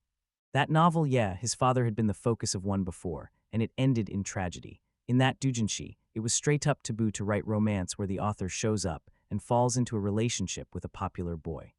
The author who shattered the taboo by writing a novel where his father and he were the heroes got bullied to the point of harassment, and the pressure turned him into a monster. He started persecuting his father, and when his father refused him, he took his life.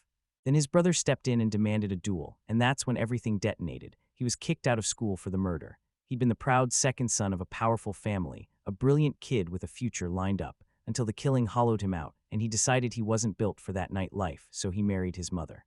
A lowly commoner dreaming of becoming a farm owner and breeding living creatures. Then he snapped that it'd be smarter to stay clueless about what the book said, just focus on the past troubles that still haunted him, he said. He shot a not-so-pleased look and admitted he'd heard about it already. So yeah, he's got to be careful, because a woman's heart sometimes refuses to make sense. A hard knock thundered through the door, and the next second, a girl burst inside and shouted that their dish was finally ready. Then Luke bolted, going. He slid up to her and declared she was right on time. When Yuri glanced over, he couldn't shake the feeling he'd never seen her before. Was this the new maid they just hired? He strode up, planted his hand on her shoulder, and leaned in to tell her. She went by Barry, his cousin, the daughter of his mom's younger sister. He blinked in shock at what he'd just heard and blurted out loud, "Why on earth would you become a maid?" Because he heard her say she wanted to work for herself. She took the initiative, bowed, and told him how happy she was to finally meet him. Then he smiled back and returned the bow. And his father told them they'd talk later. Then he asked her, "Could you please go?" She hesitated for a bit, then finally nodded and promised, "I'll leave you alone after that," and the second she walked away. She stormed out, and Luke immediately called him over, speaking with a heavy, serious voice, because it sure wasn't pleasant having a close relative stuck working as a servant in his own house, right? And with a chillingly serious tone, he told them he'd heard his business was raking in serious profit. He totally knew where this was headed, glanced off like it didn't matter, snapped it down and said, no hesitation, his business was. They were bleeding money, but they refused to stop, planned to crank production up and bet on tomorrow, and he didn't have a second to spare to finish. He stopped because he asked for help, so they had to step in right. He was shaking with nerves, but he still managed to say that. With a sharp flick of his hand, he shouted that it was settled. Borea was officially going to be his new employee. He was putting his hopes on him for the family's sake, so he tried to grab him back, but he just wouldn't listen. After that, everything dragged on for. The protagonist marched into the workshop with Borea at his side, then let out a rough cough. He said this was weird as hell, because today a girl showed up with him, and then he told her name. He introduced her name and bluntly asked if he could hire her, and she dropped into a respectful bow, grinning as she said she couldn't wait for the chance to work with him. He shot up off the sofa and warned that he couldn't afford to mix business with his women. It'd drag him straight into trouble, and he demanded she not get the wrong idea. She's his maternal cousin. She de-worked as a maid for a while, but trouble blew up fast, so he stepped in and took her in, then pushed the real question. What about a place to live? He said he'd been thinking about a spare room here, but this place isn't safe for a girl, so he stayed calm and told them to move their residence instead. Word on the street says they've been raking in decent cash lately, and now he's thinking about packing up, because staying here feels downright unsafe. Look, if he's really going to hire her, then he's taking it on as his mission to protect her, and then he started training her, dropped into a chair, and told her it would be amazing, right as his father caught wind of the whole scheme. Maybe this is the perfect chance, starting right now. From this point on, they're officially the Howe Company, so he slams the decision down and names him president. She shot him a proud smile, and he grinned back, telling her he'd be the chairman of the board with. After the control functions are sorted out, they'll sit down and talk about salary later. Koff dipped his head and beamed, saying he was thrilled to serve. Serve him, he thanked him, then admitted he'd totally overreacted. He flashed a grin and insisted everything was fine, like his mood wasn't the real storm brewing underneath it all. After a while, Maedo finally showed up at his grandma's house. Her grandmother yanked him over and demanded to know what she wanted him to do.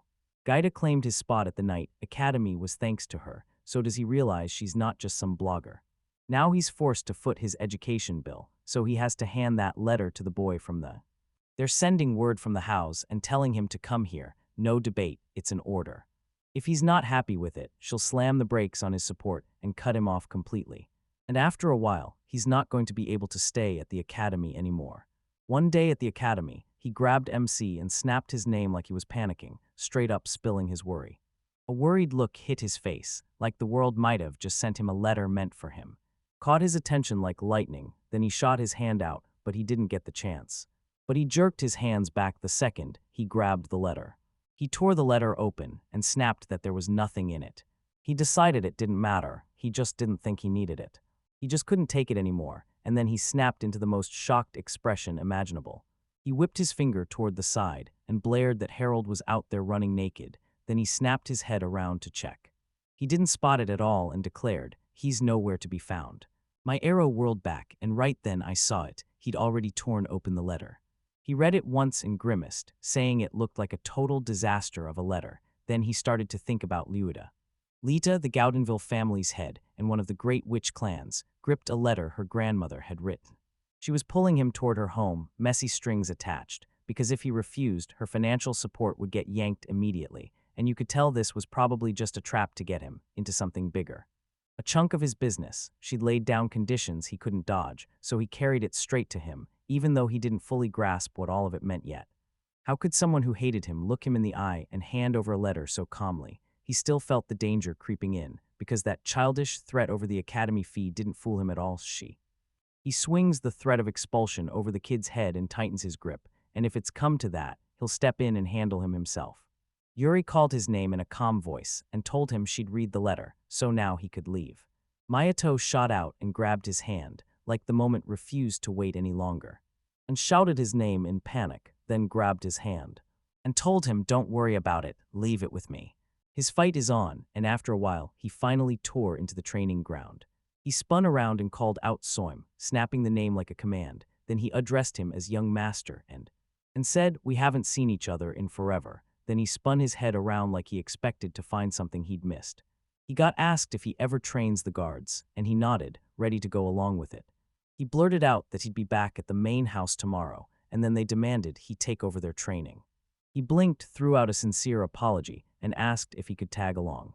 He wanted him dressed as a butler, never as a plain warrior. He's heading for a showdown at the Goudenville mansion, and he needs your help, right now. "Help me," he blurted. Then he waited out, nodded, agreed, and told them, "Yeah, we can handle it." He promised to stay with them for a while, then said he'd join him again after some time. Then the two of them climbed into a carriage and rattled off to her mansion in the garden. The guard bellowed stop at the top of his lungs, and then he showed up. He closed in and snapped that this was Goudenville's place, so what on earth did they want here? The protagonist yanked the curtain aside, introduced himself by name, and announced that the head of this family had personally invited him. They've got to verify it first, then rip open the gates. The guard stared at him like his brain couldn't process what it was seeing. And he blared that he needed to hurry. No way he could just stop now, and he refused to let the guests wait another second. Then the gates swung wide. A servant swept in, bowed to them, and urged them inside. They burst into the hall, and there was Luida, already seated in a chair, waiting. She greeted them, swept him over to a seat, and then he slid the servant snatched up his coat and told her that even if she hadn't warned him. Honestly, if it came to that, he would have sat down anyway. He stared at Soim and demanded, "So, you're the house butler?" And Soim just nodded and answered, saying, he said he wasn't here to talk about the servants, so what was she really after? From him, she snapped that he was impatient, and he fired back that he just wanted to make it back home for dinner. Then she shrugged and said they could cook dinner together. He said it was a terrible idea to sit down for dinner at the house of a woman who used her own grandchildren to blackmail people. She snapped that handing the son and heir of the Hal family over was an even more reckless mistake. He snapped that no matter what, the food in a place like that couldn't possibly be good, and she shot back, "So you want me to eat with my grandchildren instead?" "Kids," MC nodded and shot back. Of course, food hits different when you share it with your best friend, and that line snagged her right away, so he pressed on and asked her. She smirked and shot back, "All right, enough games. Tell me, have you already figured everything out? The business he's trying to. He's doing it so if he joins her, she'll step in and protect him. She knows this might upset him, because tonight matters, but the capital runs on its own rules and traditions. He just thought if they're called customs, then that's how they're supposed to be. They're not laws at all, just selfish orders dressed up as customs, so society will swallow it. And he's got zero plans to hand over bandits' protection money. He hated those rotten customs, straight up asked her how much she wanted him to pay, and she answered him right away. With a sly grin, he delivered it like it was nothing. She told him, "Your grandson's fate is on your shoulders now, so I'm handing you 20%. Take it, and it'll shield your business." Sounds like a pretty sweet deal. He gets to handle the business, and my friend walks away from the academy with a diploma. He even thought he was here to guard my arrow, but This old woman was downright rotten. He smirked, snapped that she should shut down her useless chatter, and cut the conversation with a smug, "I've got something better to do." He crossed his legs, flashed a grin, and told her, straight up, that 30 sheets of paper a month would be hers, like it was pure generosity. And do whatever she wanted with it, because rage was burning in her chest. In a serious voice, she demanded, "Have you come? Completely lost your mind, because in this house, betting everything on empty confidence will get you thrown into serious trouble." He said it with total calm. His confidence was as solid as his strength, and he was absolutely sure. She was totally sure of it. She didn't need to lecture him at all, so she clapped her hands and he fired back, saying, "At your age, people don't talk like that. All you saw was the band, 2 of them, and that was it." Bandits stormed into the hall and snapped, They were so few that they couldn't even dare talk to him like that. She snapped, calling him a reckless fool, and then pointed him out as one of the bandits. Rushed straight to Soim, then tried to slam into him with his sword, right at the opening. His fist met the hit, he blocked it cleanly, then snapped back with a brutal counter. He countered with a crushing punch to the nose, then another bandit surged in and raised a weapon. He yanked out a knife and swung for him, but he snapped his attack short and halted the blow, and slams his hand straight into his face, right as the other bandits also. Then tried to strike him, but he wiped the floor with them. Of them all, Luda watched in silence, eyes locked on everything. Yuri's voice turned icy as she told her, "Don't overthink this." She thought she could take them down with street bugs. They were already out on a whole different planet. The Who were straight up untouchable, one of the best. Were part of the 5 legendary military families. War was their job, and that's exactly why. What made them so much better than her, meanwhile, in the dead of night? In the dead of night in the dorm, Miara clung to his seat at the table, stomach in knots, waiting for what came next. Then Carol called his name. He waved him over and pressed, "Why are you all by yourself?" She was dying to play chess with Yuri, but she still had to. She hadn't spotted him all day, so she blurted, "Do you know where you are?" and called out to him. He stared at him, looked totally lost, and opened his mouth like he was about to say something. Meanwhile, Luida stayed completely calm and told him, that it looked like he had courage, and right then, the protagonists.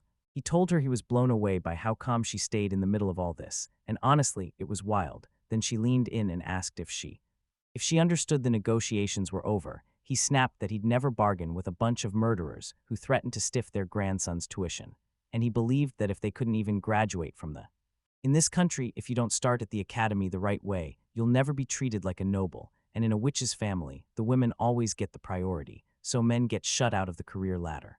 That's why Miara was shoved into the Knight Academy, forced to aim for an officer's spot in the Royal Guard. You don't get to wreck a noble man's future just because a woman doesn't need him. He said her grandson is a solid good man, handling every duty like it's nothing, yet he never deserved what happened. She looked at him in total awe at how stubbornly he keeps going, but then she snapped that she doesn't care how great he is, because they're not obligated to pay for his tuition, period. He said that it was she who dragged him into the academy, and that part isn't just some little detail.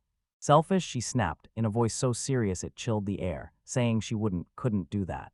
He didn't drag him along, this was all his own idea, and he pushed it forward without hesitation. Carol nodded and said she understood he'd gone straight to the witches. Then, right after that, something shifted. Why would his grandmother shell out money for his education? Was she hiding something, or was shame eating her alive? Harris threw out an apology and told her it wasn't any of her business, but then he calmly waved it off, saying it was all fine and nothing at all. Fine, he still couldn't bring himself to forgive his grandmother for what she did, and deep down he knew he never should have studied here in the first place. He'd tricked He talked his grandmother into bringing him here, and she even told him, "If you don't mind, I want to hear your story." So why did he decide? He'd gone to insane lengths just to crack the academy's doors. He even said that, right before the sentence cut off. To make you understand, he had to rip open his whole life story, starting the moment his mother was still a student. She ended up in a relationship with her boyfriend's father. While his mother came from a bloodline of witches, his father was a full-on knight. After they finally tore their relationship apart, she got pregnant with their first child. Only then did the truth finally hit him. his mother had been lying to his face, and that one betrayal turned into a stain on both families, a shame that couldn't be erased. The heiress of one of the 7 great witch families got pregnant right there at the academy, utterly scandalous, and her tiny frame didn't even know how to hide what was coming. He couldn't trick anyone's eyes, and that's when his father stepped up. He finished school and married her, but tragedy struck. Their first child never came, and after that, his own family turned their backs on him. The witch family dragged him out of his nightly life, and since they had no jobs for him, he just drifted around, until their marriage went cold. 15 long years later, she finally gave birth to him, and his father was He was over the moon to finally hold his first child, loving him with his whole heart, while his mother barely seemed to care at all. So his father kept a steady hand on his shoulder, teaching him to read and write, while his grandmother and the rest of his relatives jumped in too. They never saw it coming. A baby was born to a cursed, unlucky couple, so instead of loving him, they ditched him and left him to whatever fate came next. And once his grandmother spotted his gift, she shut his father out and started training him to become the heir. Then that same day, as they headed toward At a party, the carriage carrying his parents got ambushed by robbers. His father fought like a madman to shield his mother until the guards finally stormed in, but he still took a brutal, life-threatening wound. And he was the only one looking out for him when he finally whispered that he'd always cherished his title of knight, because if he died without fighting to defend it, it would all mean nothing. Defend it, would that really earn a knight's death? And even if it did, what a heartbreaking waste. He felt shame, sure, but regret never touched him. With those words, he took his final breath, and right as it happened, his father didn't. He vowed to protect his mother with every breath he had left, but the grief of losing his father crushed him so hard that he gave up every last ounce of hope and died. He slammed himself into his room and sobbed his heart out. Then his mother came to find him. He staggered into his room drunk, ripped into the truth, and screamed that I was never his child, while she talked about having many men, claiming she conceived him and then. And this idiot was totally sterile. Yeah, the man who. The only one who truly loved him wasn't his real father, but this man never stopped showing up for him, and even now, he still calls him his. His father, he'd never be able to forgive his mother for betraying him and his dad, so rage ate his heart, turned it on her, and he vowed to expose every one of her atrocities. He opened up to his grandmother, and she brushed it off. Stop fixating on who your father was. Instead, she told him to forget the dead and push himself to become a worthy heir to their bloodline. Lineage wouldn't sit right with him. Truth wouldn't leave his mind. His mother kept the real story locked away, then turned around and tossed the father who'd loved him like he was nothing. He loved him, but then something snapped. Hatred festered toward his family's way of thinking, and as he dug deeper into what witchcraft really was, he finally became. By the time he was 10, doubt had swallowed every last bit of trust, and the family inheritance stopped meaning anything to him. He craved the life his father had always dreamed of, so he forged his documents and hoodwinked his own family into signing him up for a knight academy instead of what? At a liberal arts academy. Then, on exam day, they crossed paths and it hit him. This guy was the heir of the Howe family. He figured he could lean on his family's name to dodge the witches' reach, but he treated him with nothing but kindness, and honestly, he loved every second of hanging out at the academy with everyone. He refused to let it go. He couldn't even bring himself to burn his grandmother's letter and walk away, and when Carol pressed her hand to his, it all hit harder. He clasped his hand in gratitude, then leaned in and said, "Keep it between us." And keep it etched in their hearts. He tells himself not to worry, and he looks at him like, as a classmate, she's sure he won't take advantage of him, and she can't stop thinking about it. And right then, MC blurted that even if Marrow made the call himself, she still doesn't have the right to decide for everyone else. They decide where he'll go to school. If he's really that good, then down the road he'll become. Trying to become an excellent royal guard is one thing, but treating him coldly just because he's a man is petty in the extreme. Luida burst into wild, loud laughter that filled the whole room. He looked completely stumped and snapped. "So, what's so funny about that?" She said that. She couldn't wrap her head around why their conversation was twisting into something so weird. Myro had always been a girl. Then the voice in his head hit him like a truck, and he couldn't stop himself from thinking, what is this? Is this some kind of lie? He looks slender, like he can barely lift a hand, so how could this be real? But then she says her granddaughter, the heiress too, stepped into the academy against her own will. He said that kind of attitude didn't matter. He came because she asked, and now it was finally time for him. She told him to head home, praising how fast he was trying to get there, then instantly acted like she wasn't going to play along with extending it. He stretched out his studies one last time, grabbed his coat, and snapped that he didn't care at all. If she refused, he'd race to his father and demand they adopt her like that. So he warned her that if she didn't really think it through, she'd get completely cut off from him. If this happens, Miara's going to light up with pure joy. He said his goodbye to her, and they both bolted toward the exit after everything finally settled. After a while, he burst back into the night dormitory.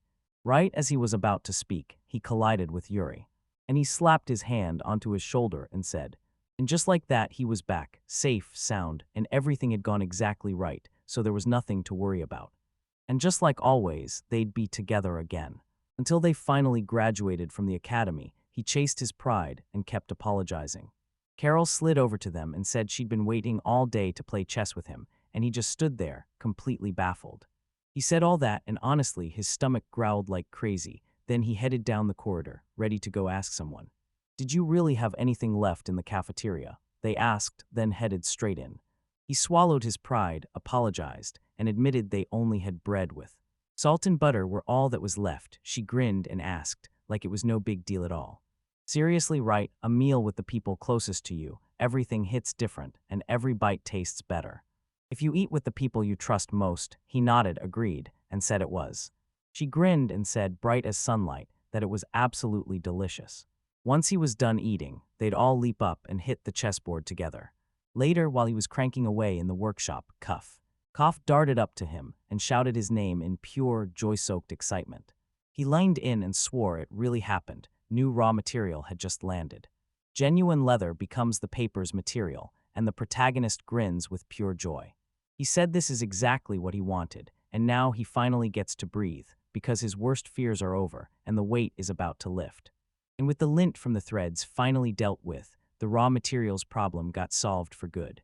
He finally got it solved, then noticed a weird smell and demanded to know why he was there, and when he apologized, he blurted out that he had just one. He wanted to refine that crude oil, so he stared at the strange black liquid like, what is this? He'd never seen anything like it before in his life. Before, what was it good for? He said, if I could.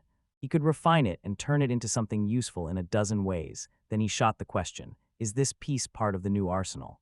He signed off on the new business and told everyone he needed it to turn borax into books. Then he pulled Lily, one of the Academy's seniors, in to help him craft the tools he'd need, because in this world every book is handwritten and every copy is made by grim, manual copyists, so he bet everything on mimeograph technology. He mass-produces and sells books, using wax paper from crude oil that won't smear the ink, then slices it into letter shapes with an iron brush and rolls ink across it. He knows this ridiculous gadget has no place in this world, but Lily is a genius who gets exactly what he's chasing and makes it work flawlessly. Koff swore every instrument she crafts is top tier. Because of her, this whole thing can happen, so he'd better show his gratitude the right way. MC told her, if it's about payment, I handed you more than enough, so you've got nothing to worry about. He clutched his head and snapped, I'm not talking about that, she's still a student. Then he explained she's buried in studies, and sure, he'll ask her for help with his work, but he'll repay her with a favor now and then. He nodded, thanked him for the advice, and totally agreed. After a while at the academy, he slid into his seat beside Lily. Lily sat at the same table and told him she couldn't believe she'd finally come, saying he was grateful she agreed to meet him here. He's totally grateful for her efforts, and she can finally eat without a shred of embarrassment. She nodded with a smile, and he leaned in to say he'd rented a private room in the cab. Cafe worker, she leaned in and promised, I'd love to treat you to a cup of tea and something sweet. Sweets, she opened her mouth to speak, then she froze because she skidded to a stop and stared at Sham, who sat beside her scribbling notes, then blurted out, do you really think they needed to be alone, so wait, didn't he realize that too? Then why was he apologizing? And she snapped, don't apologize, there's no need. Then she laughed and said she was just messing around. They were roommates, so it was basically fine, just jokes between them until But the whole time, the two of them just kept buzzing about math and astronomy. I just stared at it all day, dying to know what she was here for, and did he even realize what he was about to do? He cracked open a brand new weird tool, and you could see him get tense. Then he said. He told her she was a quick thinker, then pulled out a blueprint and demanded she build something for him and her right now. She shot her hand up, ready to object, asking, wait, you. She swallowed her doubts and insisted she couldn't skip her schoolwork, because just recently, she'd already managed to make 4 tsukaijutsu, and she had also. He built a printing press, then dropped his head in guilty shame, and admitted she was right. Then he basically had no choice but to pin everything on her. With her face burning red, she snapped that she couldn't do a thing, especially not if the most popular guy in the academy was sulking. How could she possibly say no? He thrust a drawing into her hands and told her he needed her to. He had to get her to pull this off, and only he knew what he needed next, a device for Celestial. That grabbed their attention like lightning, and he blurted out. Said that to not get swallowed by the ocean, where land disappears from sight, you've got to use celestial navigation. Navigation isn't just finding your way, it's using the stars and the sky as landmarks to pinpoint where you are. And since sailing ships ride the wind, they can't always hold a perfect straight line, plus out on the open sea, there's nothing to guide you at all. So if they relied on gut feeling alone, they'd get led off course in an instant, so they lean on strict sectarian rules and dead-accurate watches to lock in where they are. The star's spot in the sky for a specific date, time, and location on Earth never changes, and they can calculate that with astronomy. Then they compare the date and time on their watches and use a sextant to pinpoint their position. If they turned those calculations into a nautical almanac, a navigator wouldn't wrestle with any hard math again. They'd just look, spot their position, then match the stars and planets to where they are. And now, he's pushing Sham to jot down a list of the sun's time, based on the time of syzygy. Lily nodded, stared at the drawing, and snapped that this would spell trouble, because the case itself is solid, but they're going to need a workshop for glass and mirrors. She shot a glance, then looked away and he blurted, "What is this?" with a small, sly smile as he said it, like he already knew. That he always figured she had terrible eyesight, until she started seeing things no one could explain. Everything blurred into a blur of wonder, because this was her gift. Then she snapped the case open. And he swore it was a pair of glasses a merchant had snapped up from him. In a totally different country, she slipped them on, and he couldn't stop smiling, saying they fit her perfectly. But everyone sees the world differently, so her lenses have to be custom-made, and she can tell the glass factory to fit the right lenses when they're manufacturing these instruments. Sham called him up and demanded to know if he'd got anything for her. He just smirked and promised, "Catch me next time." Lily stared at the glasses, mouthed a silent thank you to him, and then her thoughts raced. She figured these were only meant for her, right? There's no way he'd understand, and then, later that night she was out there gripping her tools, locked in and focused at the table. She jolted awake, then he called her over and demanded an answer. She asked if I was still awake, and I blurted out an apology, then told her I was finally done.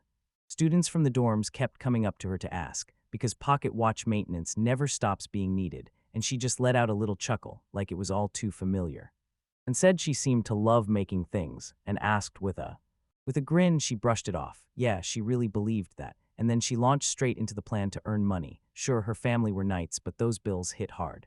They're crushed by taxes they pay to the lords just so nobody has to fight in their wars, and the lords barely let them scrape by. Watchmaking is barely keeping food on the table, because in regular times they'd never afford it, and since she was little, they strapped her to watch repairs, and those tiny gears taught her machines inside and out, right up until they threw her into all of this.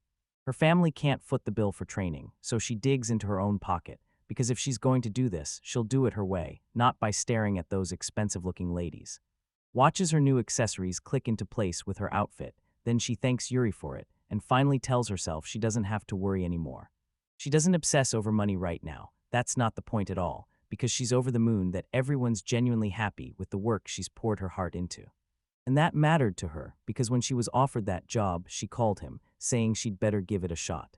She told him she'd asked him something earlier, so why was he grinding like this, never catching even a breath? Lily snapped her head toward him and demanded, "Is that true?" But what did he say? He answered that this country would be destroyed soon. She still heard him from earlier, how he didn't even know if it would hit in 5 years or sooner, and now it felt inevitable, like it was creeping in right around the corner, so she asked. She demanded reassurance, saying the Kirchner Kingdom would act like a shield, so everything would be fine for now, right? Then he snapped the truth. 6 of the 9 Shan states had already been wiped out, which meant they weren't going to be okay, because the Kirchner Kingdom was falling apart fast. Bloodied soldiers and terrified refugees poured into this country, leaving the crushing darkness behind, and they shut their eyes tight, because if someone would kick off a revolution, maybe there's still hope, but the conservatives are locked in hard, and they rule this country. This country's fatal flaw is simple. The royal family holds zero real power, and the military force carries all the weight and authority, so everything breaks from there. The power's split between the 5 great generals and the 7 great witches, but it dwarfs even what the royal court can handle. Family, even if Carol claws her way to the throne and starts rebuilding the country, that old fort will keep hauling her back, like a chain around her destiny. So if even the forces can't make it work, then who's left to step in, besides the royal family, with the exception of? So the generals are terrified and know they can't pull off a coup, and even his own family, despite being his family, is rebuilding the core again, because that thing got crushed and overworked during the expedition. And honestly, it's just not strong enough, especially with witches who play it like hardline right-wing conservatives. So if they're allowed to run the show, they'll hand the country straight into the grip of corrupt witches.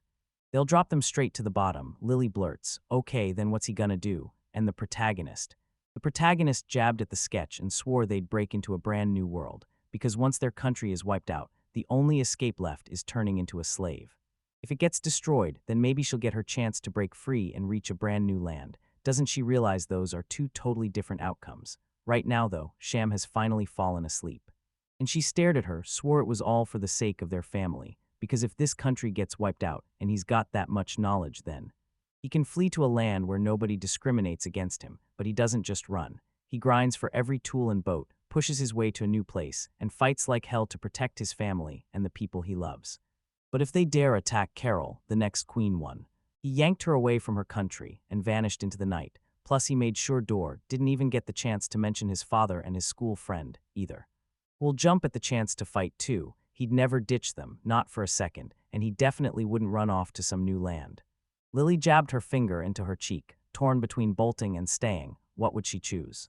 Meanwhile, inside the dorms of the 7th-year Night Academy, right during at a doubles chess tournament, one guy hyped the whole crowd, saying the winners would represent their dorm at the university-wide Dookie tournament, then told the students to start rolling the dice. Mayaro spun to face the protagonist and swore he'd never let him win this game. The protagonist flexed his arms, then shot back, "Excellent. They've got to put on a killer show," so the friends rolled the dice, and Mayaro smoked them with the higher score. Then the guy stood up and announced, "Mayaro lunges first, the round kicks off, and the action explodes right away." Again, everyone leaned forward, watching the match with their hearts hammering in their chests. He knew time was slipping, and with one breath, he was 16 right before the Night Academy's demonstration. And the Academy's university-wide doubles tournament, every single year, the Night Academy proves itself. Spins the whole tournament to crown the strongest fighter at the institution, the same one where Night Academy and the Liberal Arch clash. The Arts Academy team locked in for a showdown with Dookie, pure rivalry in the air. Then he got shoved out of his spot as the knight. The Academy rep strutted up to the door, but he couldn't resist one last round, fouling around and tearing it up with Dookie, because he was clearly the best in the dorms that year, and in the end, they finally forced him to play against. Miyaro's insanely skilled. Dookie is a board game like Chinese Shenkai, where two sides battle across a river, with one side crowned as a royal eagle and the other ruled by a water bird. The royal eagle smashes straight over both friendly and enemy pieces and dives head first toward the king, unlike shogi.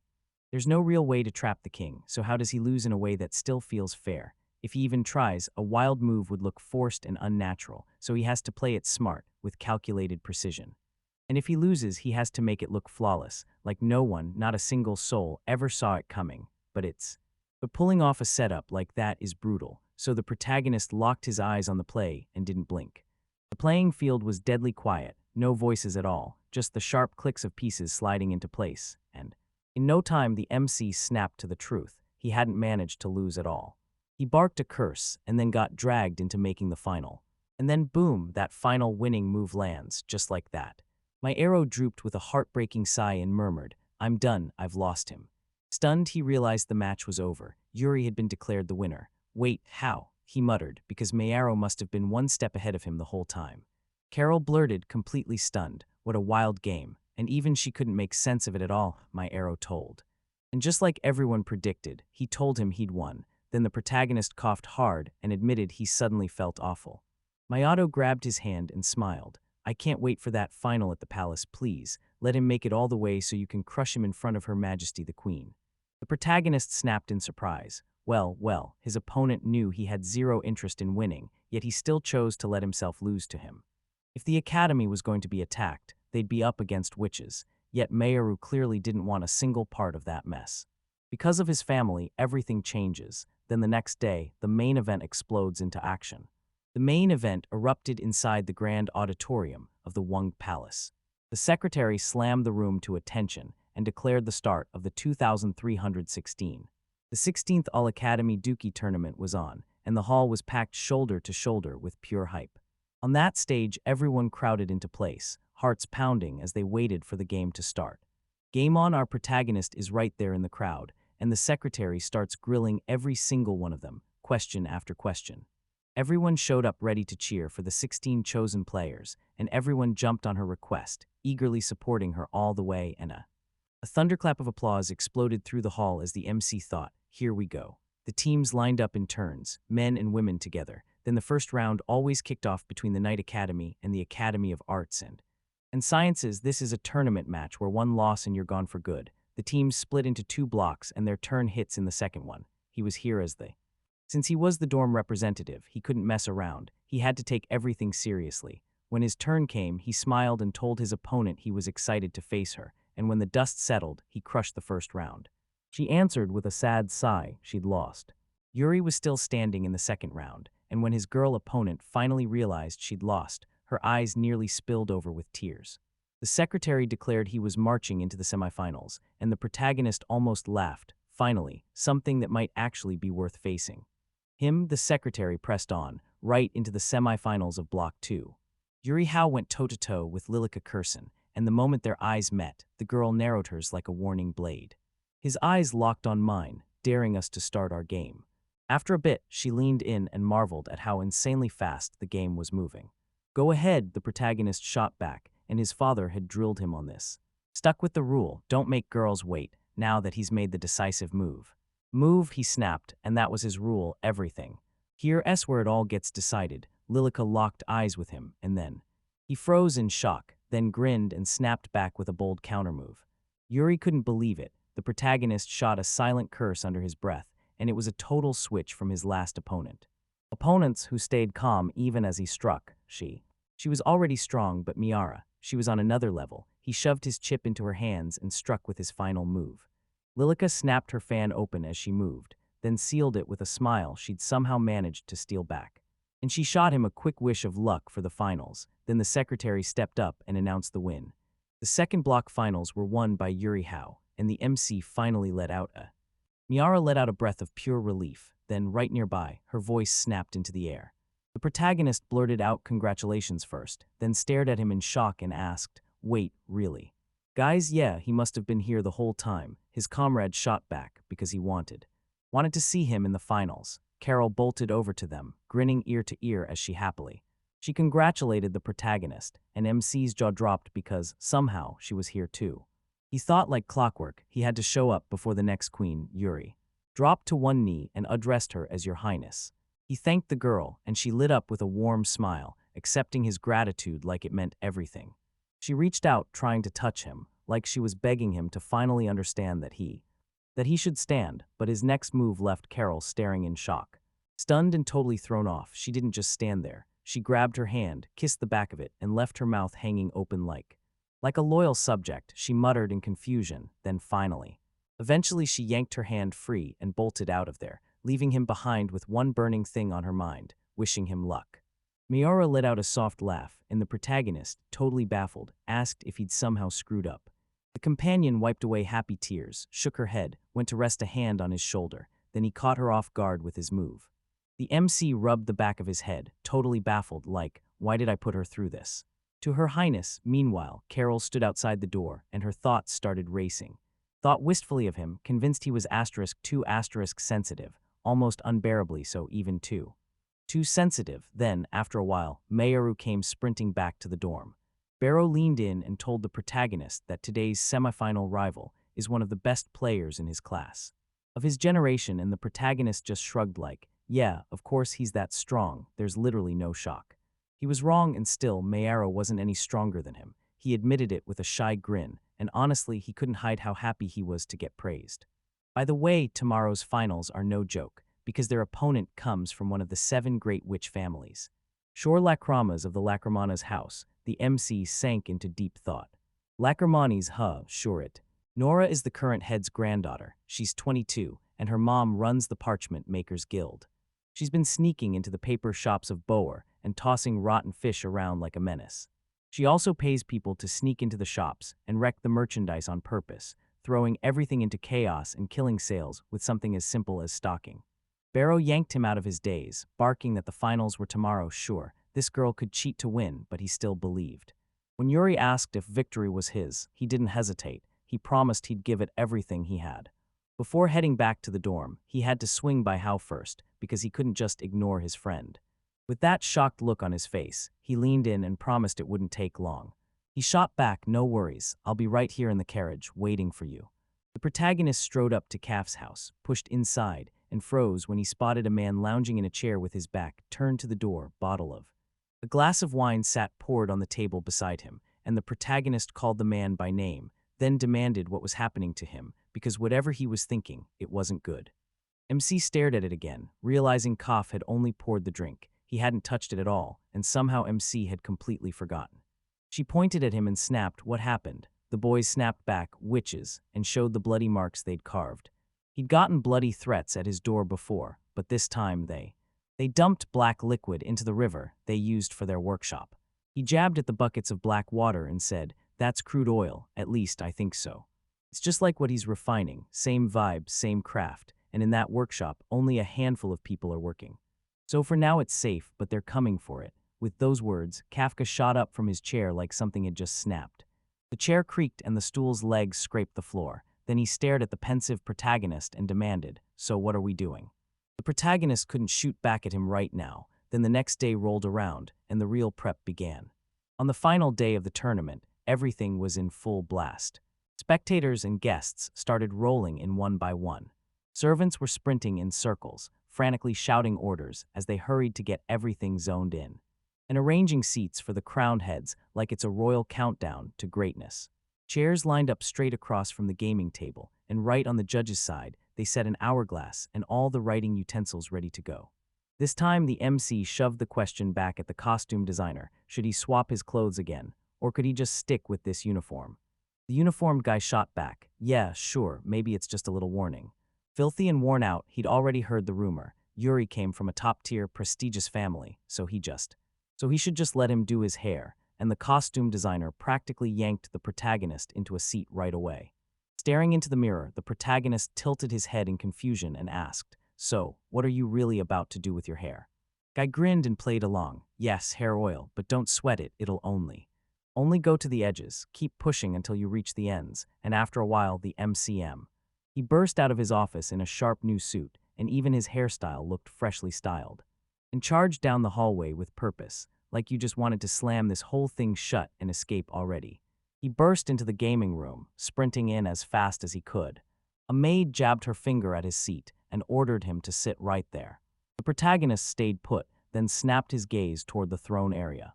And there they were, the royals he dropped to his knees before. As Shura dropped into his chair, Shura slid into view opposite him and stared him down with unblinking intensity. As the servant yanked out a chair for her, the protagonist's mind snapped into gear. He started thinking. She flashed a smile while staring at the way she dressed up. So, was she jumping straight into the plan to become queen? Shimane flashed a grin and told the game to start, while MC just sat there thinking. Man, they've already kicked things off. Everything's lined up on the board. They just still haven't picked who. Who's going to strike first, and do they even have a plan? The judge yanked everyone's focus and announced it was Shore's turn. Instant buzz and shock rippled through the hall. The protagonist stared at the grinning Shore, and the thought he couldn't shake started to form, wonder. Wait, don't they let the judge talk to the players either, the girl. With a grin, he slammed the first move. She stared at her with laser focus, and it hit. She tried to bribe the judge, but he didn't even blink. He didn't care. She was a witch down to the very marrow. So she decided not to hit her peak right from the very beginning. Good, he'd been handed every chance to beat her. His teammates erupted into cheers for him, and after a moment, the secretary blared the game results across the screen, and Shahar snapped, she'd lost, and MC could feel the crushing weight of defeat settle in his chest. The judge slammed the result down, Yuri Hao as the winner, and in that instant, everything clicked for him, like he finally got why he'd made it to the next round. Now things are about to get unreal. The referee calls it, Game 2, and the players explode into action. At that moment, Lily tapped my arrow against his shoulder and told him her name, saying she was Yuri's friend. Then he fired back with his name too, like, "Yeah, we already know each other." The girl blurted out that shogi was exactly her strength, but if he wanted, he could teach her. Then she cut in with, you. After that second game, Yuri's edge dulled fast. Or was it just her imagination? Did it really stare at her like that, so haughty and cold? His opponent was gone, then the protagonist stood there and admitted, I lost. Lost. Marrow's world slammed to a stop as the referee's voice rang out. I announce it, he's lost. Shora Lacrimas just took the win in the second round. They'd grab a quick breather before the third match, then the players would march straight to the waiting area.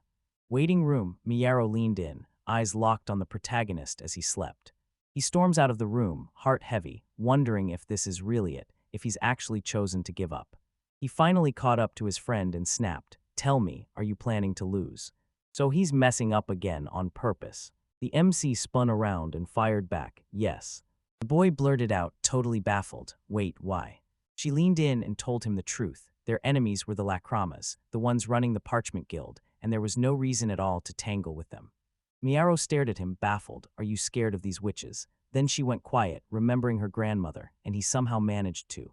So he really stood up to her, huh? And he didn't even stop to worry about what the business could cost him. On perfectly even footing, the protagonist looked him dead in the eye and told him, straight up, that for him. Honestly, this fight was nothing, just a little warm-up compared to what truly mattered. He might call himself a hero one day, but he had zero plans to ever play that role. Coming one, Miyaro stared at him, completely baffled, and his thoughts started to swirl. So it's like none of it matters to him. He blurts it out, and you realize he's been committing one bad move after another. All this time, then the protagonist snapped, what are you talking about? Because he's always been there, showing up and giving. He gives advice and the guy actually thanks him, relieved, not annoyed at all, but that isn't the real person he's looking for. Does he realize that the person he wants isn't some puppet for him to control? Because if you play right into his hands and let him run the show, he won't want you. He'll want somebody he can trust, not somebody who's just doing whatever he says. Does he get what I mean? Mayato nodded back, looking sheepish. Yeah, I understand. And right then, the allies finally. Then he caught a maid's panic shout, you don't belong here. And before he could even process it, a worried cough crept into the air on the horizon, hinting that something was coming, telling the maid chased after him, and he couldn't stop thanking her for pointing him the right way. He just needed to. Yuri had to be found. Then the moment he spotted the MC, the craftsman blurted, there he is, and Yuri asked. He blurted in shock, whoa, what's with the rush? While the boy stumbled, gasping for breath after that walk.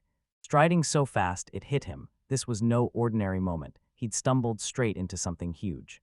A huge tournament was looming. Then he dropped the worst news imaginable. Right in the middle of their talk, Miyaro slipped out of sight and vanished behind the wall, and after Koff finished, the protagonist finally said, I said, relax, I've got this. He needs to head back to the workshop right now, and he's got to make sure he does exactly what he's told.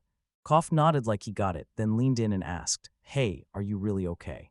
The antagonist smirked and said, I'm fine. How this all ends depends on who wins. He stormed back into the game room, and there was Shora, already waiting, flashing a smug grin. A cheeky mug smile lit up as the MC finally plopped down at the gaming table. On the spot, the referee slammed the moment home and declared the third match was underway. Once again, the girl took the first shot, fanning herself as she stared at him with cold, mocking eyes, while Yuri stayed locked in silence, refusing to react. Lily blurted out in pure confusion like, wait, so what's happening? Because he was. He was meant to be first, right, so why won't he just shut up and stay silent? The opponents kicked things off, and the girl leaned in to ask, so, how are you holding up? The protagonist stayed calm and told her, plain and clear, not to. She told her not to fret about him, and the secretary lined up the ships. They lined up on the spectator deck, the exact same way they once sat on the playing field. Shore kept staring, unable to stop wondering what fate had just slammed into him. He just shrugged it off and calmly said, I'm fine. She gasped like she'd seen a ghost and shot back, and what about that little shop he runs? He sprints, wait, isn't that the whole how thing people talk about? And if I'm right, he could be in some huge trouble's blazing right now, like a full-on fire with nowhere to hide. The protagonist clenched his fist hard under the table, like he was holding back a storm. He could tell the workers were right there, battling the flames and dousing the fire as we speak. Fire raged in him, yet he stayed stone quiet, his fists clamped down like he couldn't stop himself. Shimaine shot halfway out of her seat, totally thrown off, like something in Yuri's workshop had burst into flames, and she was trying to figure out what the hell was going on. His stomach dropped the second he noticed it. Was this girl, his rival, actually cheating? Carol snapped her head toward her mother. begging her to stop the game because something was terribly wrong. Shimin snapped at her, no, let her watch closely, because he knew she'd only need a little while to get the full picture. Shore shot him a brutal glare, but when he stepped in the way, the MC threw his hand to his forehead like, "Are you serious?" Then out of nowhere, the protagonist blurted that he just heard a fire broke out. 4 houses went up in smoke, but thankfully nobody got hurt, and the damage stayed minor. Shore nearly shot out of his seat in pure confusion. Wait, did he really just say that? No way.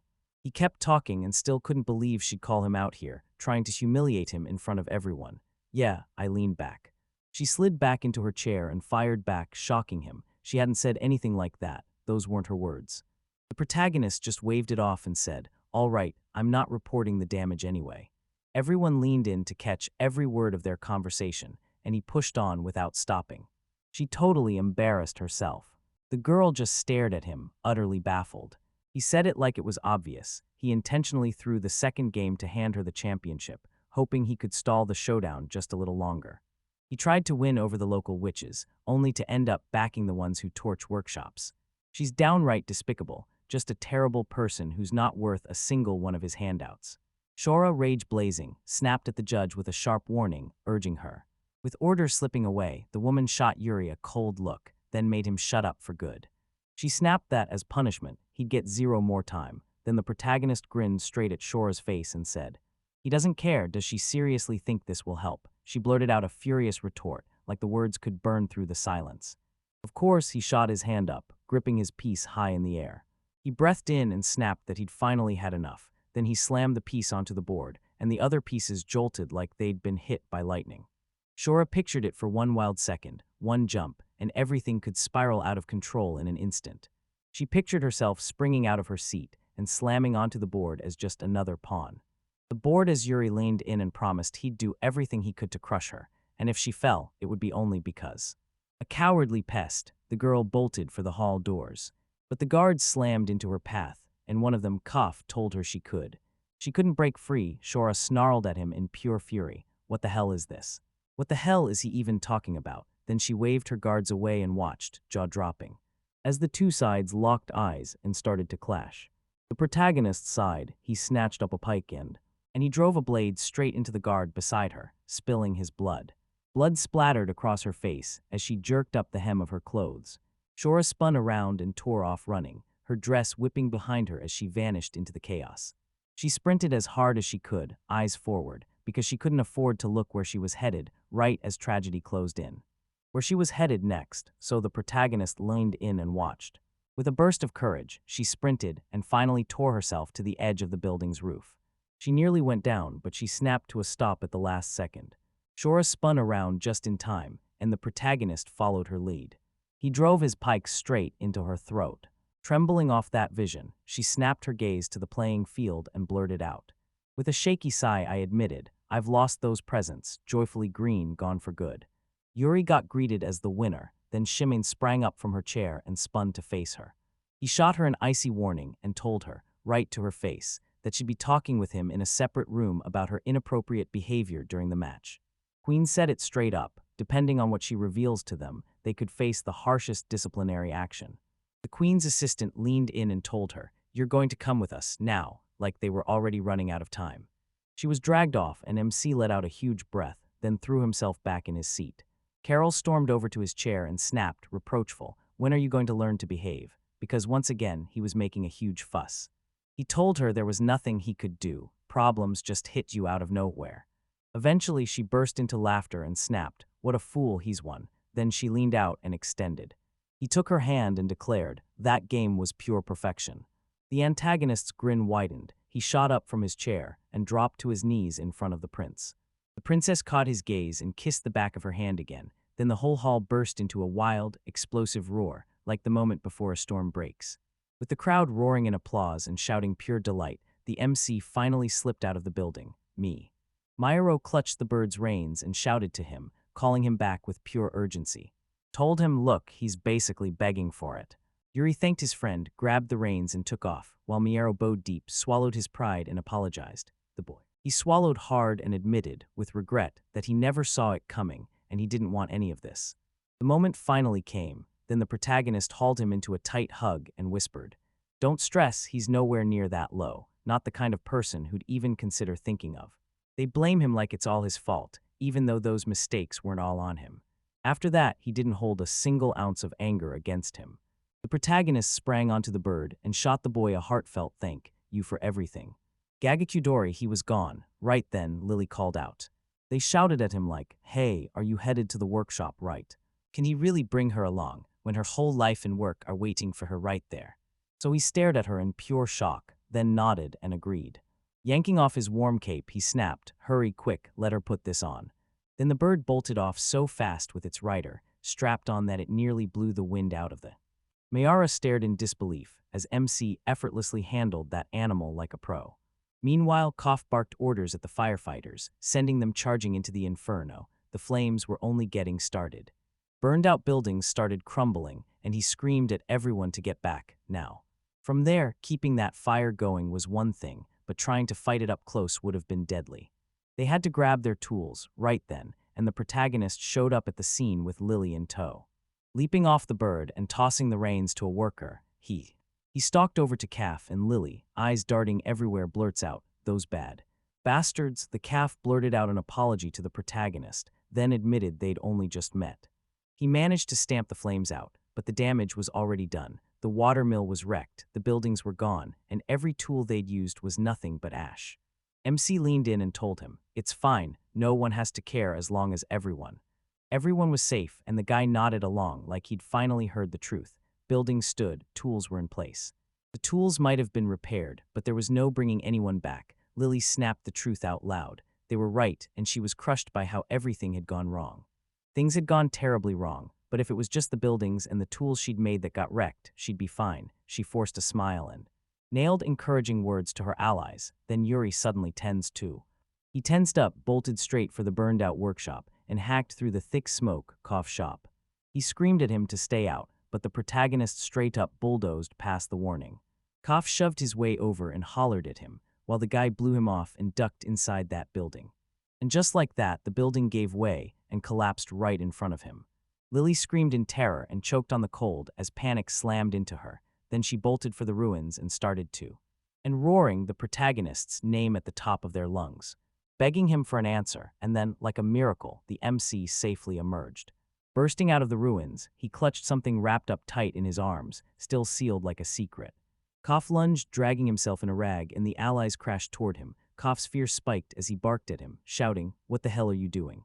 Yuri swallowed her nerves, apologized to Lily, pressed the wrapped item into her hands, and told her that she'd forged it for them, her very first tsuchikta. Then she froze, staring straight at. He stared at the object in pure shock, convinced Lily's work was the blueprint behind the tools they'd been using. They shoved the rest into basement storage for when another emergency hit. Then, of course, most of them still burned to ash. He said he was relieved at least one of them made it.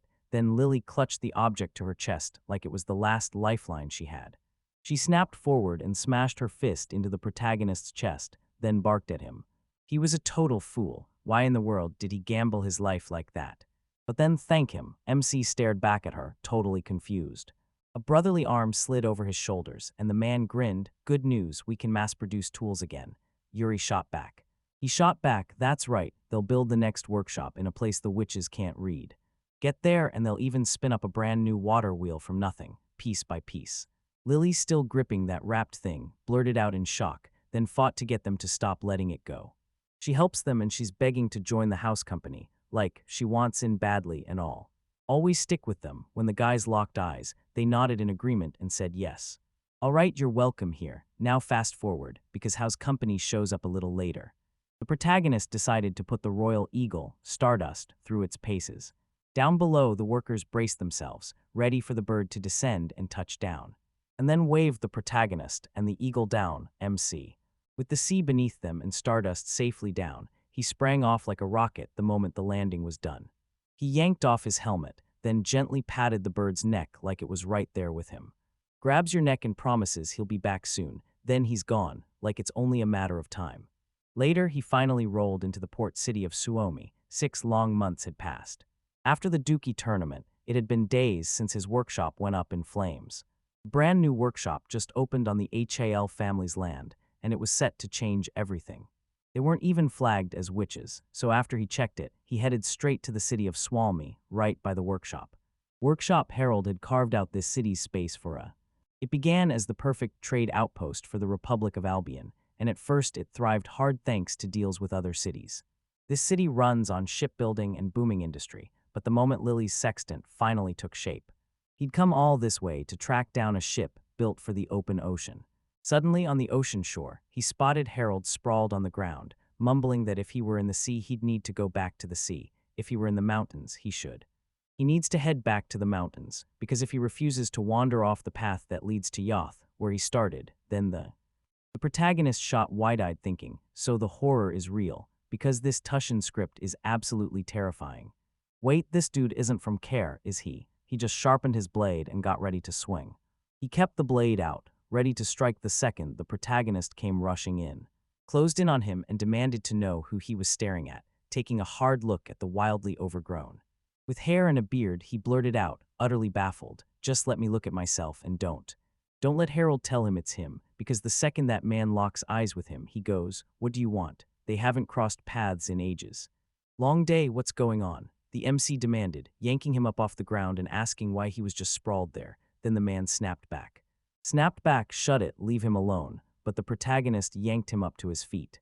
He grabbed him by the feet and barked for him to follow, then dragged him straight to a coastal tavern where the antagonist slid up to the table, ordered a glass of wine, and smugly said he'd finally drink in peace because he was treating him tonight.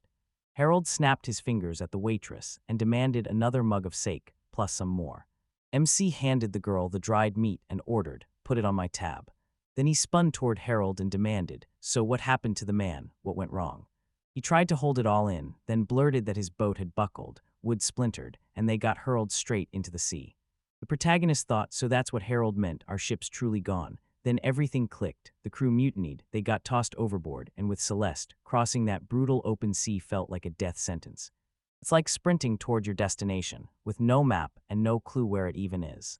The crew starts twitching with restless fury, then turns on the captain and navigator, until it's clear that's exactly how they got stranded and left to rot out at sea. Yuri pressed him on how they lived, and Harold snapped back that the spear got them overboard from the boat, and that's what kept them alive. The protagonist then worried if Harold was even breathing, and if so, did the dead old man somehow know where land was? That original boat hadn't spotted land yet, so it kept drifting across the ocean like a ghost ship, deadly weapons clattering inside. He swore the grind was real, and if there was one thing he knew, it was that he should absolutely be able to find himself a woman. Harold snapped, protesting through the shock, "I'm an I." He didn't keep women for fun. Every coin he had went into boat supplies, and there was no restarting now. He was finished. Yuri's mind spun in confusion as he grabbed his. MC's faith hit like a gut punch, so intense it barely let him breathe. A waitress stormed over, apologized for the delay, slammed the dishes onto the table, then vanished. MC nudged Harold, offering him a drink, some food. Food at last, something to drown out what he'd been through. If he skipped it, he'd have to take what came next. The man stared at the dishes, then blurted, shocked, "Wow, is that all he's got?" After a while of drinking, Harold finally crashed and passed out at the table, and the waitress bluntly said she could see his companion had already fallen asleep, so the protagonist hurried to apologize. And she told him, "I'll have to leave you there till morning." Right after that, he shoved himself up, drew his blade, and stared at Harold. Then the girl gasped, like the thought hit her all at once. She thought he meant to kill him, but the MC shut that down fast, saying it was fine and all he wanted was for his companion to look human. After that, tell her to bring him a broom and a dustpan. If she can, do it right. When he was done, he and the waitress both stared at Harold with proud, approving smiles. The man muttered something in his sleep, and the girl just listened. The girl stared at his bald head and smooth, clean-shaven face, then grilled Yuri, asking if he was really sure everything was okay. The protagonist leaned in and told her there was absolutely no reason to worry. Things had finally started looking up, and that look fit him like it was made for him. He even said he'd swing by in the morning to check how everything was going, only for the waitress. Beatrice told him, "Whatever you say," and the next day, when the protagonist finally hit the tavern, Harold just stood there, baffled, rubbing his shiny bald head. The MC grinned and said his head looked hilarious, but somehow it worked perfectly on him. Rage snapped through him as he stared in disbelief, screaming at how in the world this could have happened. Whoever he was, once his eyes locked on them, he'd rip them to shreds. Pieces, Yuri admitted it was a string of mishaps, and he said he was just relieved. Relieved that Harold was finally okay, he smiled, then told him, "Good luck with this new chapter." With those words, he turned to walk away and he waved at the man, and Harold snapped over, asking if he could spot him some money. Then the protagonist hit back with a question of his own: "Where did you even get so much extra money?" He was already plotting a brand new ship for himself. And yeah, he still needed. He needed an emergency stash in case he drowned, because he straight up couldn't risk lending anyone a single dime, and Harold blurted that out, then demanded he let him. He let him on board. This wasn't some rookie. It was a veteran who'd sailed to Albion Island about 6 times. The protagonist pressed him for the truth, and he snapped back. He couldn't risk his ship with a sailor who was drunk and drugged. Brand new ship meant fresh gear, and that new gear could pinpoint their exact location out on the high seas. This tech was their lifeline, the only way royal families could slip away to safety if a nation crumbled. And if you let him get drunk and start talking, you'll wipe them out for good. The Kerr would crack that technology in a blink and turn the lands they'd run from into a nightmare of terror. He treasured every scar and lesson from his life at sea, but right now, he just wasn't ready for what was coming. He had to lock this secret in tight, and he'd make his whole crew remember it too. Anyone who spilled a word, he'd put them down. So what was he really still going along with this under those terms? Harold didn't back down. He stayed stone-cold silent. Then the MC snapped his head around and marched off, declaring he was headed back to the capital. Maybe he'd hand the guy some silver if he could. Let him spend the next few days in the 7th year dormant, thinking hard about how he wants to live. At the night academy, the commandant strode up to Yuri and said, "Totally confused, you watch a man named Harold waiting by the door, like he's about to pull you into something you don't understand yet." To meet him, the shocked protagonist nodded, said he got it, and promised he'd be gone soon. Soon he couldn't help but wonder what Harold was up to, why he was stepping outside like something big was about to happen. Then the protagonist spotted Harold rolling in with another young guy, both rocking matching hats like they were a set. Yuri leaned in and asked him straight up how she could help. The man yanked off his hat and blurted out an apology, like he was begging you to help him.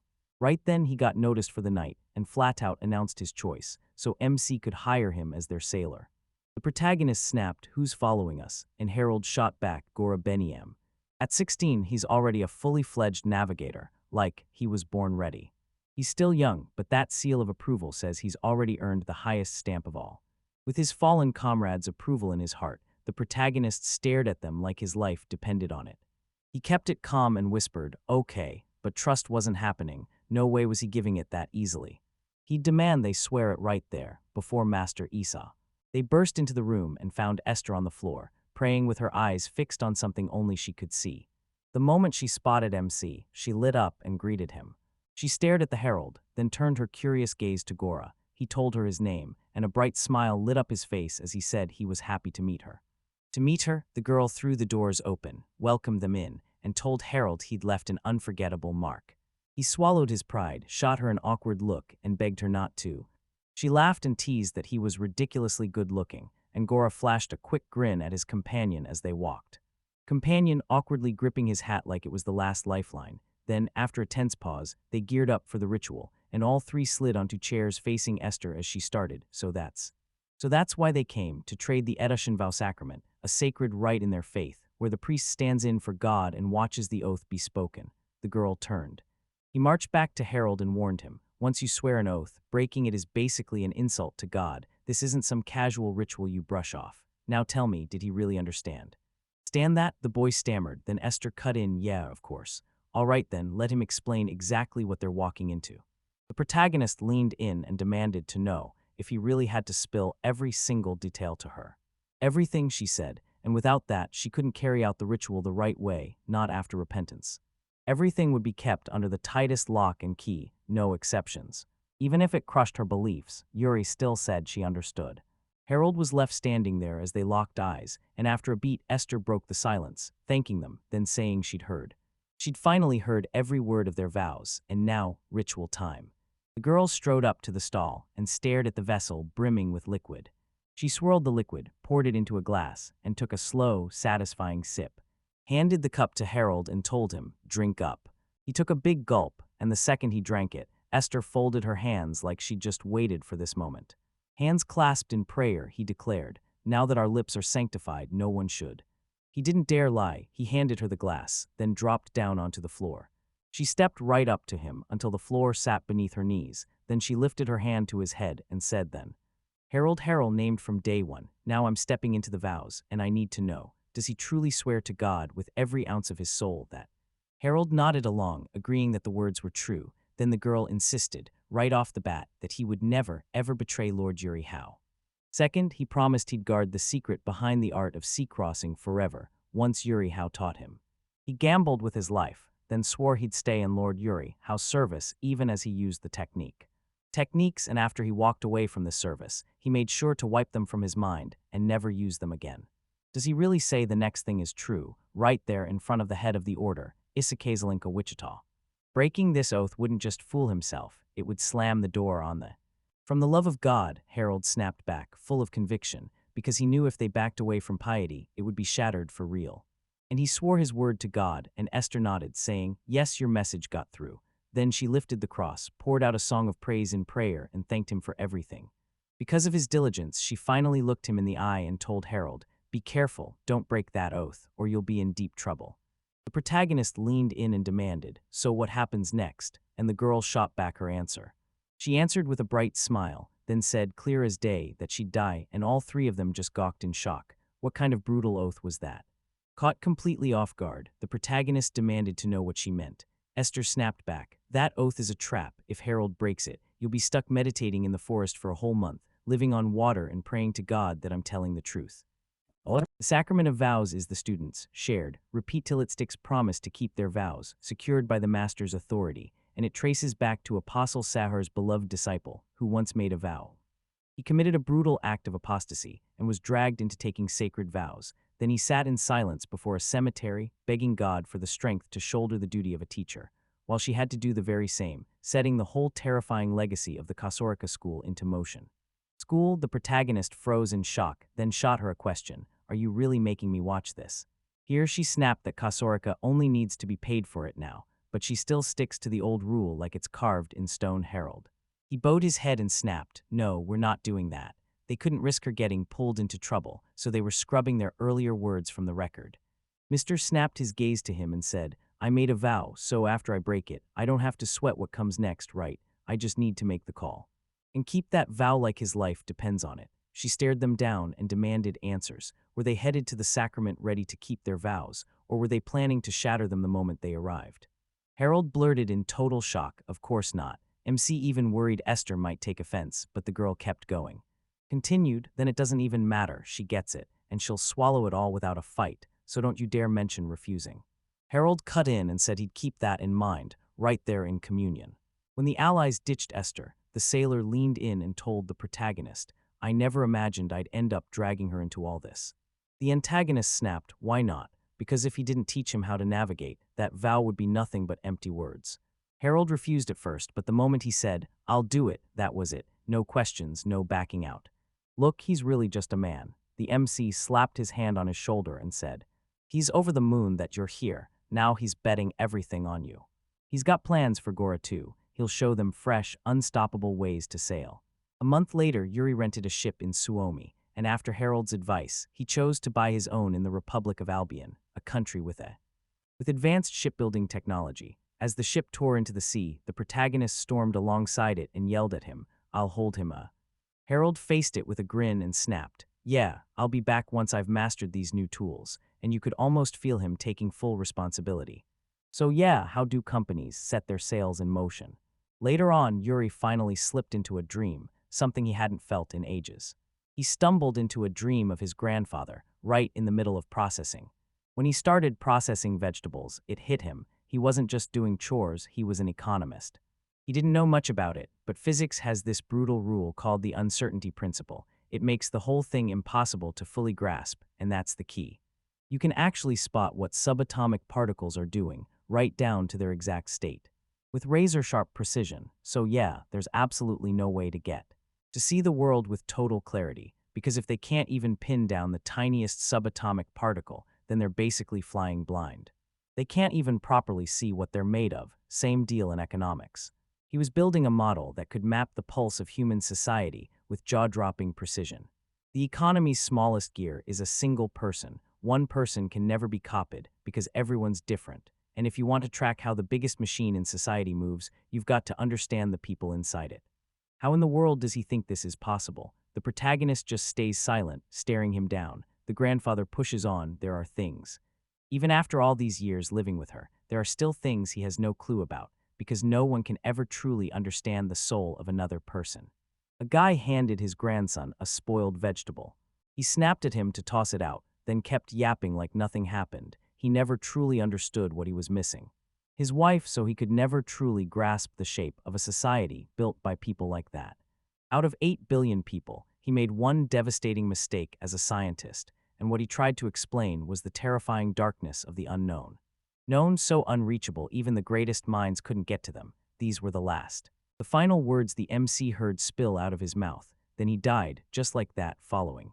Stepping right into his grandmother's legacy, he snapped his eyes open, ready to protect.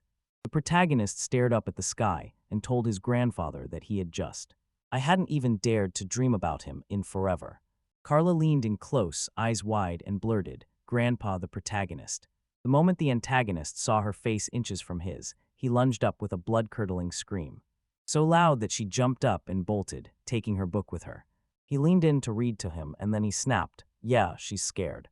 She shook him right to the core, because she'd been staring at him the whole time, hadn't she?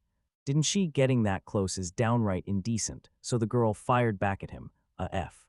For around 30 minutes, she'd kept her eyes locked on him, clocking every move, while the protagonist fumed with rage because she was royalty. She never had time for this, yet the princess snapped out that she was bored, then let slip she'd been waiting to ask him out on a date. MC snapped, "Why is she acting so careless?" He stared at the bed, insisting she'd done nothing weird while he slept. Right. Before he could finish, Carla erupted in a scream, and then no. Indignantly, she insisted she hadn't done a thing. No, she wasn't that stupid, so when he hauled himself up from the ground to apologize. But no time for any of that. He had to eat fast and get right back to work, so Carla sprang into action. She shot up too and said, "Then you can go eat with her. After all, she and her sister both sleep in the same dorm."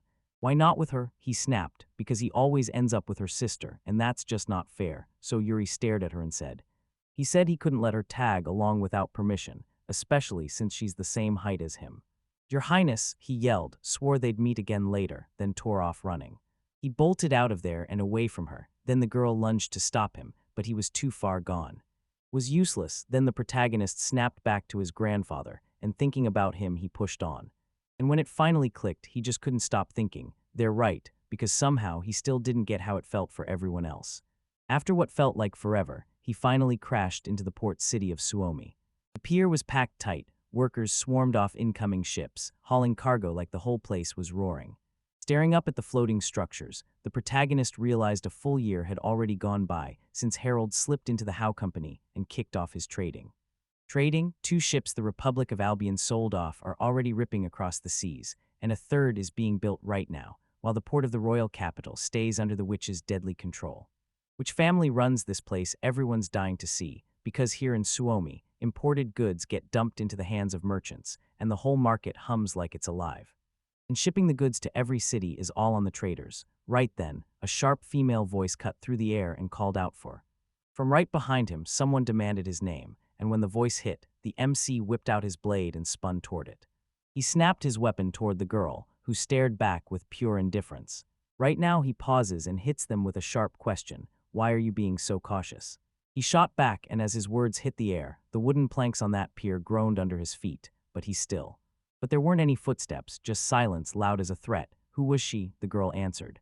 "The queen herself sent for her, so now he had to drop everything and follow right after." "Make her answer my question. Who is she really?" She flashed her weapon and declared, "I am the royal sword." With a clenched jaw, the swordbearer cursed in silence. The royal sword is the queen's elite unit, but they're cut off from every command. Only the queen can truly give the order. He can command it. This unit sits in the first royal guard, and the royal sword's mission is simple: guard the royal family and run the intelligence operations. They even dove into dark, subversive work. Once they arrived, the queen slipped them a black dagger that vanished into the night, setting them up for assassination. The protagonist blurted, "Yeah, it looks real, but if they really went through the trouble of sending the royals just to. A sword like a messenger, so did Carol do something she shouldn't have?" Something, she snapped, voice dripping with menace, because it was Her Highness's order.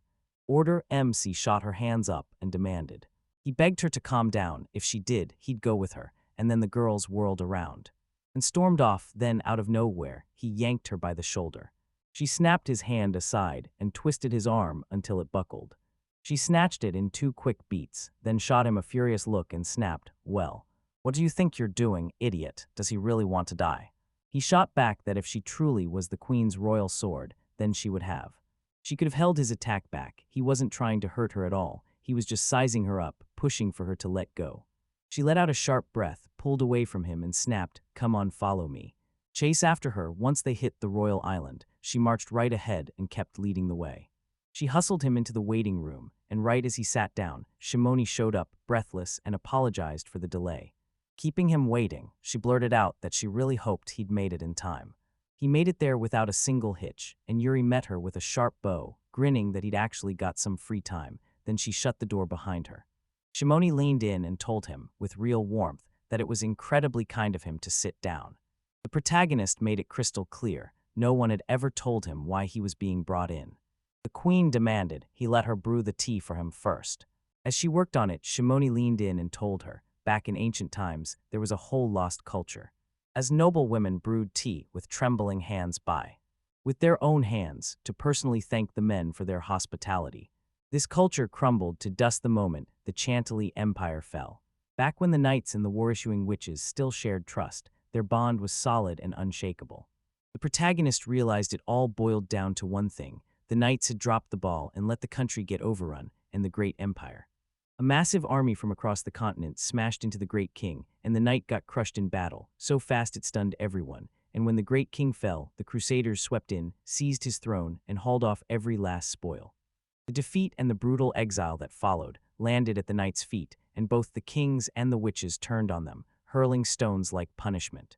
The knights puffed up with pride and started craving their own glory. Meanwhile, Shimon kept pouring steaming tea into mugs, one careful mug at a time. He said, "So that means he's a good student, right?" And she jumped in, "Yeah, you could say that." Then she slid him a cup of good tea. She beamed and told him, "Bon appetit." And once a few moments passed, she leaned in and said, "All right, business time." The talk snapped over to Kirchner, and Shimon leaned in too.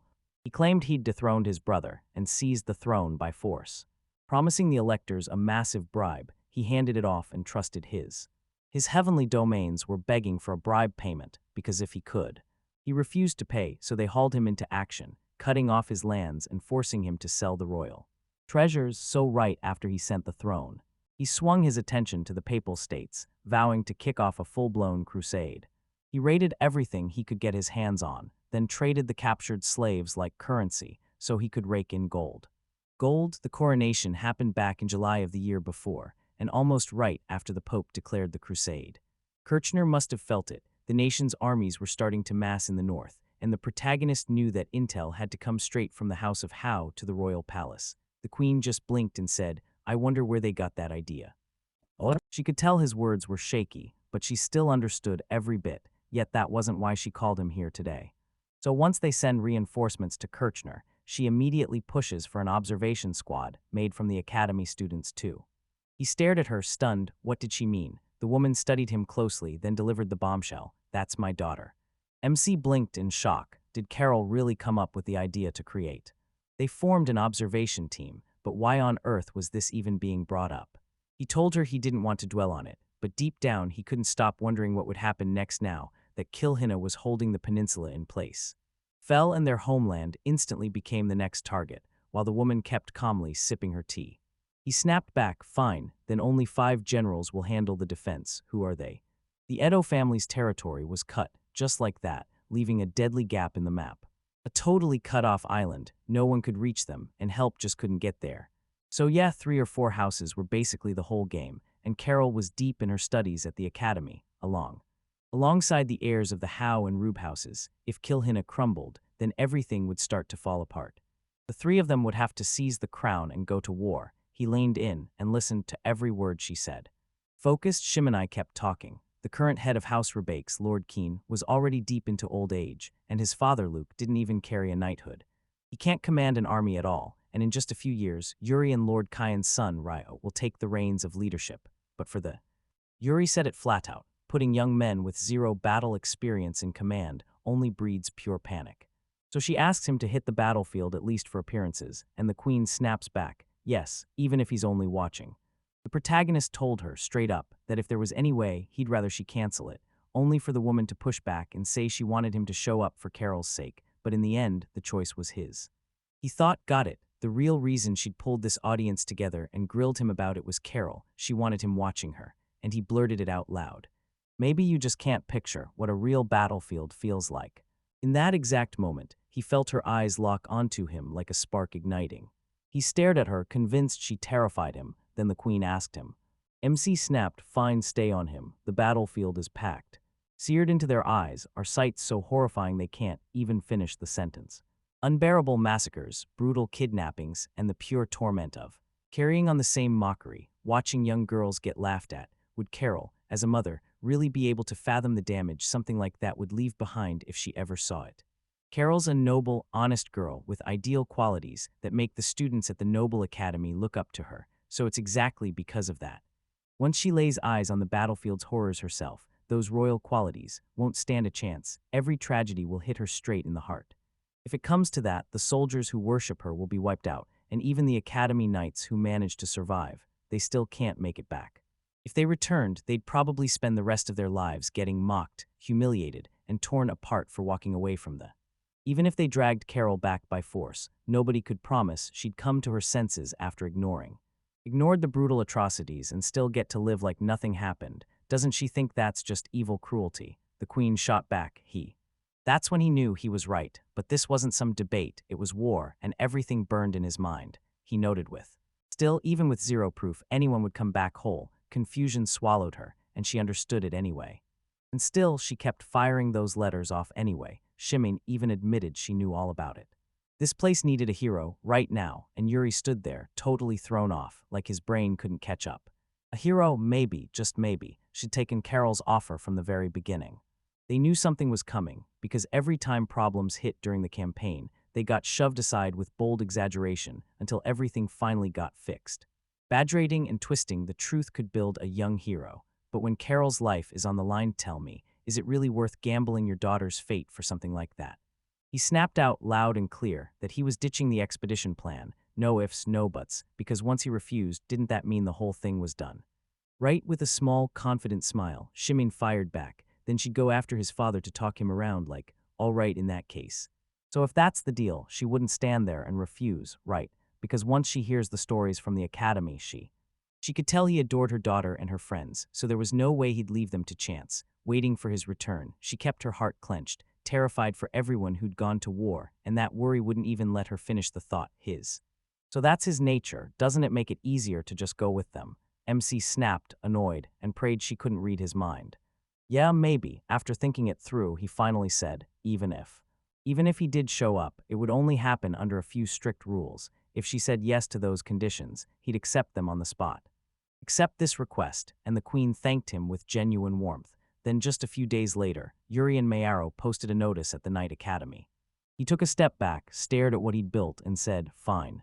All right, if that's how it's going to be. An official message from the royal family is hitting the students at the Night Academy. This announcement kicks off the search for volunteers to join the observation squad. On April 4th, year 223 of the imperial calendar, the decree rang out in Her Majesty's name. Knight Yuri Hao from the 103rd academic year is promoted to captain, and Knight Carol from the same class is named vice captain. And the senior kids from Oberdetachment are getting shipped off to serve in the army, so Miyaro grabbed his friend and congratulated him for snagging the captain's post. Yuri shot back that this was one of the conditions he demanded from Her Majesty for the expedition, even though Vice Captain Carol looked ready to explode. My arrow barked with a grin, already imagining her face, then leaned in and asked the protagonist, so what's the second? The protagonist answered in a heartbeat, shutting down the witch Eliza, the one who ran the patent department. Since she took the wheel, it's been non-stop chaos. Special assignments are on the table, but they come with a price.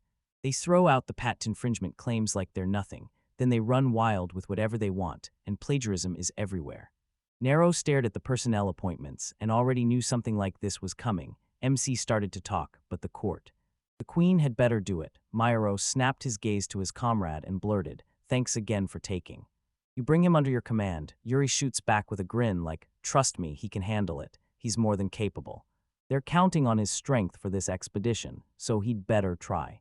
So whatever you do, don't become dead weight on the battlefield. If things go wrong, you've got to be able to hold your own. If someone he cared about got hit out there on the battlefield, he didn't know if he could just shrug it off, because that could mean real, brutal losses, so if there was any way, he would rather not take him. Myro pushed him forward and said, if I were in your shoes, I'd do the same. But don't forget, bringing Highness Carol back safe is the real priority, right?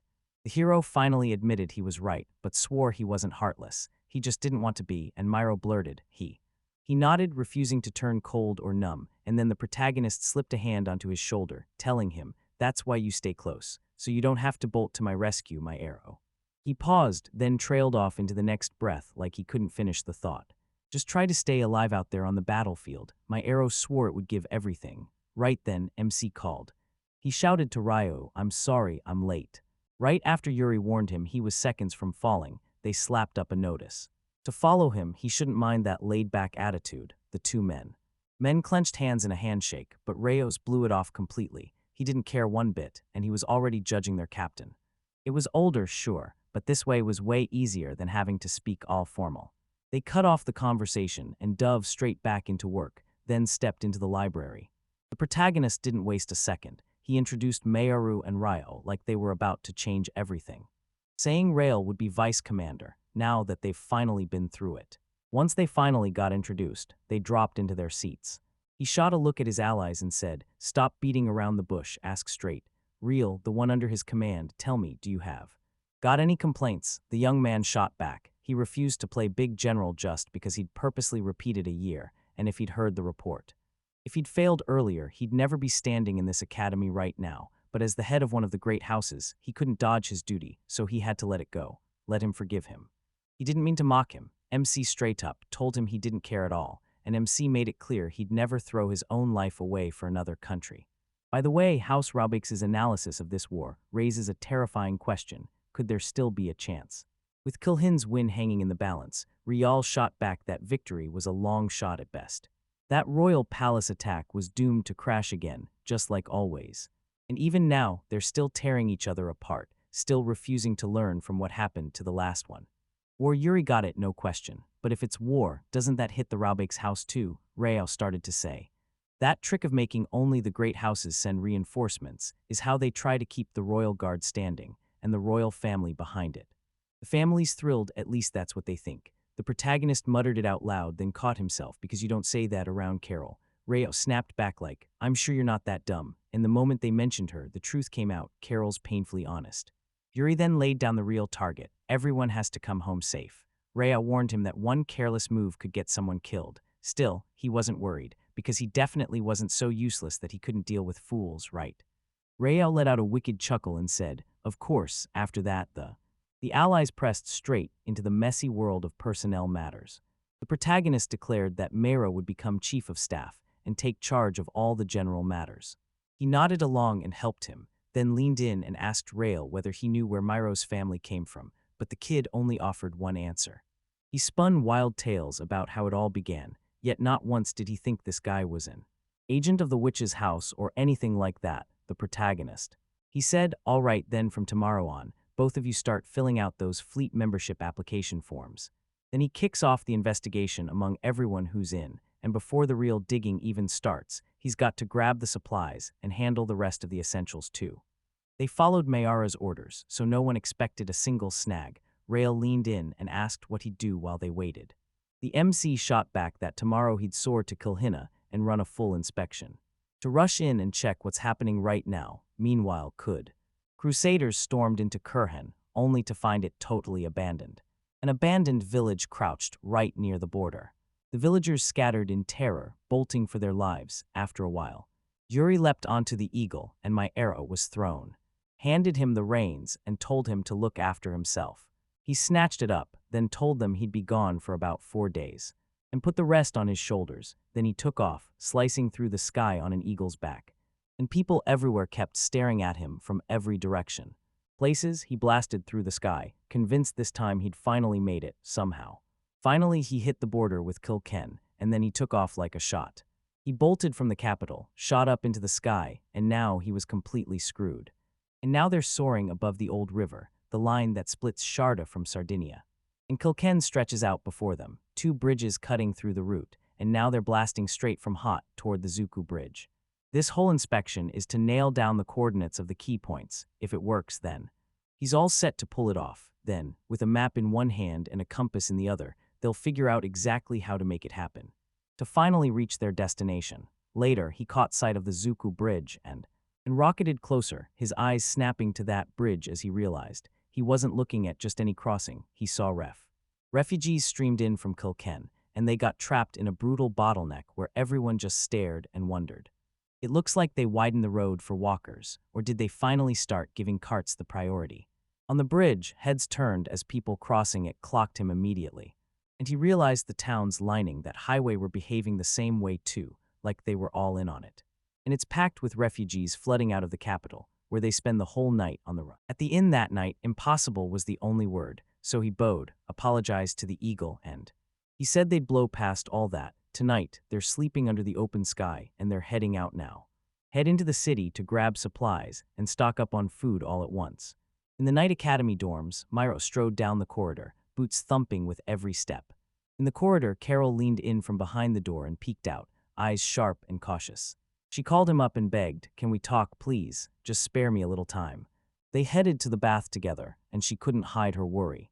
She said she heard he and Ryu were teaming up on jobs for the observation squad, and everyone around her just sat there like, why isn't anyone asking the real question?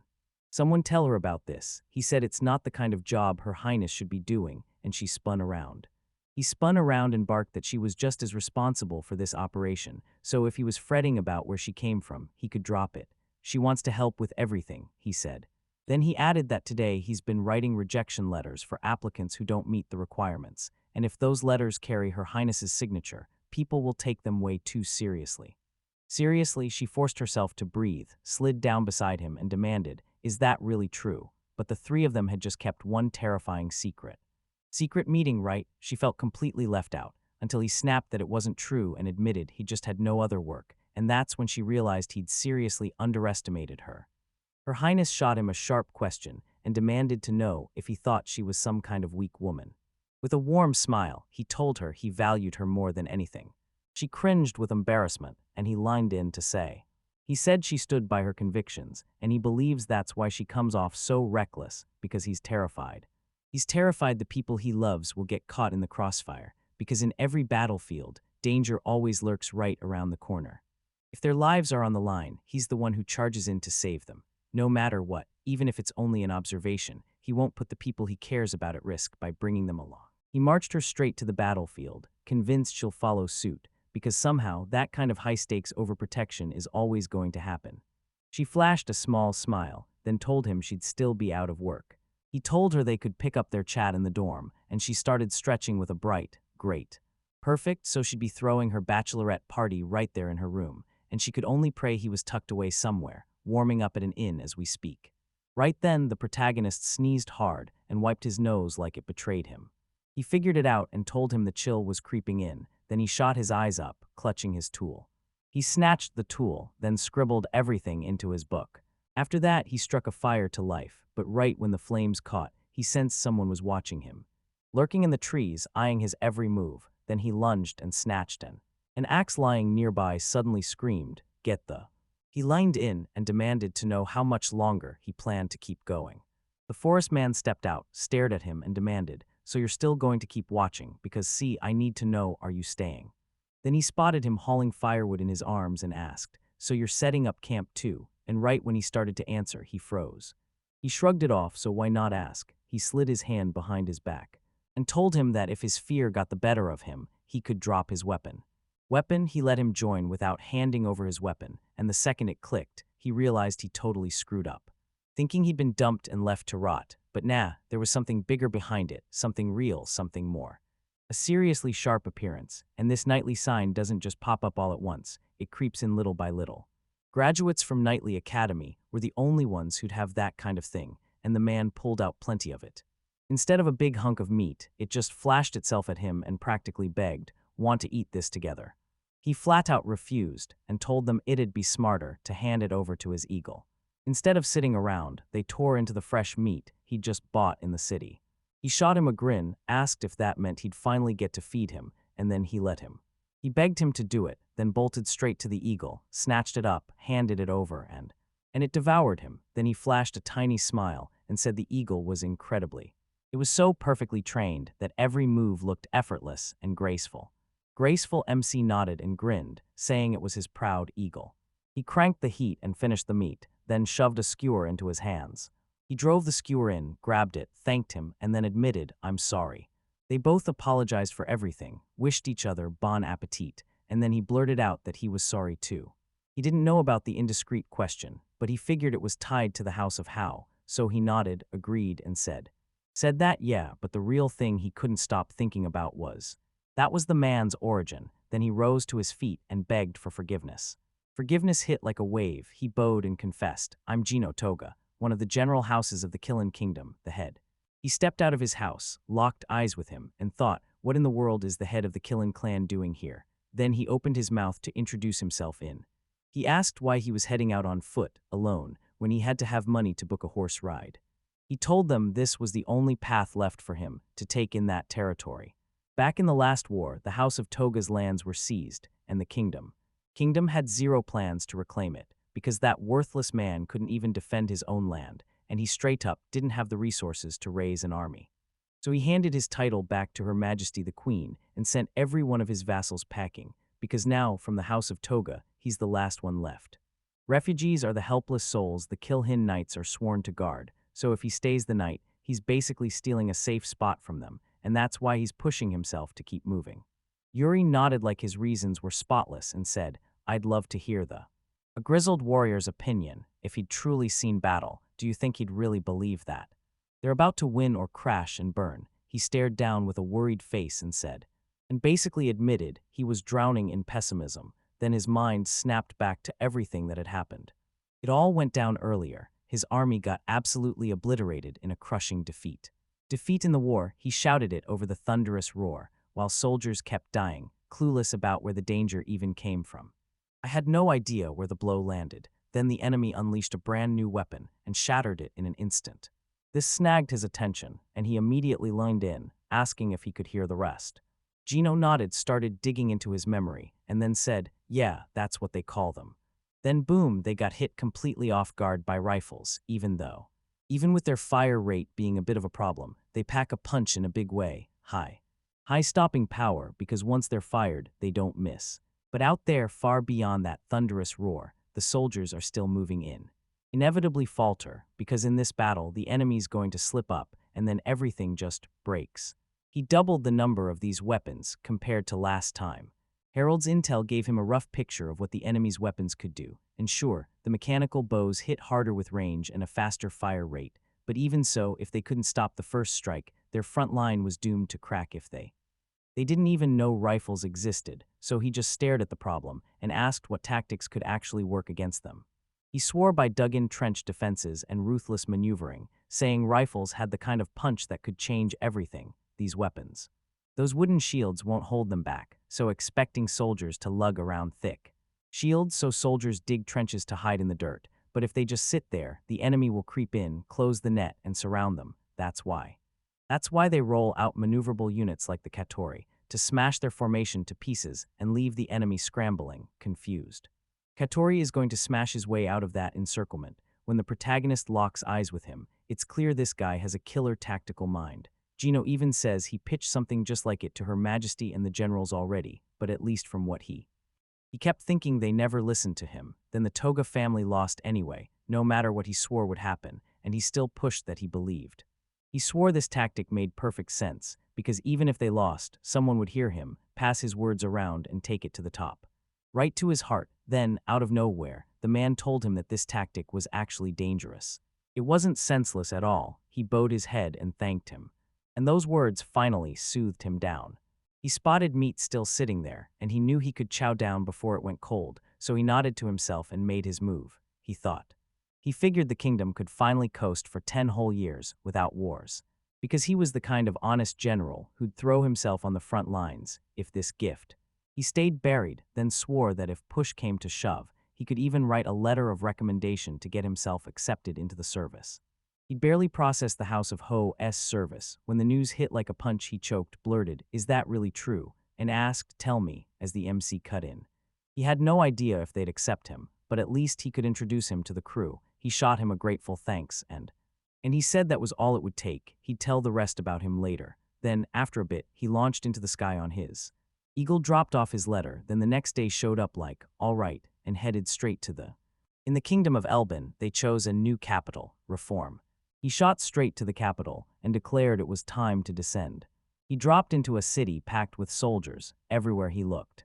Teenagers lined up to check their weapons, and then someone screamed for everyone to look. He screamed for him to stop, and that shout sparked.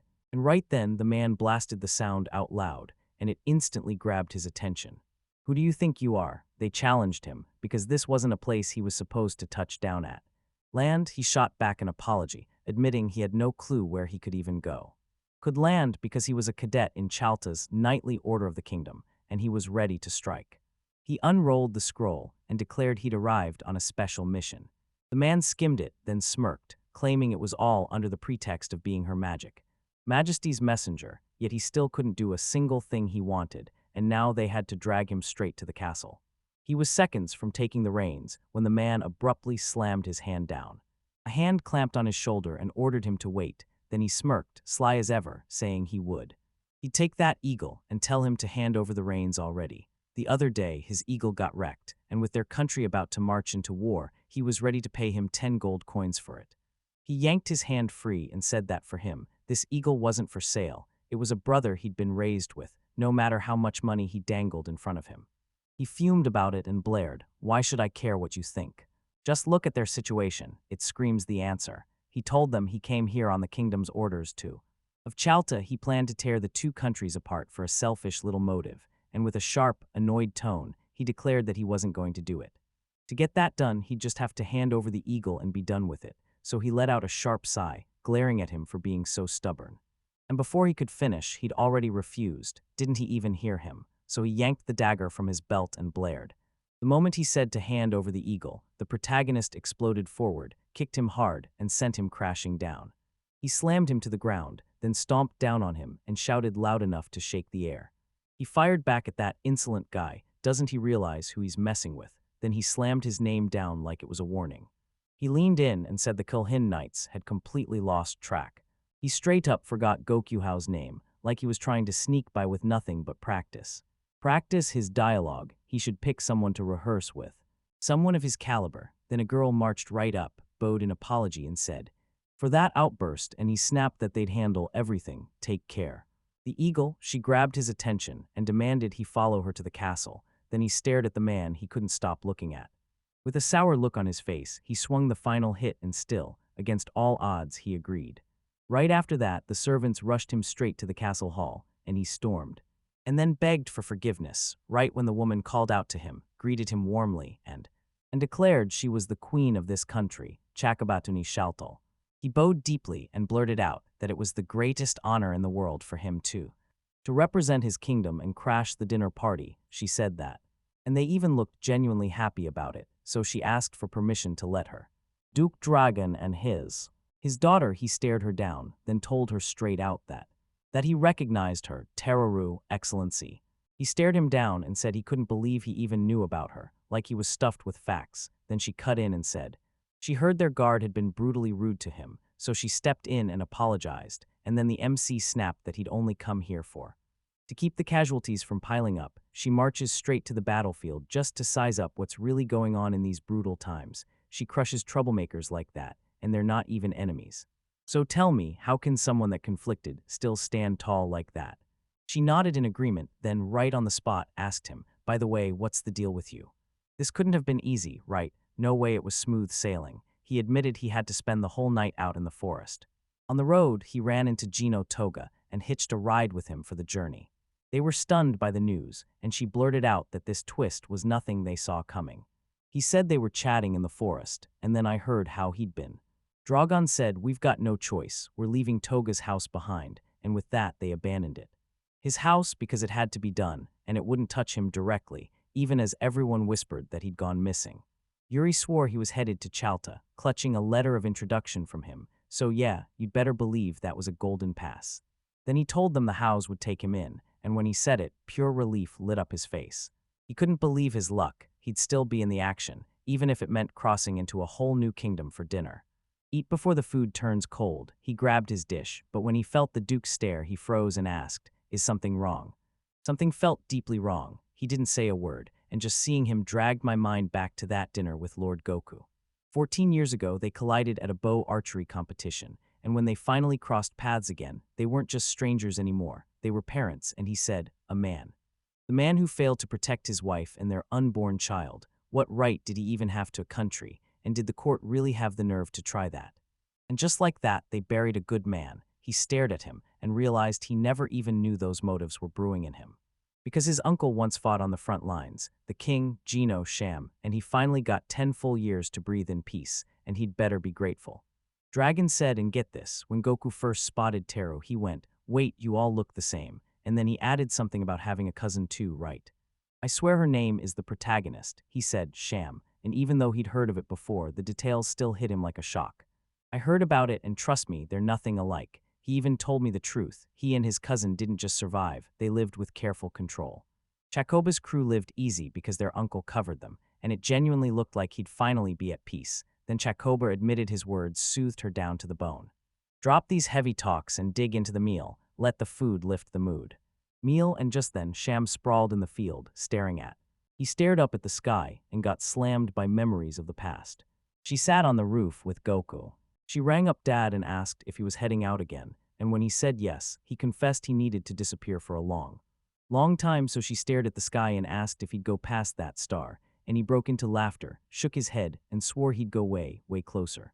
She looked him dead in the eyes and asked, "So when you're gone, will you be back soon?" He smiled and promised her this, no matter where he is, he'll always be with her. Lily rushed up to her and blurted, right in this moment.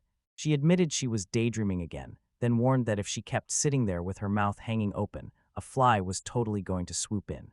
She flew in and said, "If you actually crunch the odds of something like this happening, it gets weirdly interesting." She glanced down and said her brother promised he'd be back today, then steadied her voice. Still, the worry in her eyes gave her away. He was worried too, but he promised himself he'd come back safe and sound. Then she spotted an eagle circling nearby, jabbed it out, and warned him to watch out. Sham jolted upright and sprinted straight at the eagle, bursting up to MC the second he touched. She burst back down to the ground, shouted his name at the top of her lungs, and leapt into his arms for a crushing hug. He blurted her name in shock, and she answered with a single word, then she said. He blurted that he was late, and confusion hit him hard, because he insisted he'd come back without even stopping at the hotel, and yeah, the whole time he was in a total rush. Lily pushed up to them and blurted that every single day she waited for his return, staring up at the sky, he muttered, "Welcome home." After a while, he finally reached the workshop where, right there, Koff and Harold stood watching him, and he said he'd gathered of them today for one reason, because they all know he's marching straight to the battlefield, and he just pulled out He wrote a letter and told everyone, just to be safe, he'd set up a will, naming his father as the heir. If he never came back, they were to follow it, liquidate the company, and tie everything up. He stared with a slight confusion, then admitted he truly might die, and that it would be awful to break the oath he'd sworn to Master Esther. He spun toward him, snapped "idiot," and said a cog like him couldn't even imagine what would come next. And next, they started snapping at each other in pure annoyance, and he shoved the letter into his. He slid into his inner pocket and warned them, if they couldn't get along, they'd never let him leave in peace, and the real nightmare hit, who would run the company while he was away. He called Koff and demanded that everything be handled exactly as he described, everything except the stuff Harold was overseeing. He had to move with total discretion, and on top of that, as Hao's newest business venture, he was ordered to print the sacred scriptures of the Isa religion. He was already planning to sell it across the continent, backed by the clanny, so he went straight to Master Esther. She struck a deal with the local bishop and got the transfer lined up, preached scripture at home and all, but there's a catch. Only the rich could shell out for handwritten parchment copies. Harold stared at the cheat scriptures on How paper. Those pages were selling like wildfire, and he couldn't stop himself from asking, will this get translated into the teacher's Watashi school version, or will we end up calling it Forbidden Books? He nodded, agreed, and admitted the teacher was worried about it too.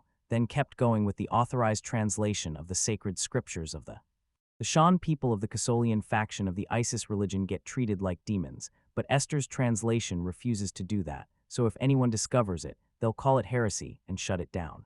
Still, even after the ban, suppressions drag on for decades, and a handful of copies somehow survive until one day, someone finds them and gets caught up in the teacher's teachings. He mulled it over carefully, so the Watashi school shouldn't be treated like it's preaching. This was an underground spreading of the faith, and Yuri nodded along. He shrugged and said he didn't care, so long as it sold, and then he handed him a mission that could change everything. He just wanted him to.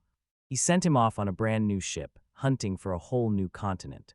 He nearly choked on his own surprise and blurted out that just earlier in Suomi, he'd said something along the lines of, "If the state's existence is ever threatened him and the royal family would bolt for safety before anything got worse." Did a place like that even exist? He nodded and figured the shape.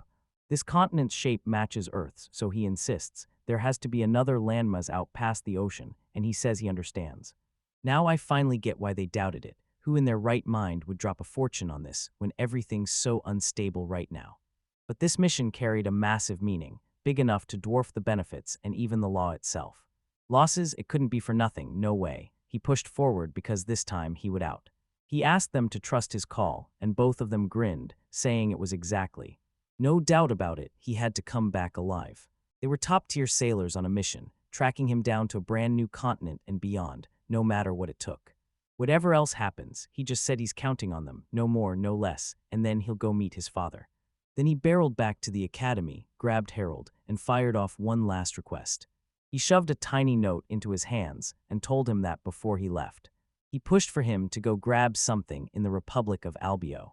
He bolted out of the workshop in Salboria as Suzuya shouted his name to stop him, right in the middle of everything. With a scowl on her face, she watched them close in, then snapped that ever since he'd come back, he should have checked on them first. After so long apart, he finally showed up, quickly apologized, and she lit up, saying she'd just brought Bayan-chan some ginkgo nuts, so you'll swing by to see us, right? At last, he caved in and nodded, telling her, "I'm just heading there right now." Her face lit up, "Great, then I'll hand you the KN." And they would have crushed the plan for T, too, plus his father would have seen it all. Spot him first, then later, he barrels back home, and with him, together with. Luke started peeling the nuts, then he shot a look at him like, "Go ahead, watch this." Shooting him a wary glance that said, "I'm not sure I trust you yet." He slid the letter into your side and said. He told everyone he'd heard it from Her Majesty, like always. So he's just doing whatever he wants again, without even checking with his parents, right? He said he didn't think it was worth stressing them out, then he tucked the letter. He dropped the letter on the table and told him not to stress about his parents. He didn't mind a thing, even if he was going.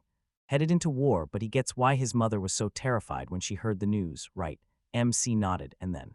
And he let out a heavy sigh, saying he needs to think about how the parents of the boy he's suddenly putting in his hands must feel too. Suzuya marched up to them and apologized, then said, "We haven't eaten together as a family in forever," and told them to keep those talks where they belong, back in the office. Luke shot her an apology as she set the plates on the table and said, "Jinko skewers and buns with." He nodded at the salty butter, then dove in and started eating.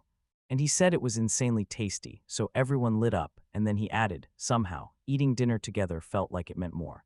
Cramped in that tiny kitchen, they got hit with a rush of memories from the past. That hit him like a wave of nostalgia, and suddenly he remembered his. Through his childhood memories, he smiled, shot up from the table, and blurted out. He flashed a grateful smile at the treat, and then, right on cue, it was time for him to get to reading. To get back to the academy, he spun toward them and shouted, "Hey." He barked that he'd be back for sure. They lit up the moment they heard him and turned their attention straight to his face. A month later, Yuri figured the volunteers had been narrowed down to around 60, and they formed the observation team. They split into a squad of Royal Eagles and shot through the sky in formation. Shot across the skies, and a supply squad rolled in carrying some. He loaded up the supplies, hit the roads, and rode straight for the kingdom of Kilhin. Ryo took charge of the supply squad, and everyone knew he'd be deadly accurate in the lands of Kilhin. And yeah, Dragon Godwin was coming along too. They stormed into action with roughly 30 volunteers right beside them. Mayaro was thrown in as his advisor and the supply detachment. On top of what Harold asked for, they hauled a bunch of their luggage too. They were told to meet up with them at Nika village, the place that was about to change everything. A few days after that, the detachment space kept echoing in silence as everything changed, right up to the moment the deta. A squad of royal eagles, led by him and Carol, tore off and flew away together. Sibiak tore off and headed out, and later, boom, they finally hit the waypoint, Mashar. They all hit the ground at once. He leapt down, shouted for Stardust, and demanded to know if he was worn out. She dropped down like an eagle's shadow, called his name, and told him the news, right on cue, they'd finally reached the waypoint. So he wouldn't get turned around. He'd flown reconnaissance ahead for a reason, he said, because anyone could read a map and use a compass. After hours in the sky, his body finally froze solid, and her lips turned numb too. Her skin turned blue, and embarrassment hit her so hard she blurted, "Everything's fine." That's fine, no alarms, no chaos. Her hands started to tremble, and he just let out a heavy sigh before saying that. No need to stiffen up just because the soldiers were watching. Those kids just take roll. Call them quickly and sprint to the finish line to collapse and rest. Later. The night slammed down, and every last night showed up at the inn together. She pounded on the door, warned him she was coming in, and told him he'd been ridiculously thoughtful. Then she grimly admitted that the war was driving everyone out of the village. He didn't just set up a place to stay. He stocked it with servants and supplies, right? He even said, if we have to run, we'll still need money. And then he paid them a fortune so they'd better do their jobs well. She told him, oh, and that servant has something to talk to you about. Then he burst into the room, blurted out what he knew, then demanded, does that bear show up here a lot? He said it with a worried stare, like it had just stolen a bite of their food, because they'd already set it there to eat. Eagles, then the rest got bound outside, because if a bear ever lunged in, it could get nasty fast, and that's why they want to station a guard, but they're just helpless peasants with zero weapons, so can he spare his spears and let them defend themselves? He said with a heavy pause that they couldn't lend a single spear, the knightly orders pried, so they'd have to stand there without them. Stangard stilled. He stared him down and demanded, are you sure you want to make this call? Then he grabbed the case. He looked relieved and said everything was fine, then promised he'd go too. He slung it over his shoulder and added that he wanted to as well. He set out to hunt a bear, and not long after, he stepped outside with the other knights. They struck a flame, then split their focus, eyes scanning every direction like something out there was about to move. Carol was desperate for sleep, and he clocked it instantly, and he shot her a worried look, asking if she was okay today. She finally had something solid to count on. She tried to shove the idea of sleeping in that room onto him, but she snapped, no way, that won't work. He shot back that if, at the decisive moment, if both commanders are worn out, they'll fold and become useless, and that can't happen, not with the guards about to. Would finally settle into the shifts, she agreed at last, right as everything was happening. Right then, the knights snapped their attention to something lurking deep in the forest. Panic hit them when a giant bear barreled into view. Bursting out of the forest, she snapped a warning to everyone, then called the MC by name, and he surged forward with She slammed her point home with a case in hand and blared, you need to command on the spot, the knights formed a tight line in front of the bear, and fear hit them so hard their courage nearly broke. He got worried because it was absolutely huge. He yanked a weapon from the case and shouted at the top of his lungs. He barked, make way, and then he stepped up and yanked out a gun. He lined it up on the bear and fired, right as the shot hit. The animal let out a brutal roar, and every knight in sight clapped both hands over their ears. The thunderous roar hit them like a punch. They snapped their heads toward the noise, then the bear whipped around, staring them down. They craned their heads, then bolted into the forest, pulling everyone's attention with them. Then he whipped around to them and boomed, hey, are there any hunters around here? A hunter and his dog sprinted up to him, and he blurted out that he'd inflicted But the bear took a brutal wound, and it's not long until it drops, dying from. Because of the blood loss, you should put the dog on the trail, butcher the carcass, and drag it back. He nodded and shoved the dog On the trail, the knight's captain strode up to him, right there in the dust. He grabbed his attention and demanded to know if this was a care weapon, because he just dropped a bear with one shot, dead on impact, and now everyone was freaking out. How on earth did it even work? They pressed him. Yuri, looking a little annoyed, nodded and promised he'd break it all down for them later. For now, they split up and headed in different directions, until, after a while, they finally pulled up at the evacuation point they were told to reach. In the Nika village zone, he stared ahead and convinced himself that within days the detachment of royal eagles, which he leads them straight into this village, turning it into their new base. Then they managed to tie themselves in cleanly with a subpoena too. Ryu rolled in by land and took command, and the moment his detachment arrived, they started massing outside. Then he shoved a gun into your hands and told you, "This is the newest weapon on the market, you better be ready." Teppo, what their current enemy, the Kur people, is using, was built by the engineers of the Kurun Empire. Empire was a follower of Kakoru's teachings, and they wielded lead bullets in gunpowder. Spark it and it flares up, because you light the gunpowder and it burns. Strike a match in a closed room with gunpowder and it'll rocket into an explosive burst. This stuff ignites fast, then burns with unstoppable fury. They pour in gunpowder and a lead bullet, then slam everything down tight with the supplied clean compactor into the barrel.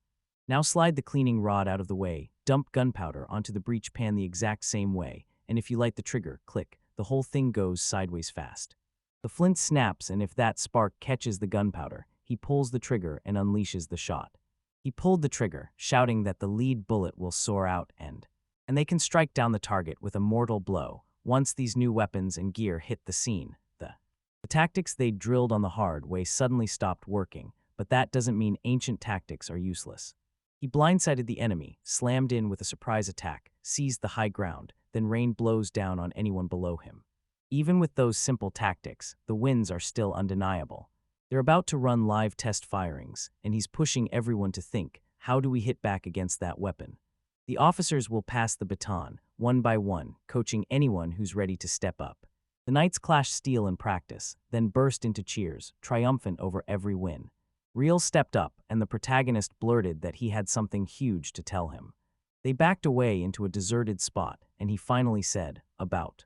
He was about to head in for a short reformation, because if he didn't, he'd never get to confirm exactly when the battle was going to kick off. Didn't mind at all, he wanted him by his side, and he told him, "Yeah, I get it, I understand what was." If the real princess of Yakoku country showed up, they'd roll out the red carpet with a massive reception. During the war, that would spell disaster for the enemy. Miyara was born a witch, so when trouble hit, she'd have. He snapped that it would be better if they left him with the Rube family, swearing it'd be calmer, and that they could squeeze answers out of the old lord too, since there should be a camp of that family nearby if he was the. He was already there, and everything was about to speed up. He'd chat with those two, and they'd all be gone the day after tomorrow. He shot him a wave before he vanished, swearing he'd start prepping right away, and then he just stood there, frozen in place. She peered into the dark alley, snapped, royal sword, and ordered her to quit eavesdropping. Come out, she didn't just watch, she also kept a sharp eye on. Carol caught every word. She told him she'd stay here, and that he wouldn't interfere with her. She wrapped up her work and finally grabbed back control. She insisted she could do whatever she wanted, and even said her duties didn't take that choice away. And he kept his eyes on him too. Sure, he was sharp for a subordinate, but there was always that nasty chance he'd flip on the mistress. He wore a serious face and realized it all made sense. This royal sword vibe was strong, so she trusted no one, not even a single soul, besides the royal. The royal family, him included, probably doesn't see her as part of the general's inner circle, and they sure don't trust someone like her. He said it was her right to not trust him, but that would mean she was doubting her mother's judgment, right up to the point where the sentence trails off into her ma. Her Majesty believed in him with her whole heart, trusted him without hesitation, and she flat out said it wasn't her call who anyone should believe and her. Who should take the blame, and that lady wasn't getting a free pass either. He said maybe she had a point, but if she didn't stop acting so. If she's a lowlife who's ignorant, then she should just listen. Then this girl spun on her heel, started walking away, and snapped that she was. She always kept her eyes on him, and after a while, MC. Rial and the rest of them shot through the sky straight to the royal capital. Capital of Reformation. There's this camp run by the House of Rubikes, where everything starts to go off the rails, and trust gets put on the line. It crashed outside the castle walls, and slammed down right there. He ran straight to him, shouted his name, and blurted out that he was appalled. He swallowed his pride and apologized for making him wait.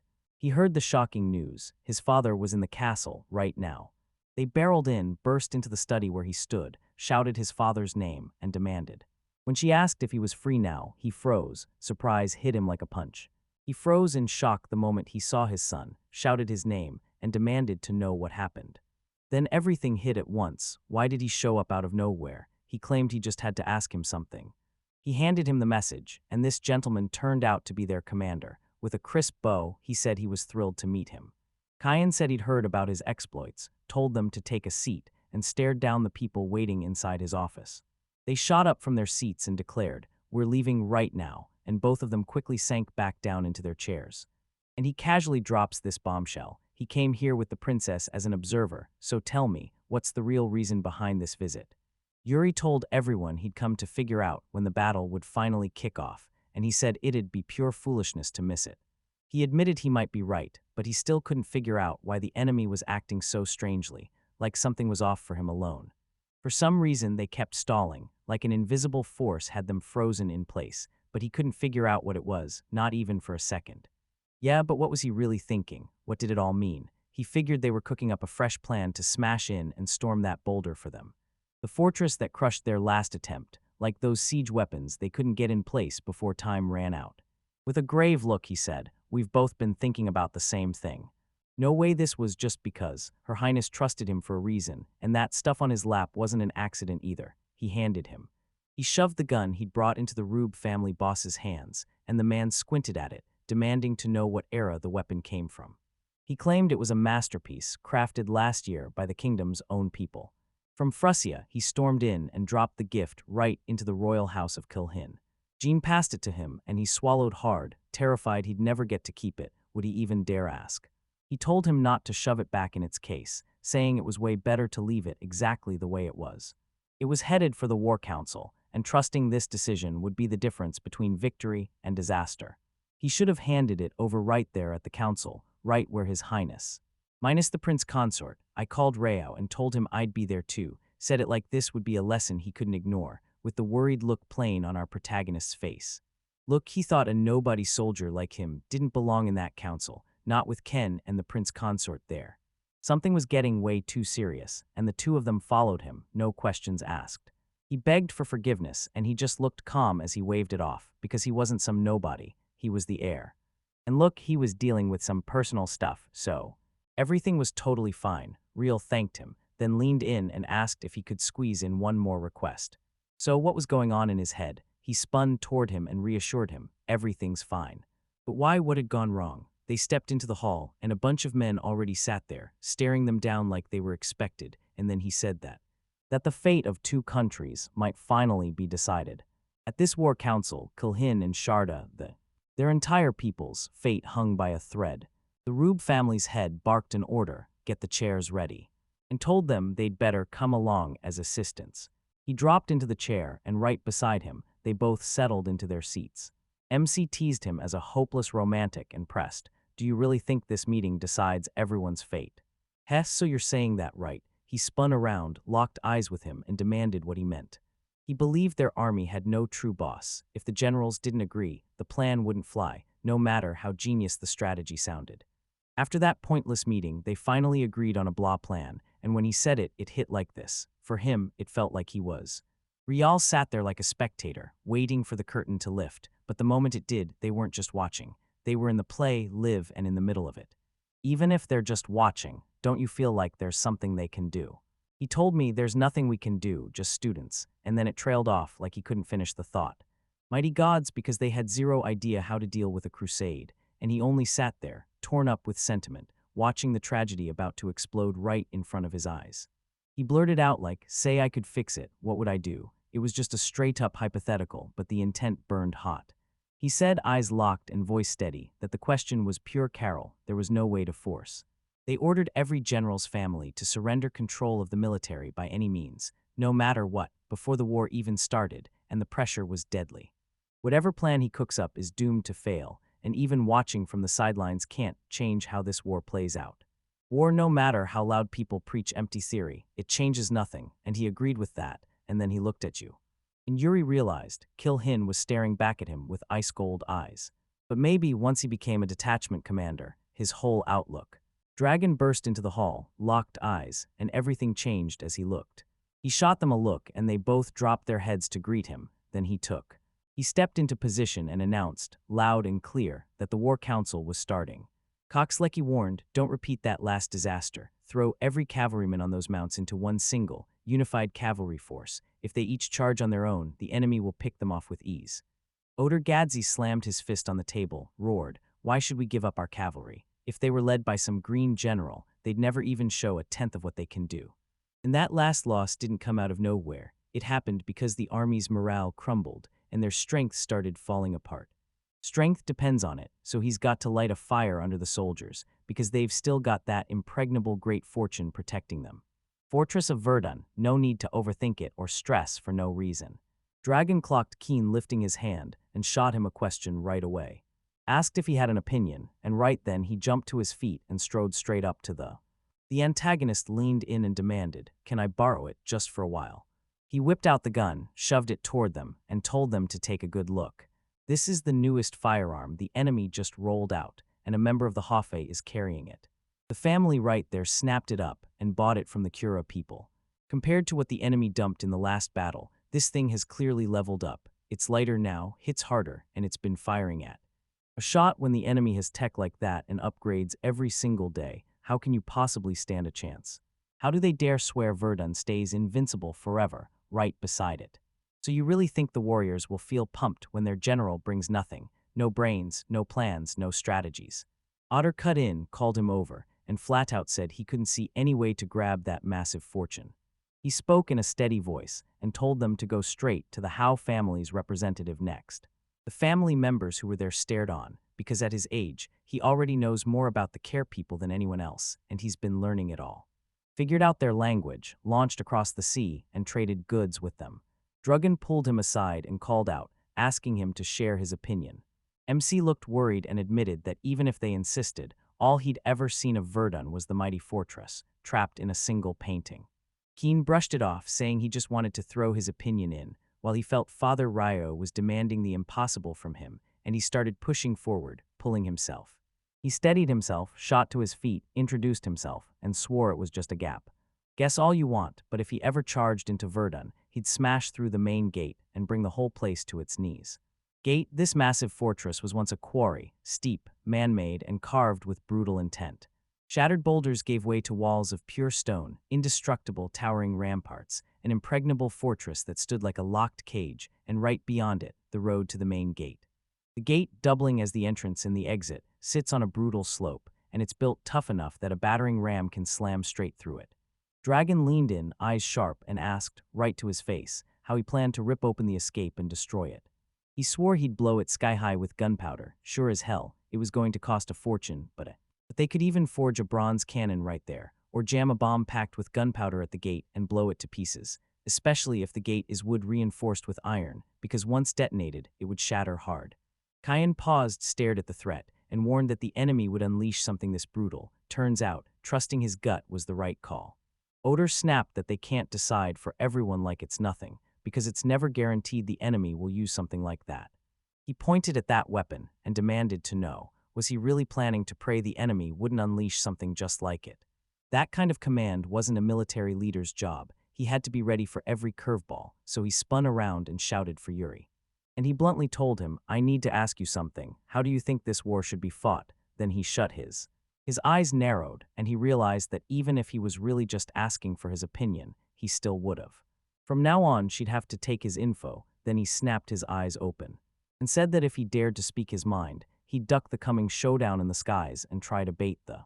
They herded the enemy into the forest, because their power lives in how many rifles they can fire. Out in the open, with clear sight, they're deadly, but among thick trees the line of fire keeps getting chopped up, so those rifles can't really bring the fight. They won't be ineffective, because their edge is iron discipline over the enemy, and with eagles as their messengers, they can crush forest fights with an advantage. He also insists they leave only a lean force in Verdun, then march into the woods and wait for winter. Otter wore a smug sneer as he demanded, what are you even talking about? You mean that proposal to? Fleacock snapped at him that he'd been way too brutal toward the Howe family rep, and they both spun. Drogon snapped around and blurted it out right when Lord Kyan said that every path had to be weighed, because if you missed even one, the war couldn't be won, and the Lord's take mattered most of all, especially for the protagonist. They bowed and said, call this the delirium of a young man, ignore it, and we'll back down. Then he called. He fired off a call to His Highness, swore he'd brought the gun as an offering, and begged him for it to finally be accepted. Then, just a week later, he was soaring. He rode through the skies on an eagle, surrounded by a whole swarm of cavalry. He peered down at the camp below, and his mind started turning. Turns out it wasn't just random. This was the enemy camp, and they'd slipped in to scout the area right before the war exploded. The war kicked off, and the moment they appeared, Power poured out of them like royalty. Killing intent crashed through the air. No way bullets could possibly reach someone at that height.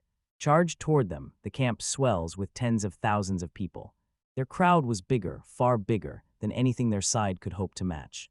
He snapped the flag up, and his mind already sprinted to what today would. They'd grind through this, then roll back to base over the past few days with the troops.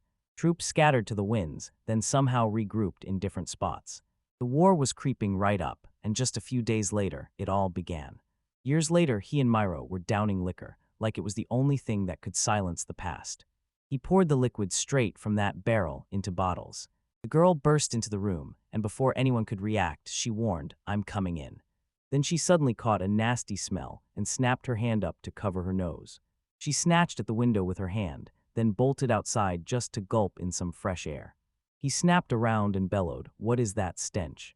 What are they doing here?" He snapped his head toward her, threw out a quick apology, and swore it was just the smell of mineral oil. He couldn't explain it fast enough. Purified only the flammable fraction, light oil from crude oil, then poured it into bottles and went on to craft.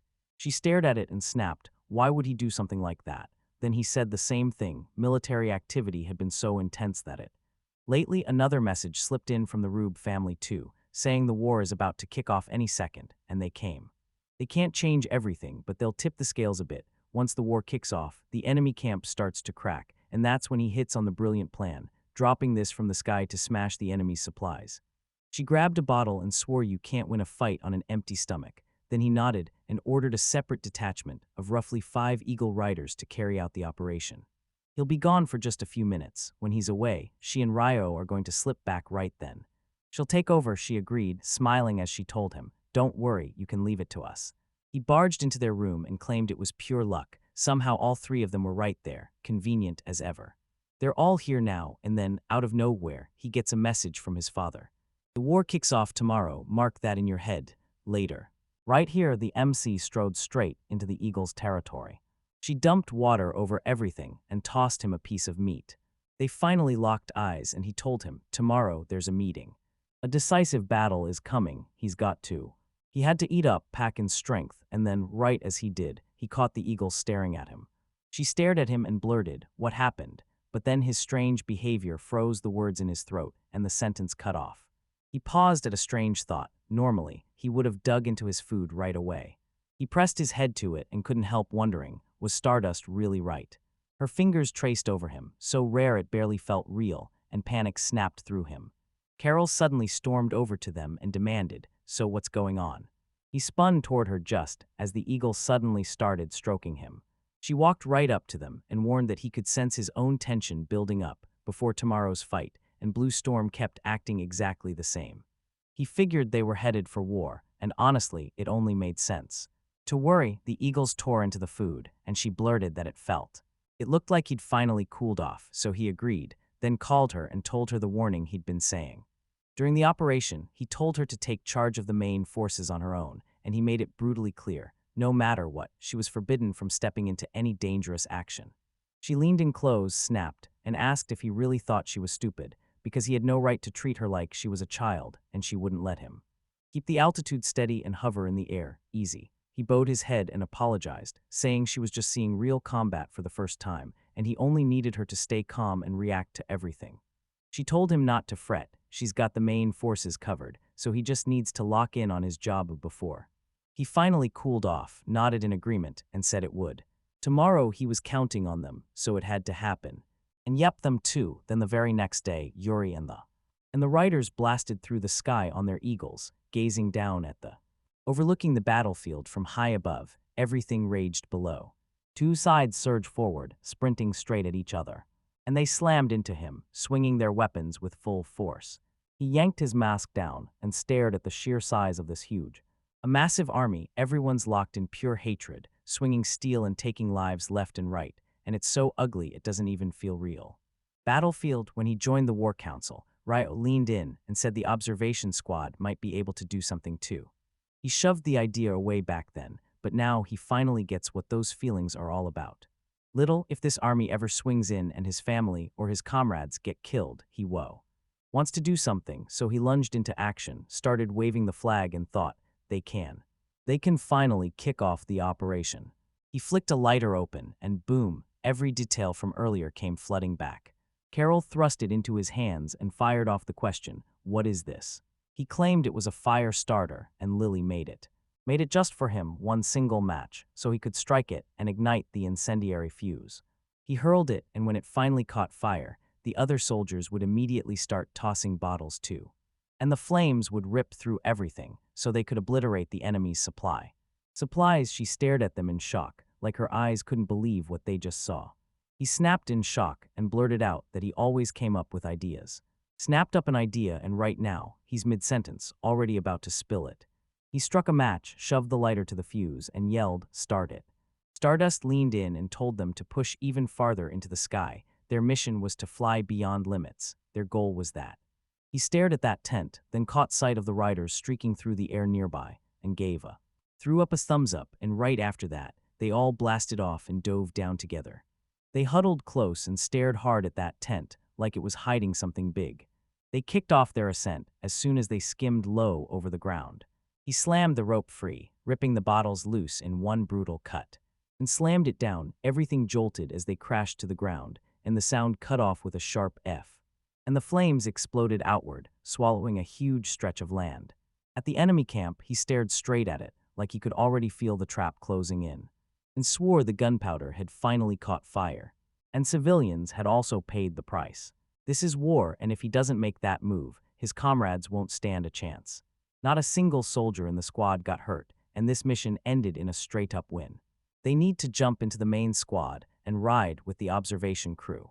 That was a pain in the ass, but the damage it unleashed made every second worth it. And at least it helped a tiny bit. How this fight will end is the question, but the big goal right now is to confirm. Lock in the result and make sure everyone heads back to Chalta. No hesitation, no excuses, without. He refused to let the losses pile up, and then he saw the Knight's eagles start flying, wrong, like something in the air had shifted. Feathers were exploding through the air everywhere, and he couldn't help wondering. He couldn't stop wondering what the heck was happening there. He's totally stunned when he spots his opponent, and then it hits him, like the next move is already here because one. He couldn't shake the question of why a dragon had shown up here, so he snapped his head around, scanning the area. With a worried face, they stood there, stuck on the thought that they couldn't shake. They surged in to take Carol down, and he launched into the sky, flying straight. He came barreling toward them, stunned by how totally unexpected it all was. Turns out the enemy already had traps set up, so yeah, we're walking into the danger zone. Countermeasures against the royal eagles, plus the other eagles, are going to get involved too. They're not just protecting her anymore, they're wiped out completely, so drained they can barely even. In not even a minute to breathe, our protagonist shot higher into the sky. Snatched the spear, locked eyes with the dragon, and barked, "Star." Stardust in hand, he leaps into the sky to get there. He raced toward the dragon, and his eagles slammed into it like blades with. Claws tore in, then right after, he snapped his arm forward and thrust the spear slipped right between the dragon's crushing scales, and, with a brutal kick, it shoved even deeper, unleashing a brutal attack that made the dragon scream in agony.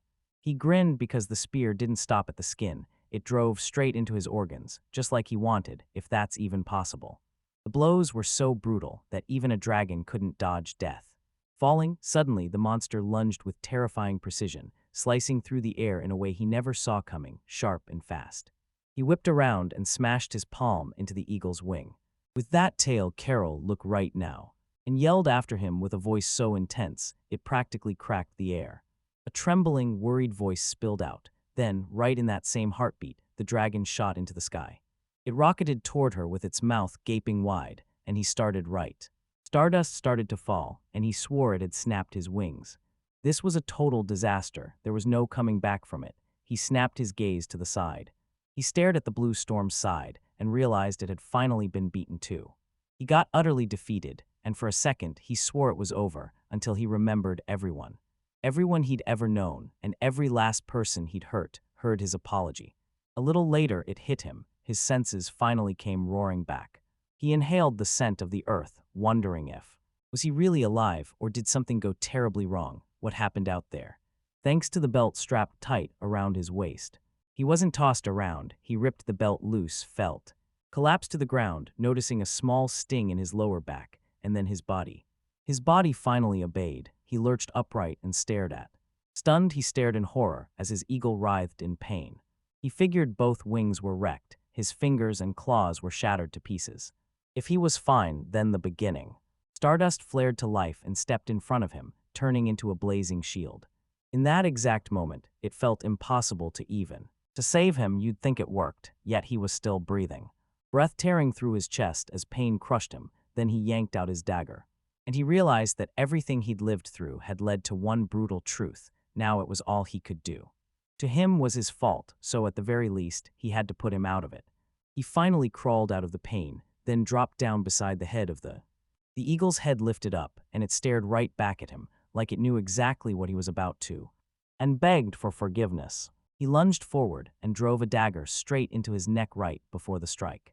Snapped the dagger aside, then pulled him in for a tight, shaking hug. Snatched a single feather from him and said, and he apologized for not managing to. If he could bury him, he'd take his chance, no hesitation. To take proof of his life with him, because honestly, he was absolutely brilliant. So yeah, she was downright grateful for everything, because with him around, she finally fell asleep in total peace. Peacefully, because even with the calm settling in, he still had a whole lot left to do. He tossed aside some of his gear, then kicked off the next part. He started climbing that tree even though the storm outside was brutal. A brutal wave of agony hit his body all at once. Rial soared over the forest canopy, blasting his whistle through the trees. His whistle blared, and he just kept praying he'd finally answer. Ansi whistled back, and the sound slammed into his ears, so he just had to wonder if he was okay. Then he stared at him, whistled, and somehow it sounded like a warning. He blurted, "Where's Carol right now?" and then he clocked it. He waved the flag like crazy, convinced another squad had finally found her. She's about 300 meters from here, close enough that it doesn't feel far at all. Hal whistled to say they'd hit the limit of their physical endurance. When he heard it, he instantly figured the Royal Eagle couldn't possibly land. Plunged down with no open space to spare. He whistled like he had it all figured out, then tore off in a rush to help. To help, he surged forward, then zipped right up to him and hurled a spear while dropping the bat. He shoved the bag into his hands and demanded he take it, because the war was already over. He shot off with his squad, and in that moment he realized, clear as day, the Allied forces had been crushed. He wanted them to win. Dwelling on doubts wouldn't change a thing. I can't stop thinking about it. Right now, the only thing that matters is proving Carol is still alive. Then he marched straight into the forest, moving through the trees with. He thrust forward with a spear, pain lancing his back. Then he stared at the compass and he said the place he was pointing at was right around here. Yuri caught a thunderous roar, dove behind cover, and couldn't help wondering what was coming next. Could it be a wild beast? So right now, in his current state, he's still uncertain. Of victory, then he peered out at the world and wondered what Carol was thinking. It might be in danger. He whipped his head around, scanning everything. He looked around, heart pounding, and wondered if this was the very dragon they'd run into before. And when it looked like it was bleeding out, he clocked that her eagle was watching too. He stared at the sky like the eagle was frozen in place, and then realized it wasn't moving at all, and that something was terribly wrong with it. That he couldn't see her from here, and if she was she was so lost in that stardust haze that nothing, absolutely nothing, could reach her. She might still pull it off, and she's alive, but would he really be shoved into it like that? He was forced to plunge his own hands into her death. In the end, he rushed here to confirm she was finally okay and fit to take her next step. He yanked her along, and there was zero time to overthink it. Someone was shouting nearby, and he bolted toward the noise, right as he burst out of hiding and figured it wasn't the care language at all. A strange language, one he'd never heard before, spilled into the air, and he kept stepping forward like he couldn't stop. Carol barreled into view, a dagger pressed to her throat. A man raised a sword at her, and he roared, "Get them." They didn't just ignore him, they grabbed his attention, and the second the enemy turned around, he hurled his spear with everything he had, then it went straight through him. Ripped straight through his shoulder. The antagonist bolted toward him, surged in close, and snatched the spear and smashed him in the head with his own hand. He slammed his leg and yanked out his.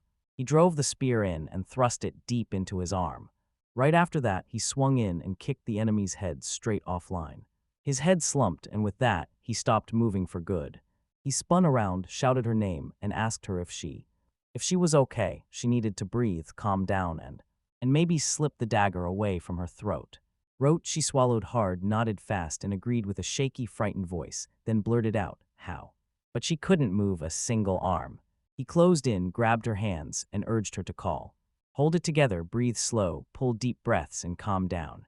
She did exactly what he told her, then told him she was totally fine.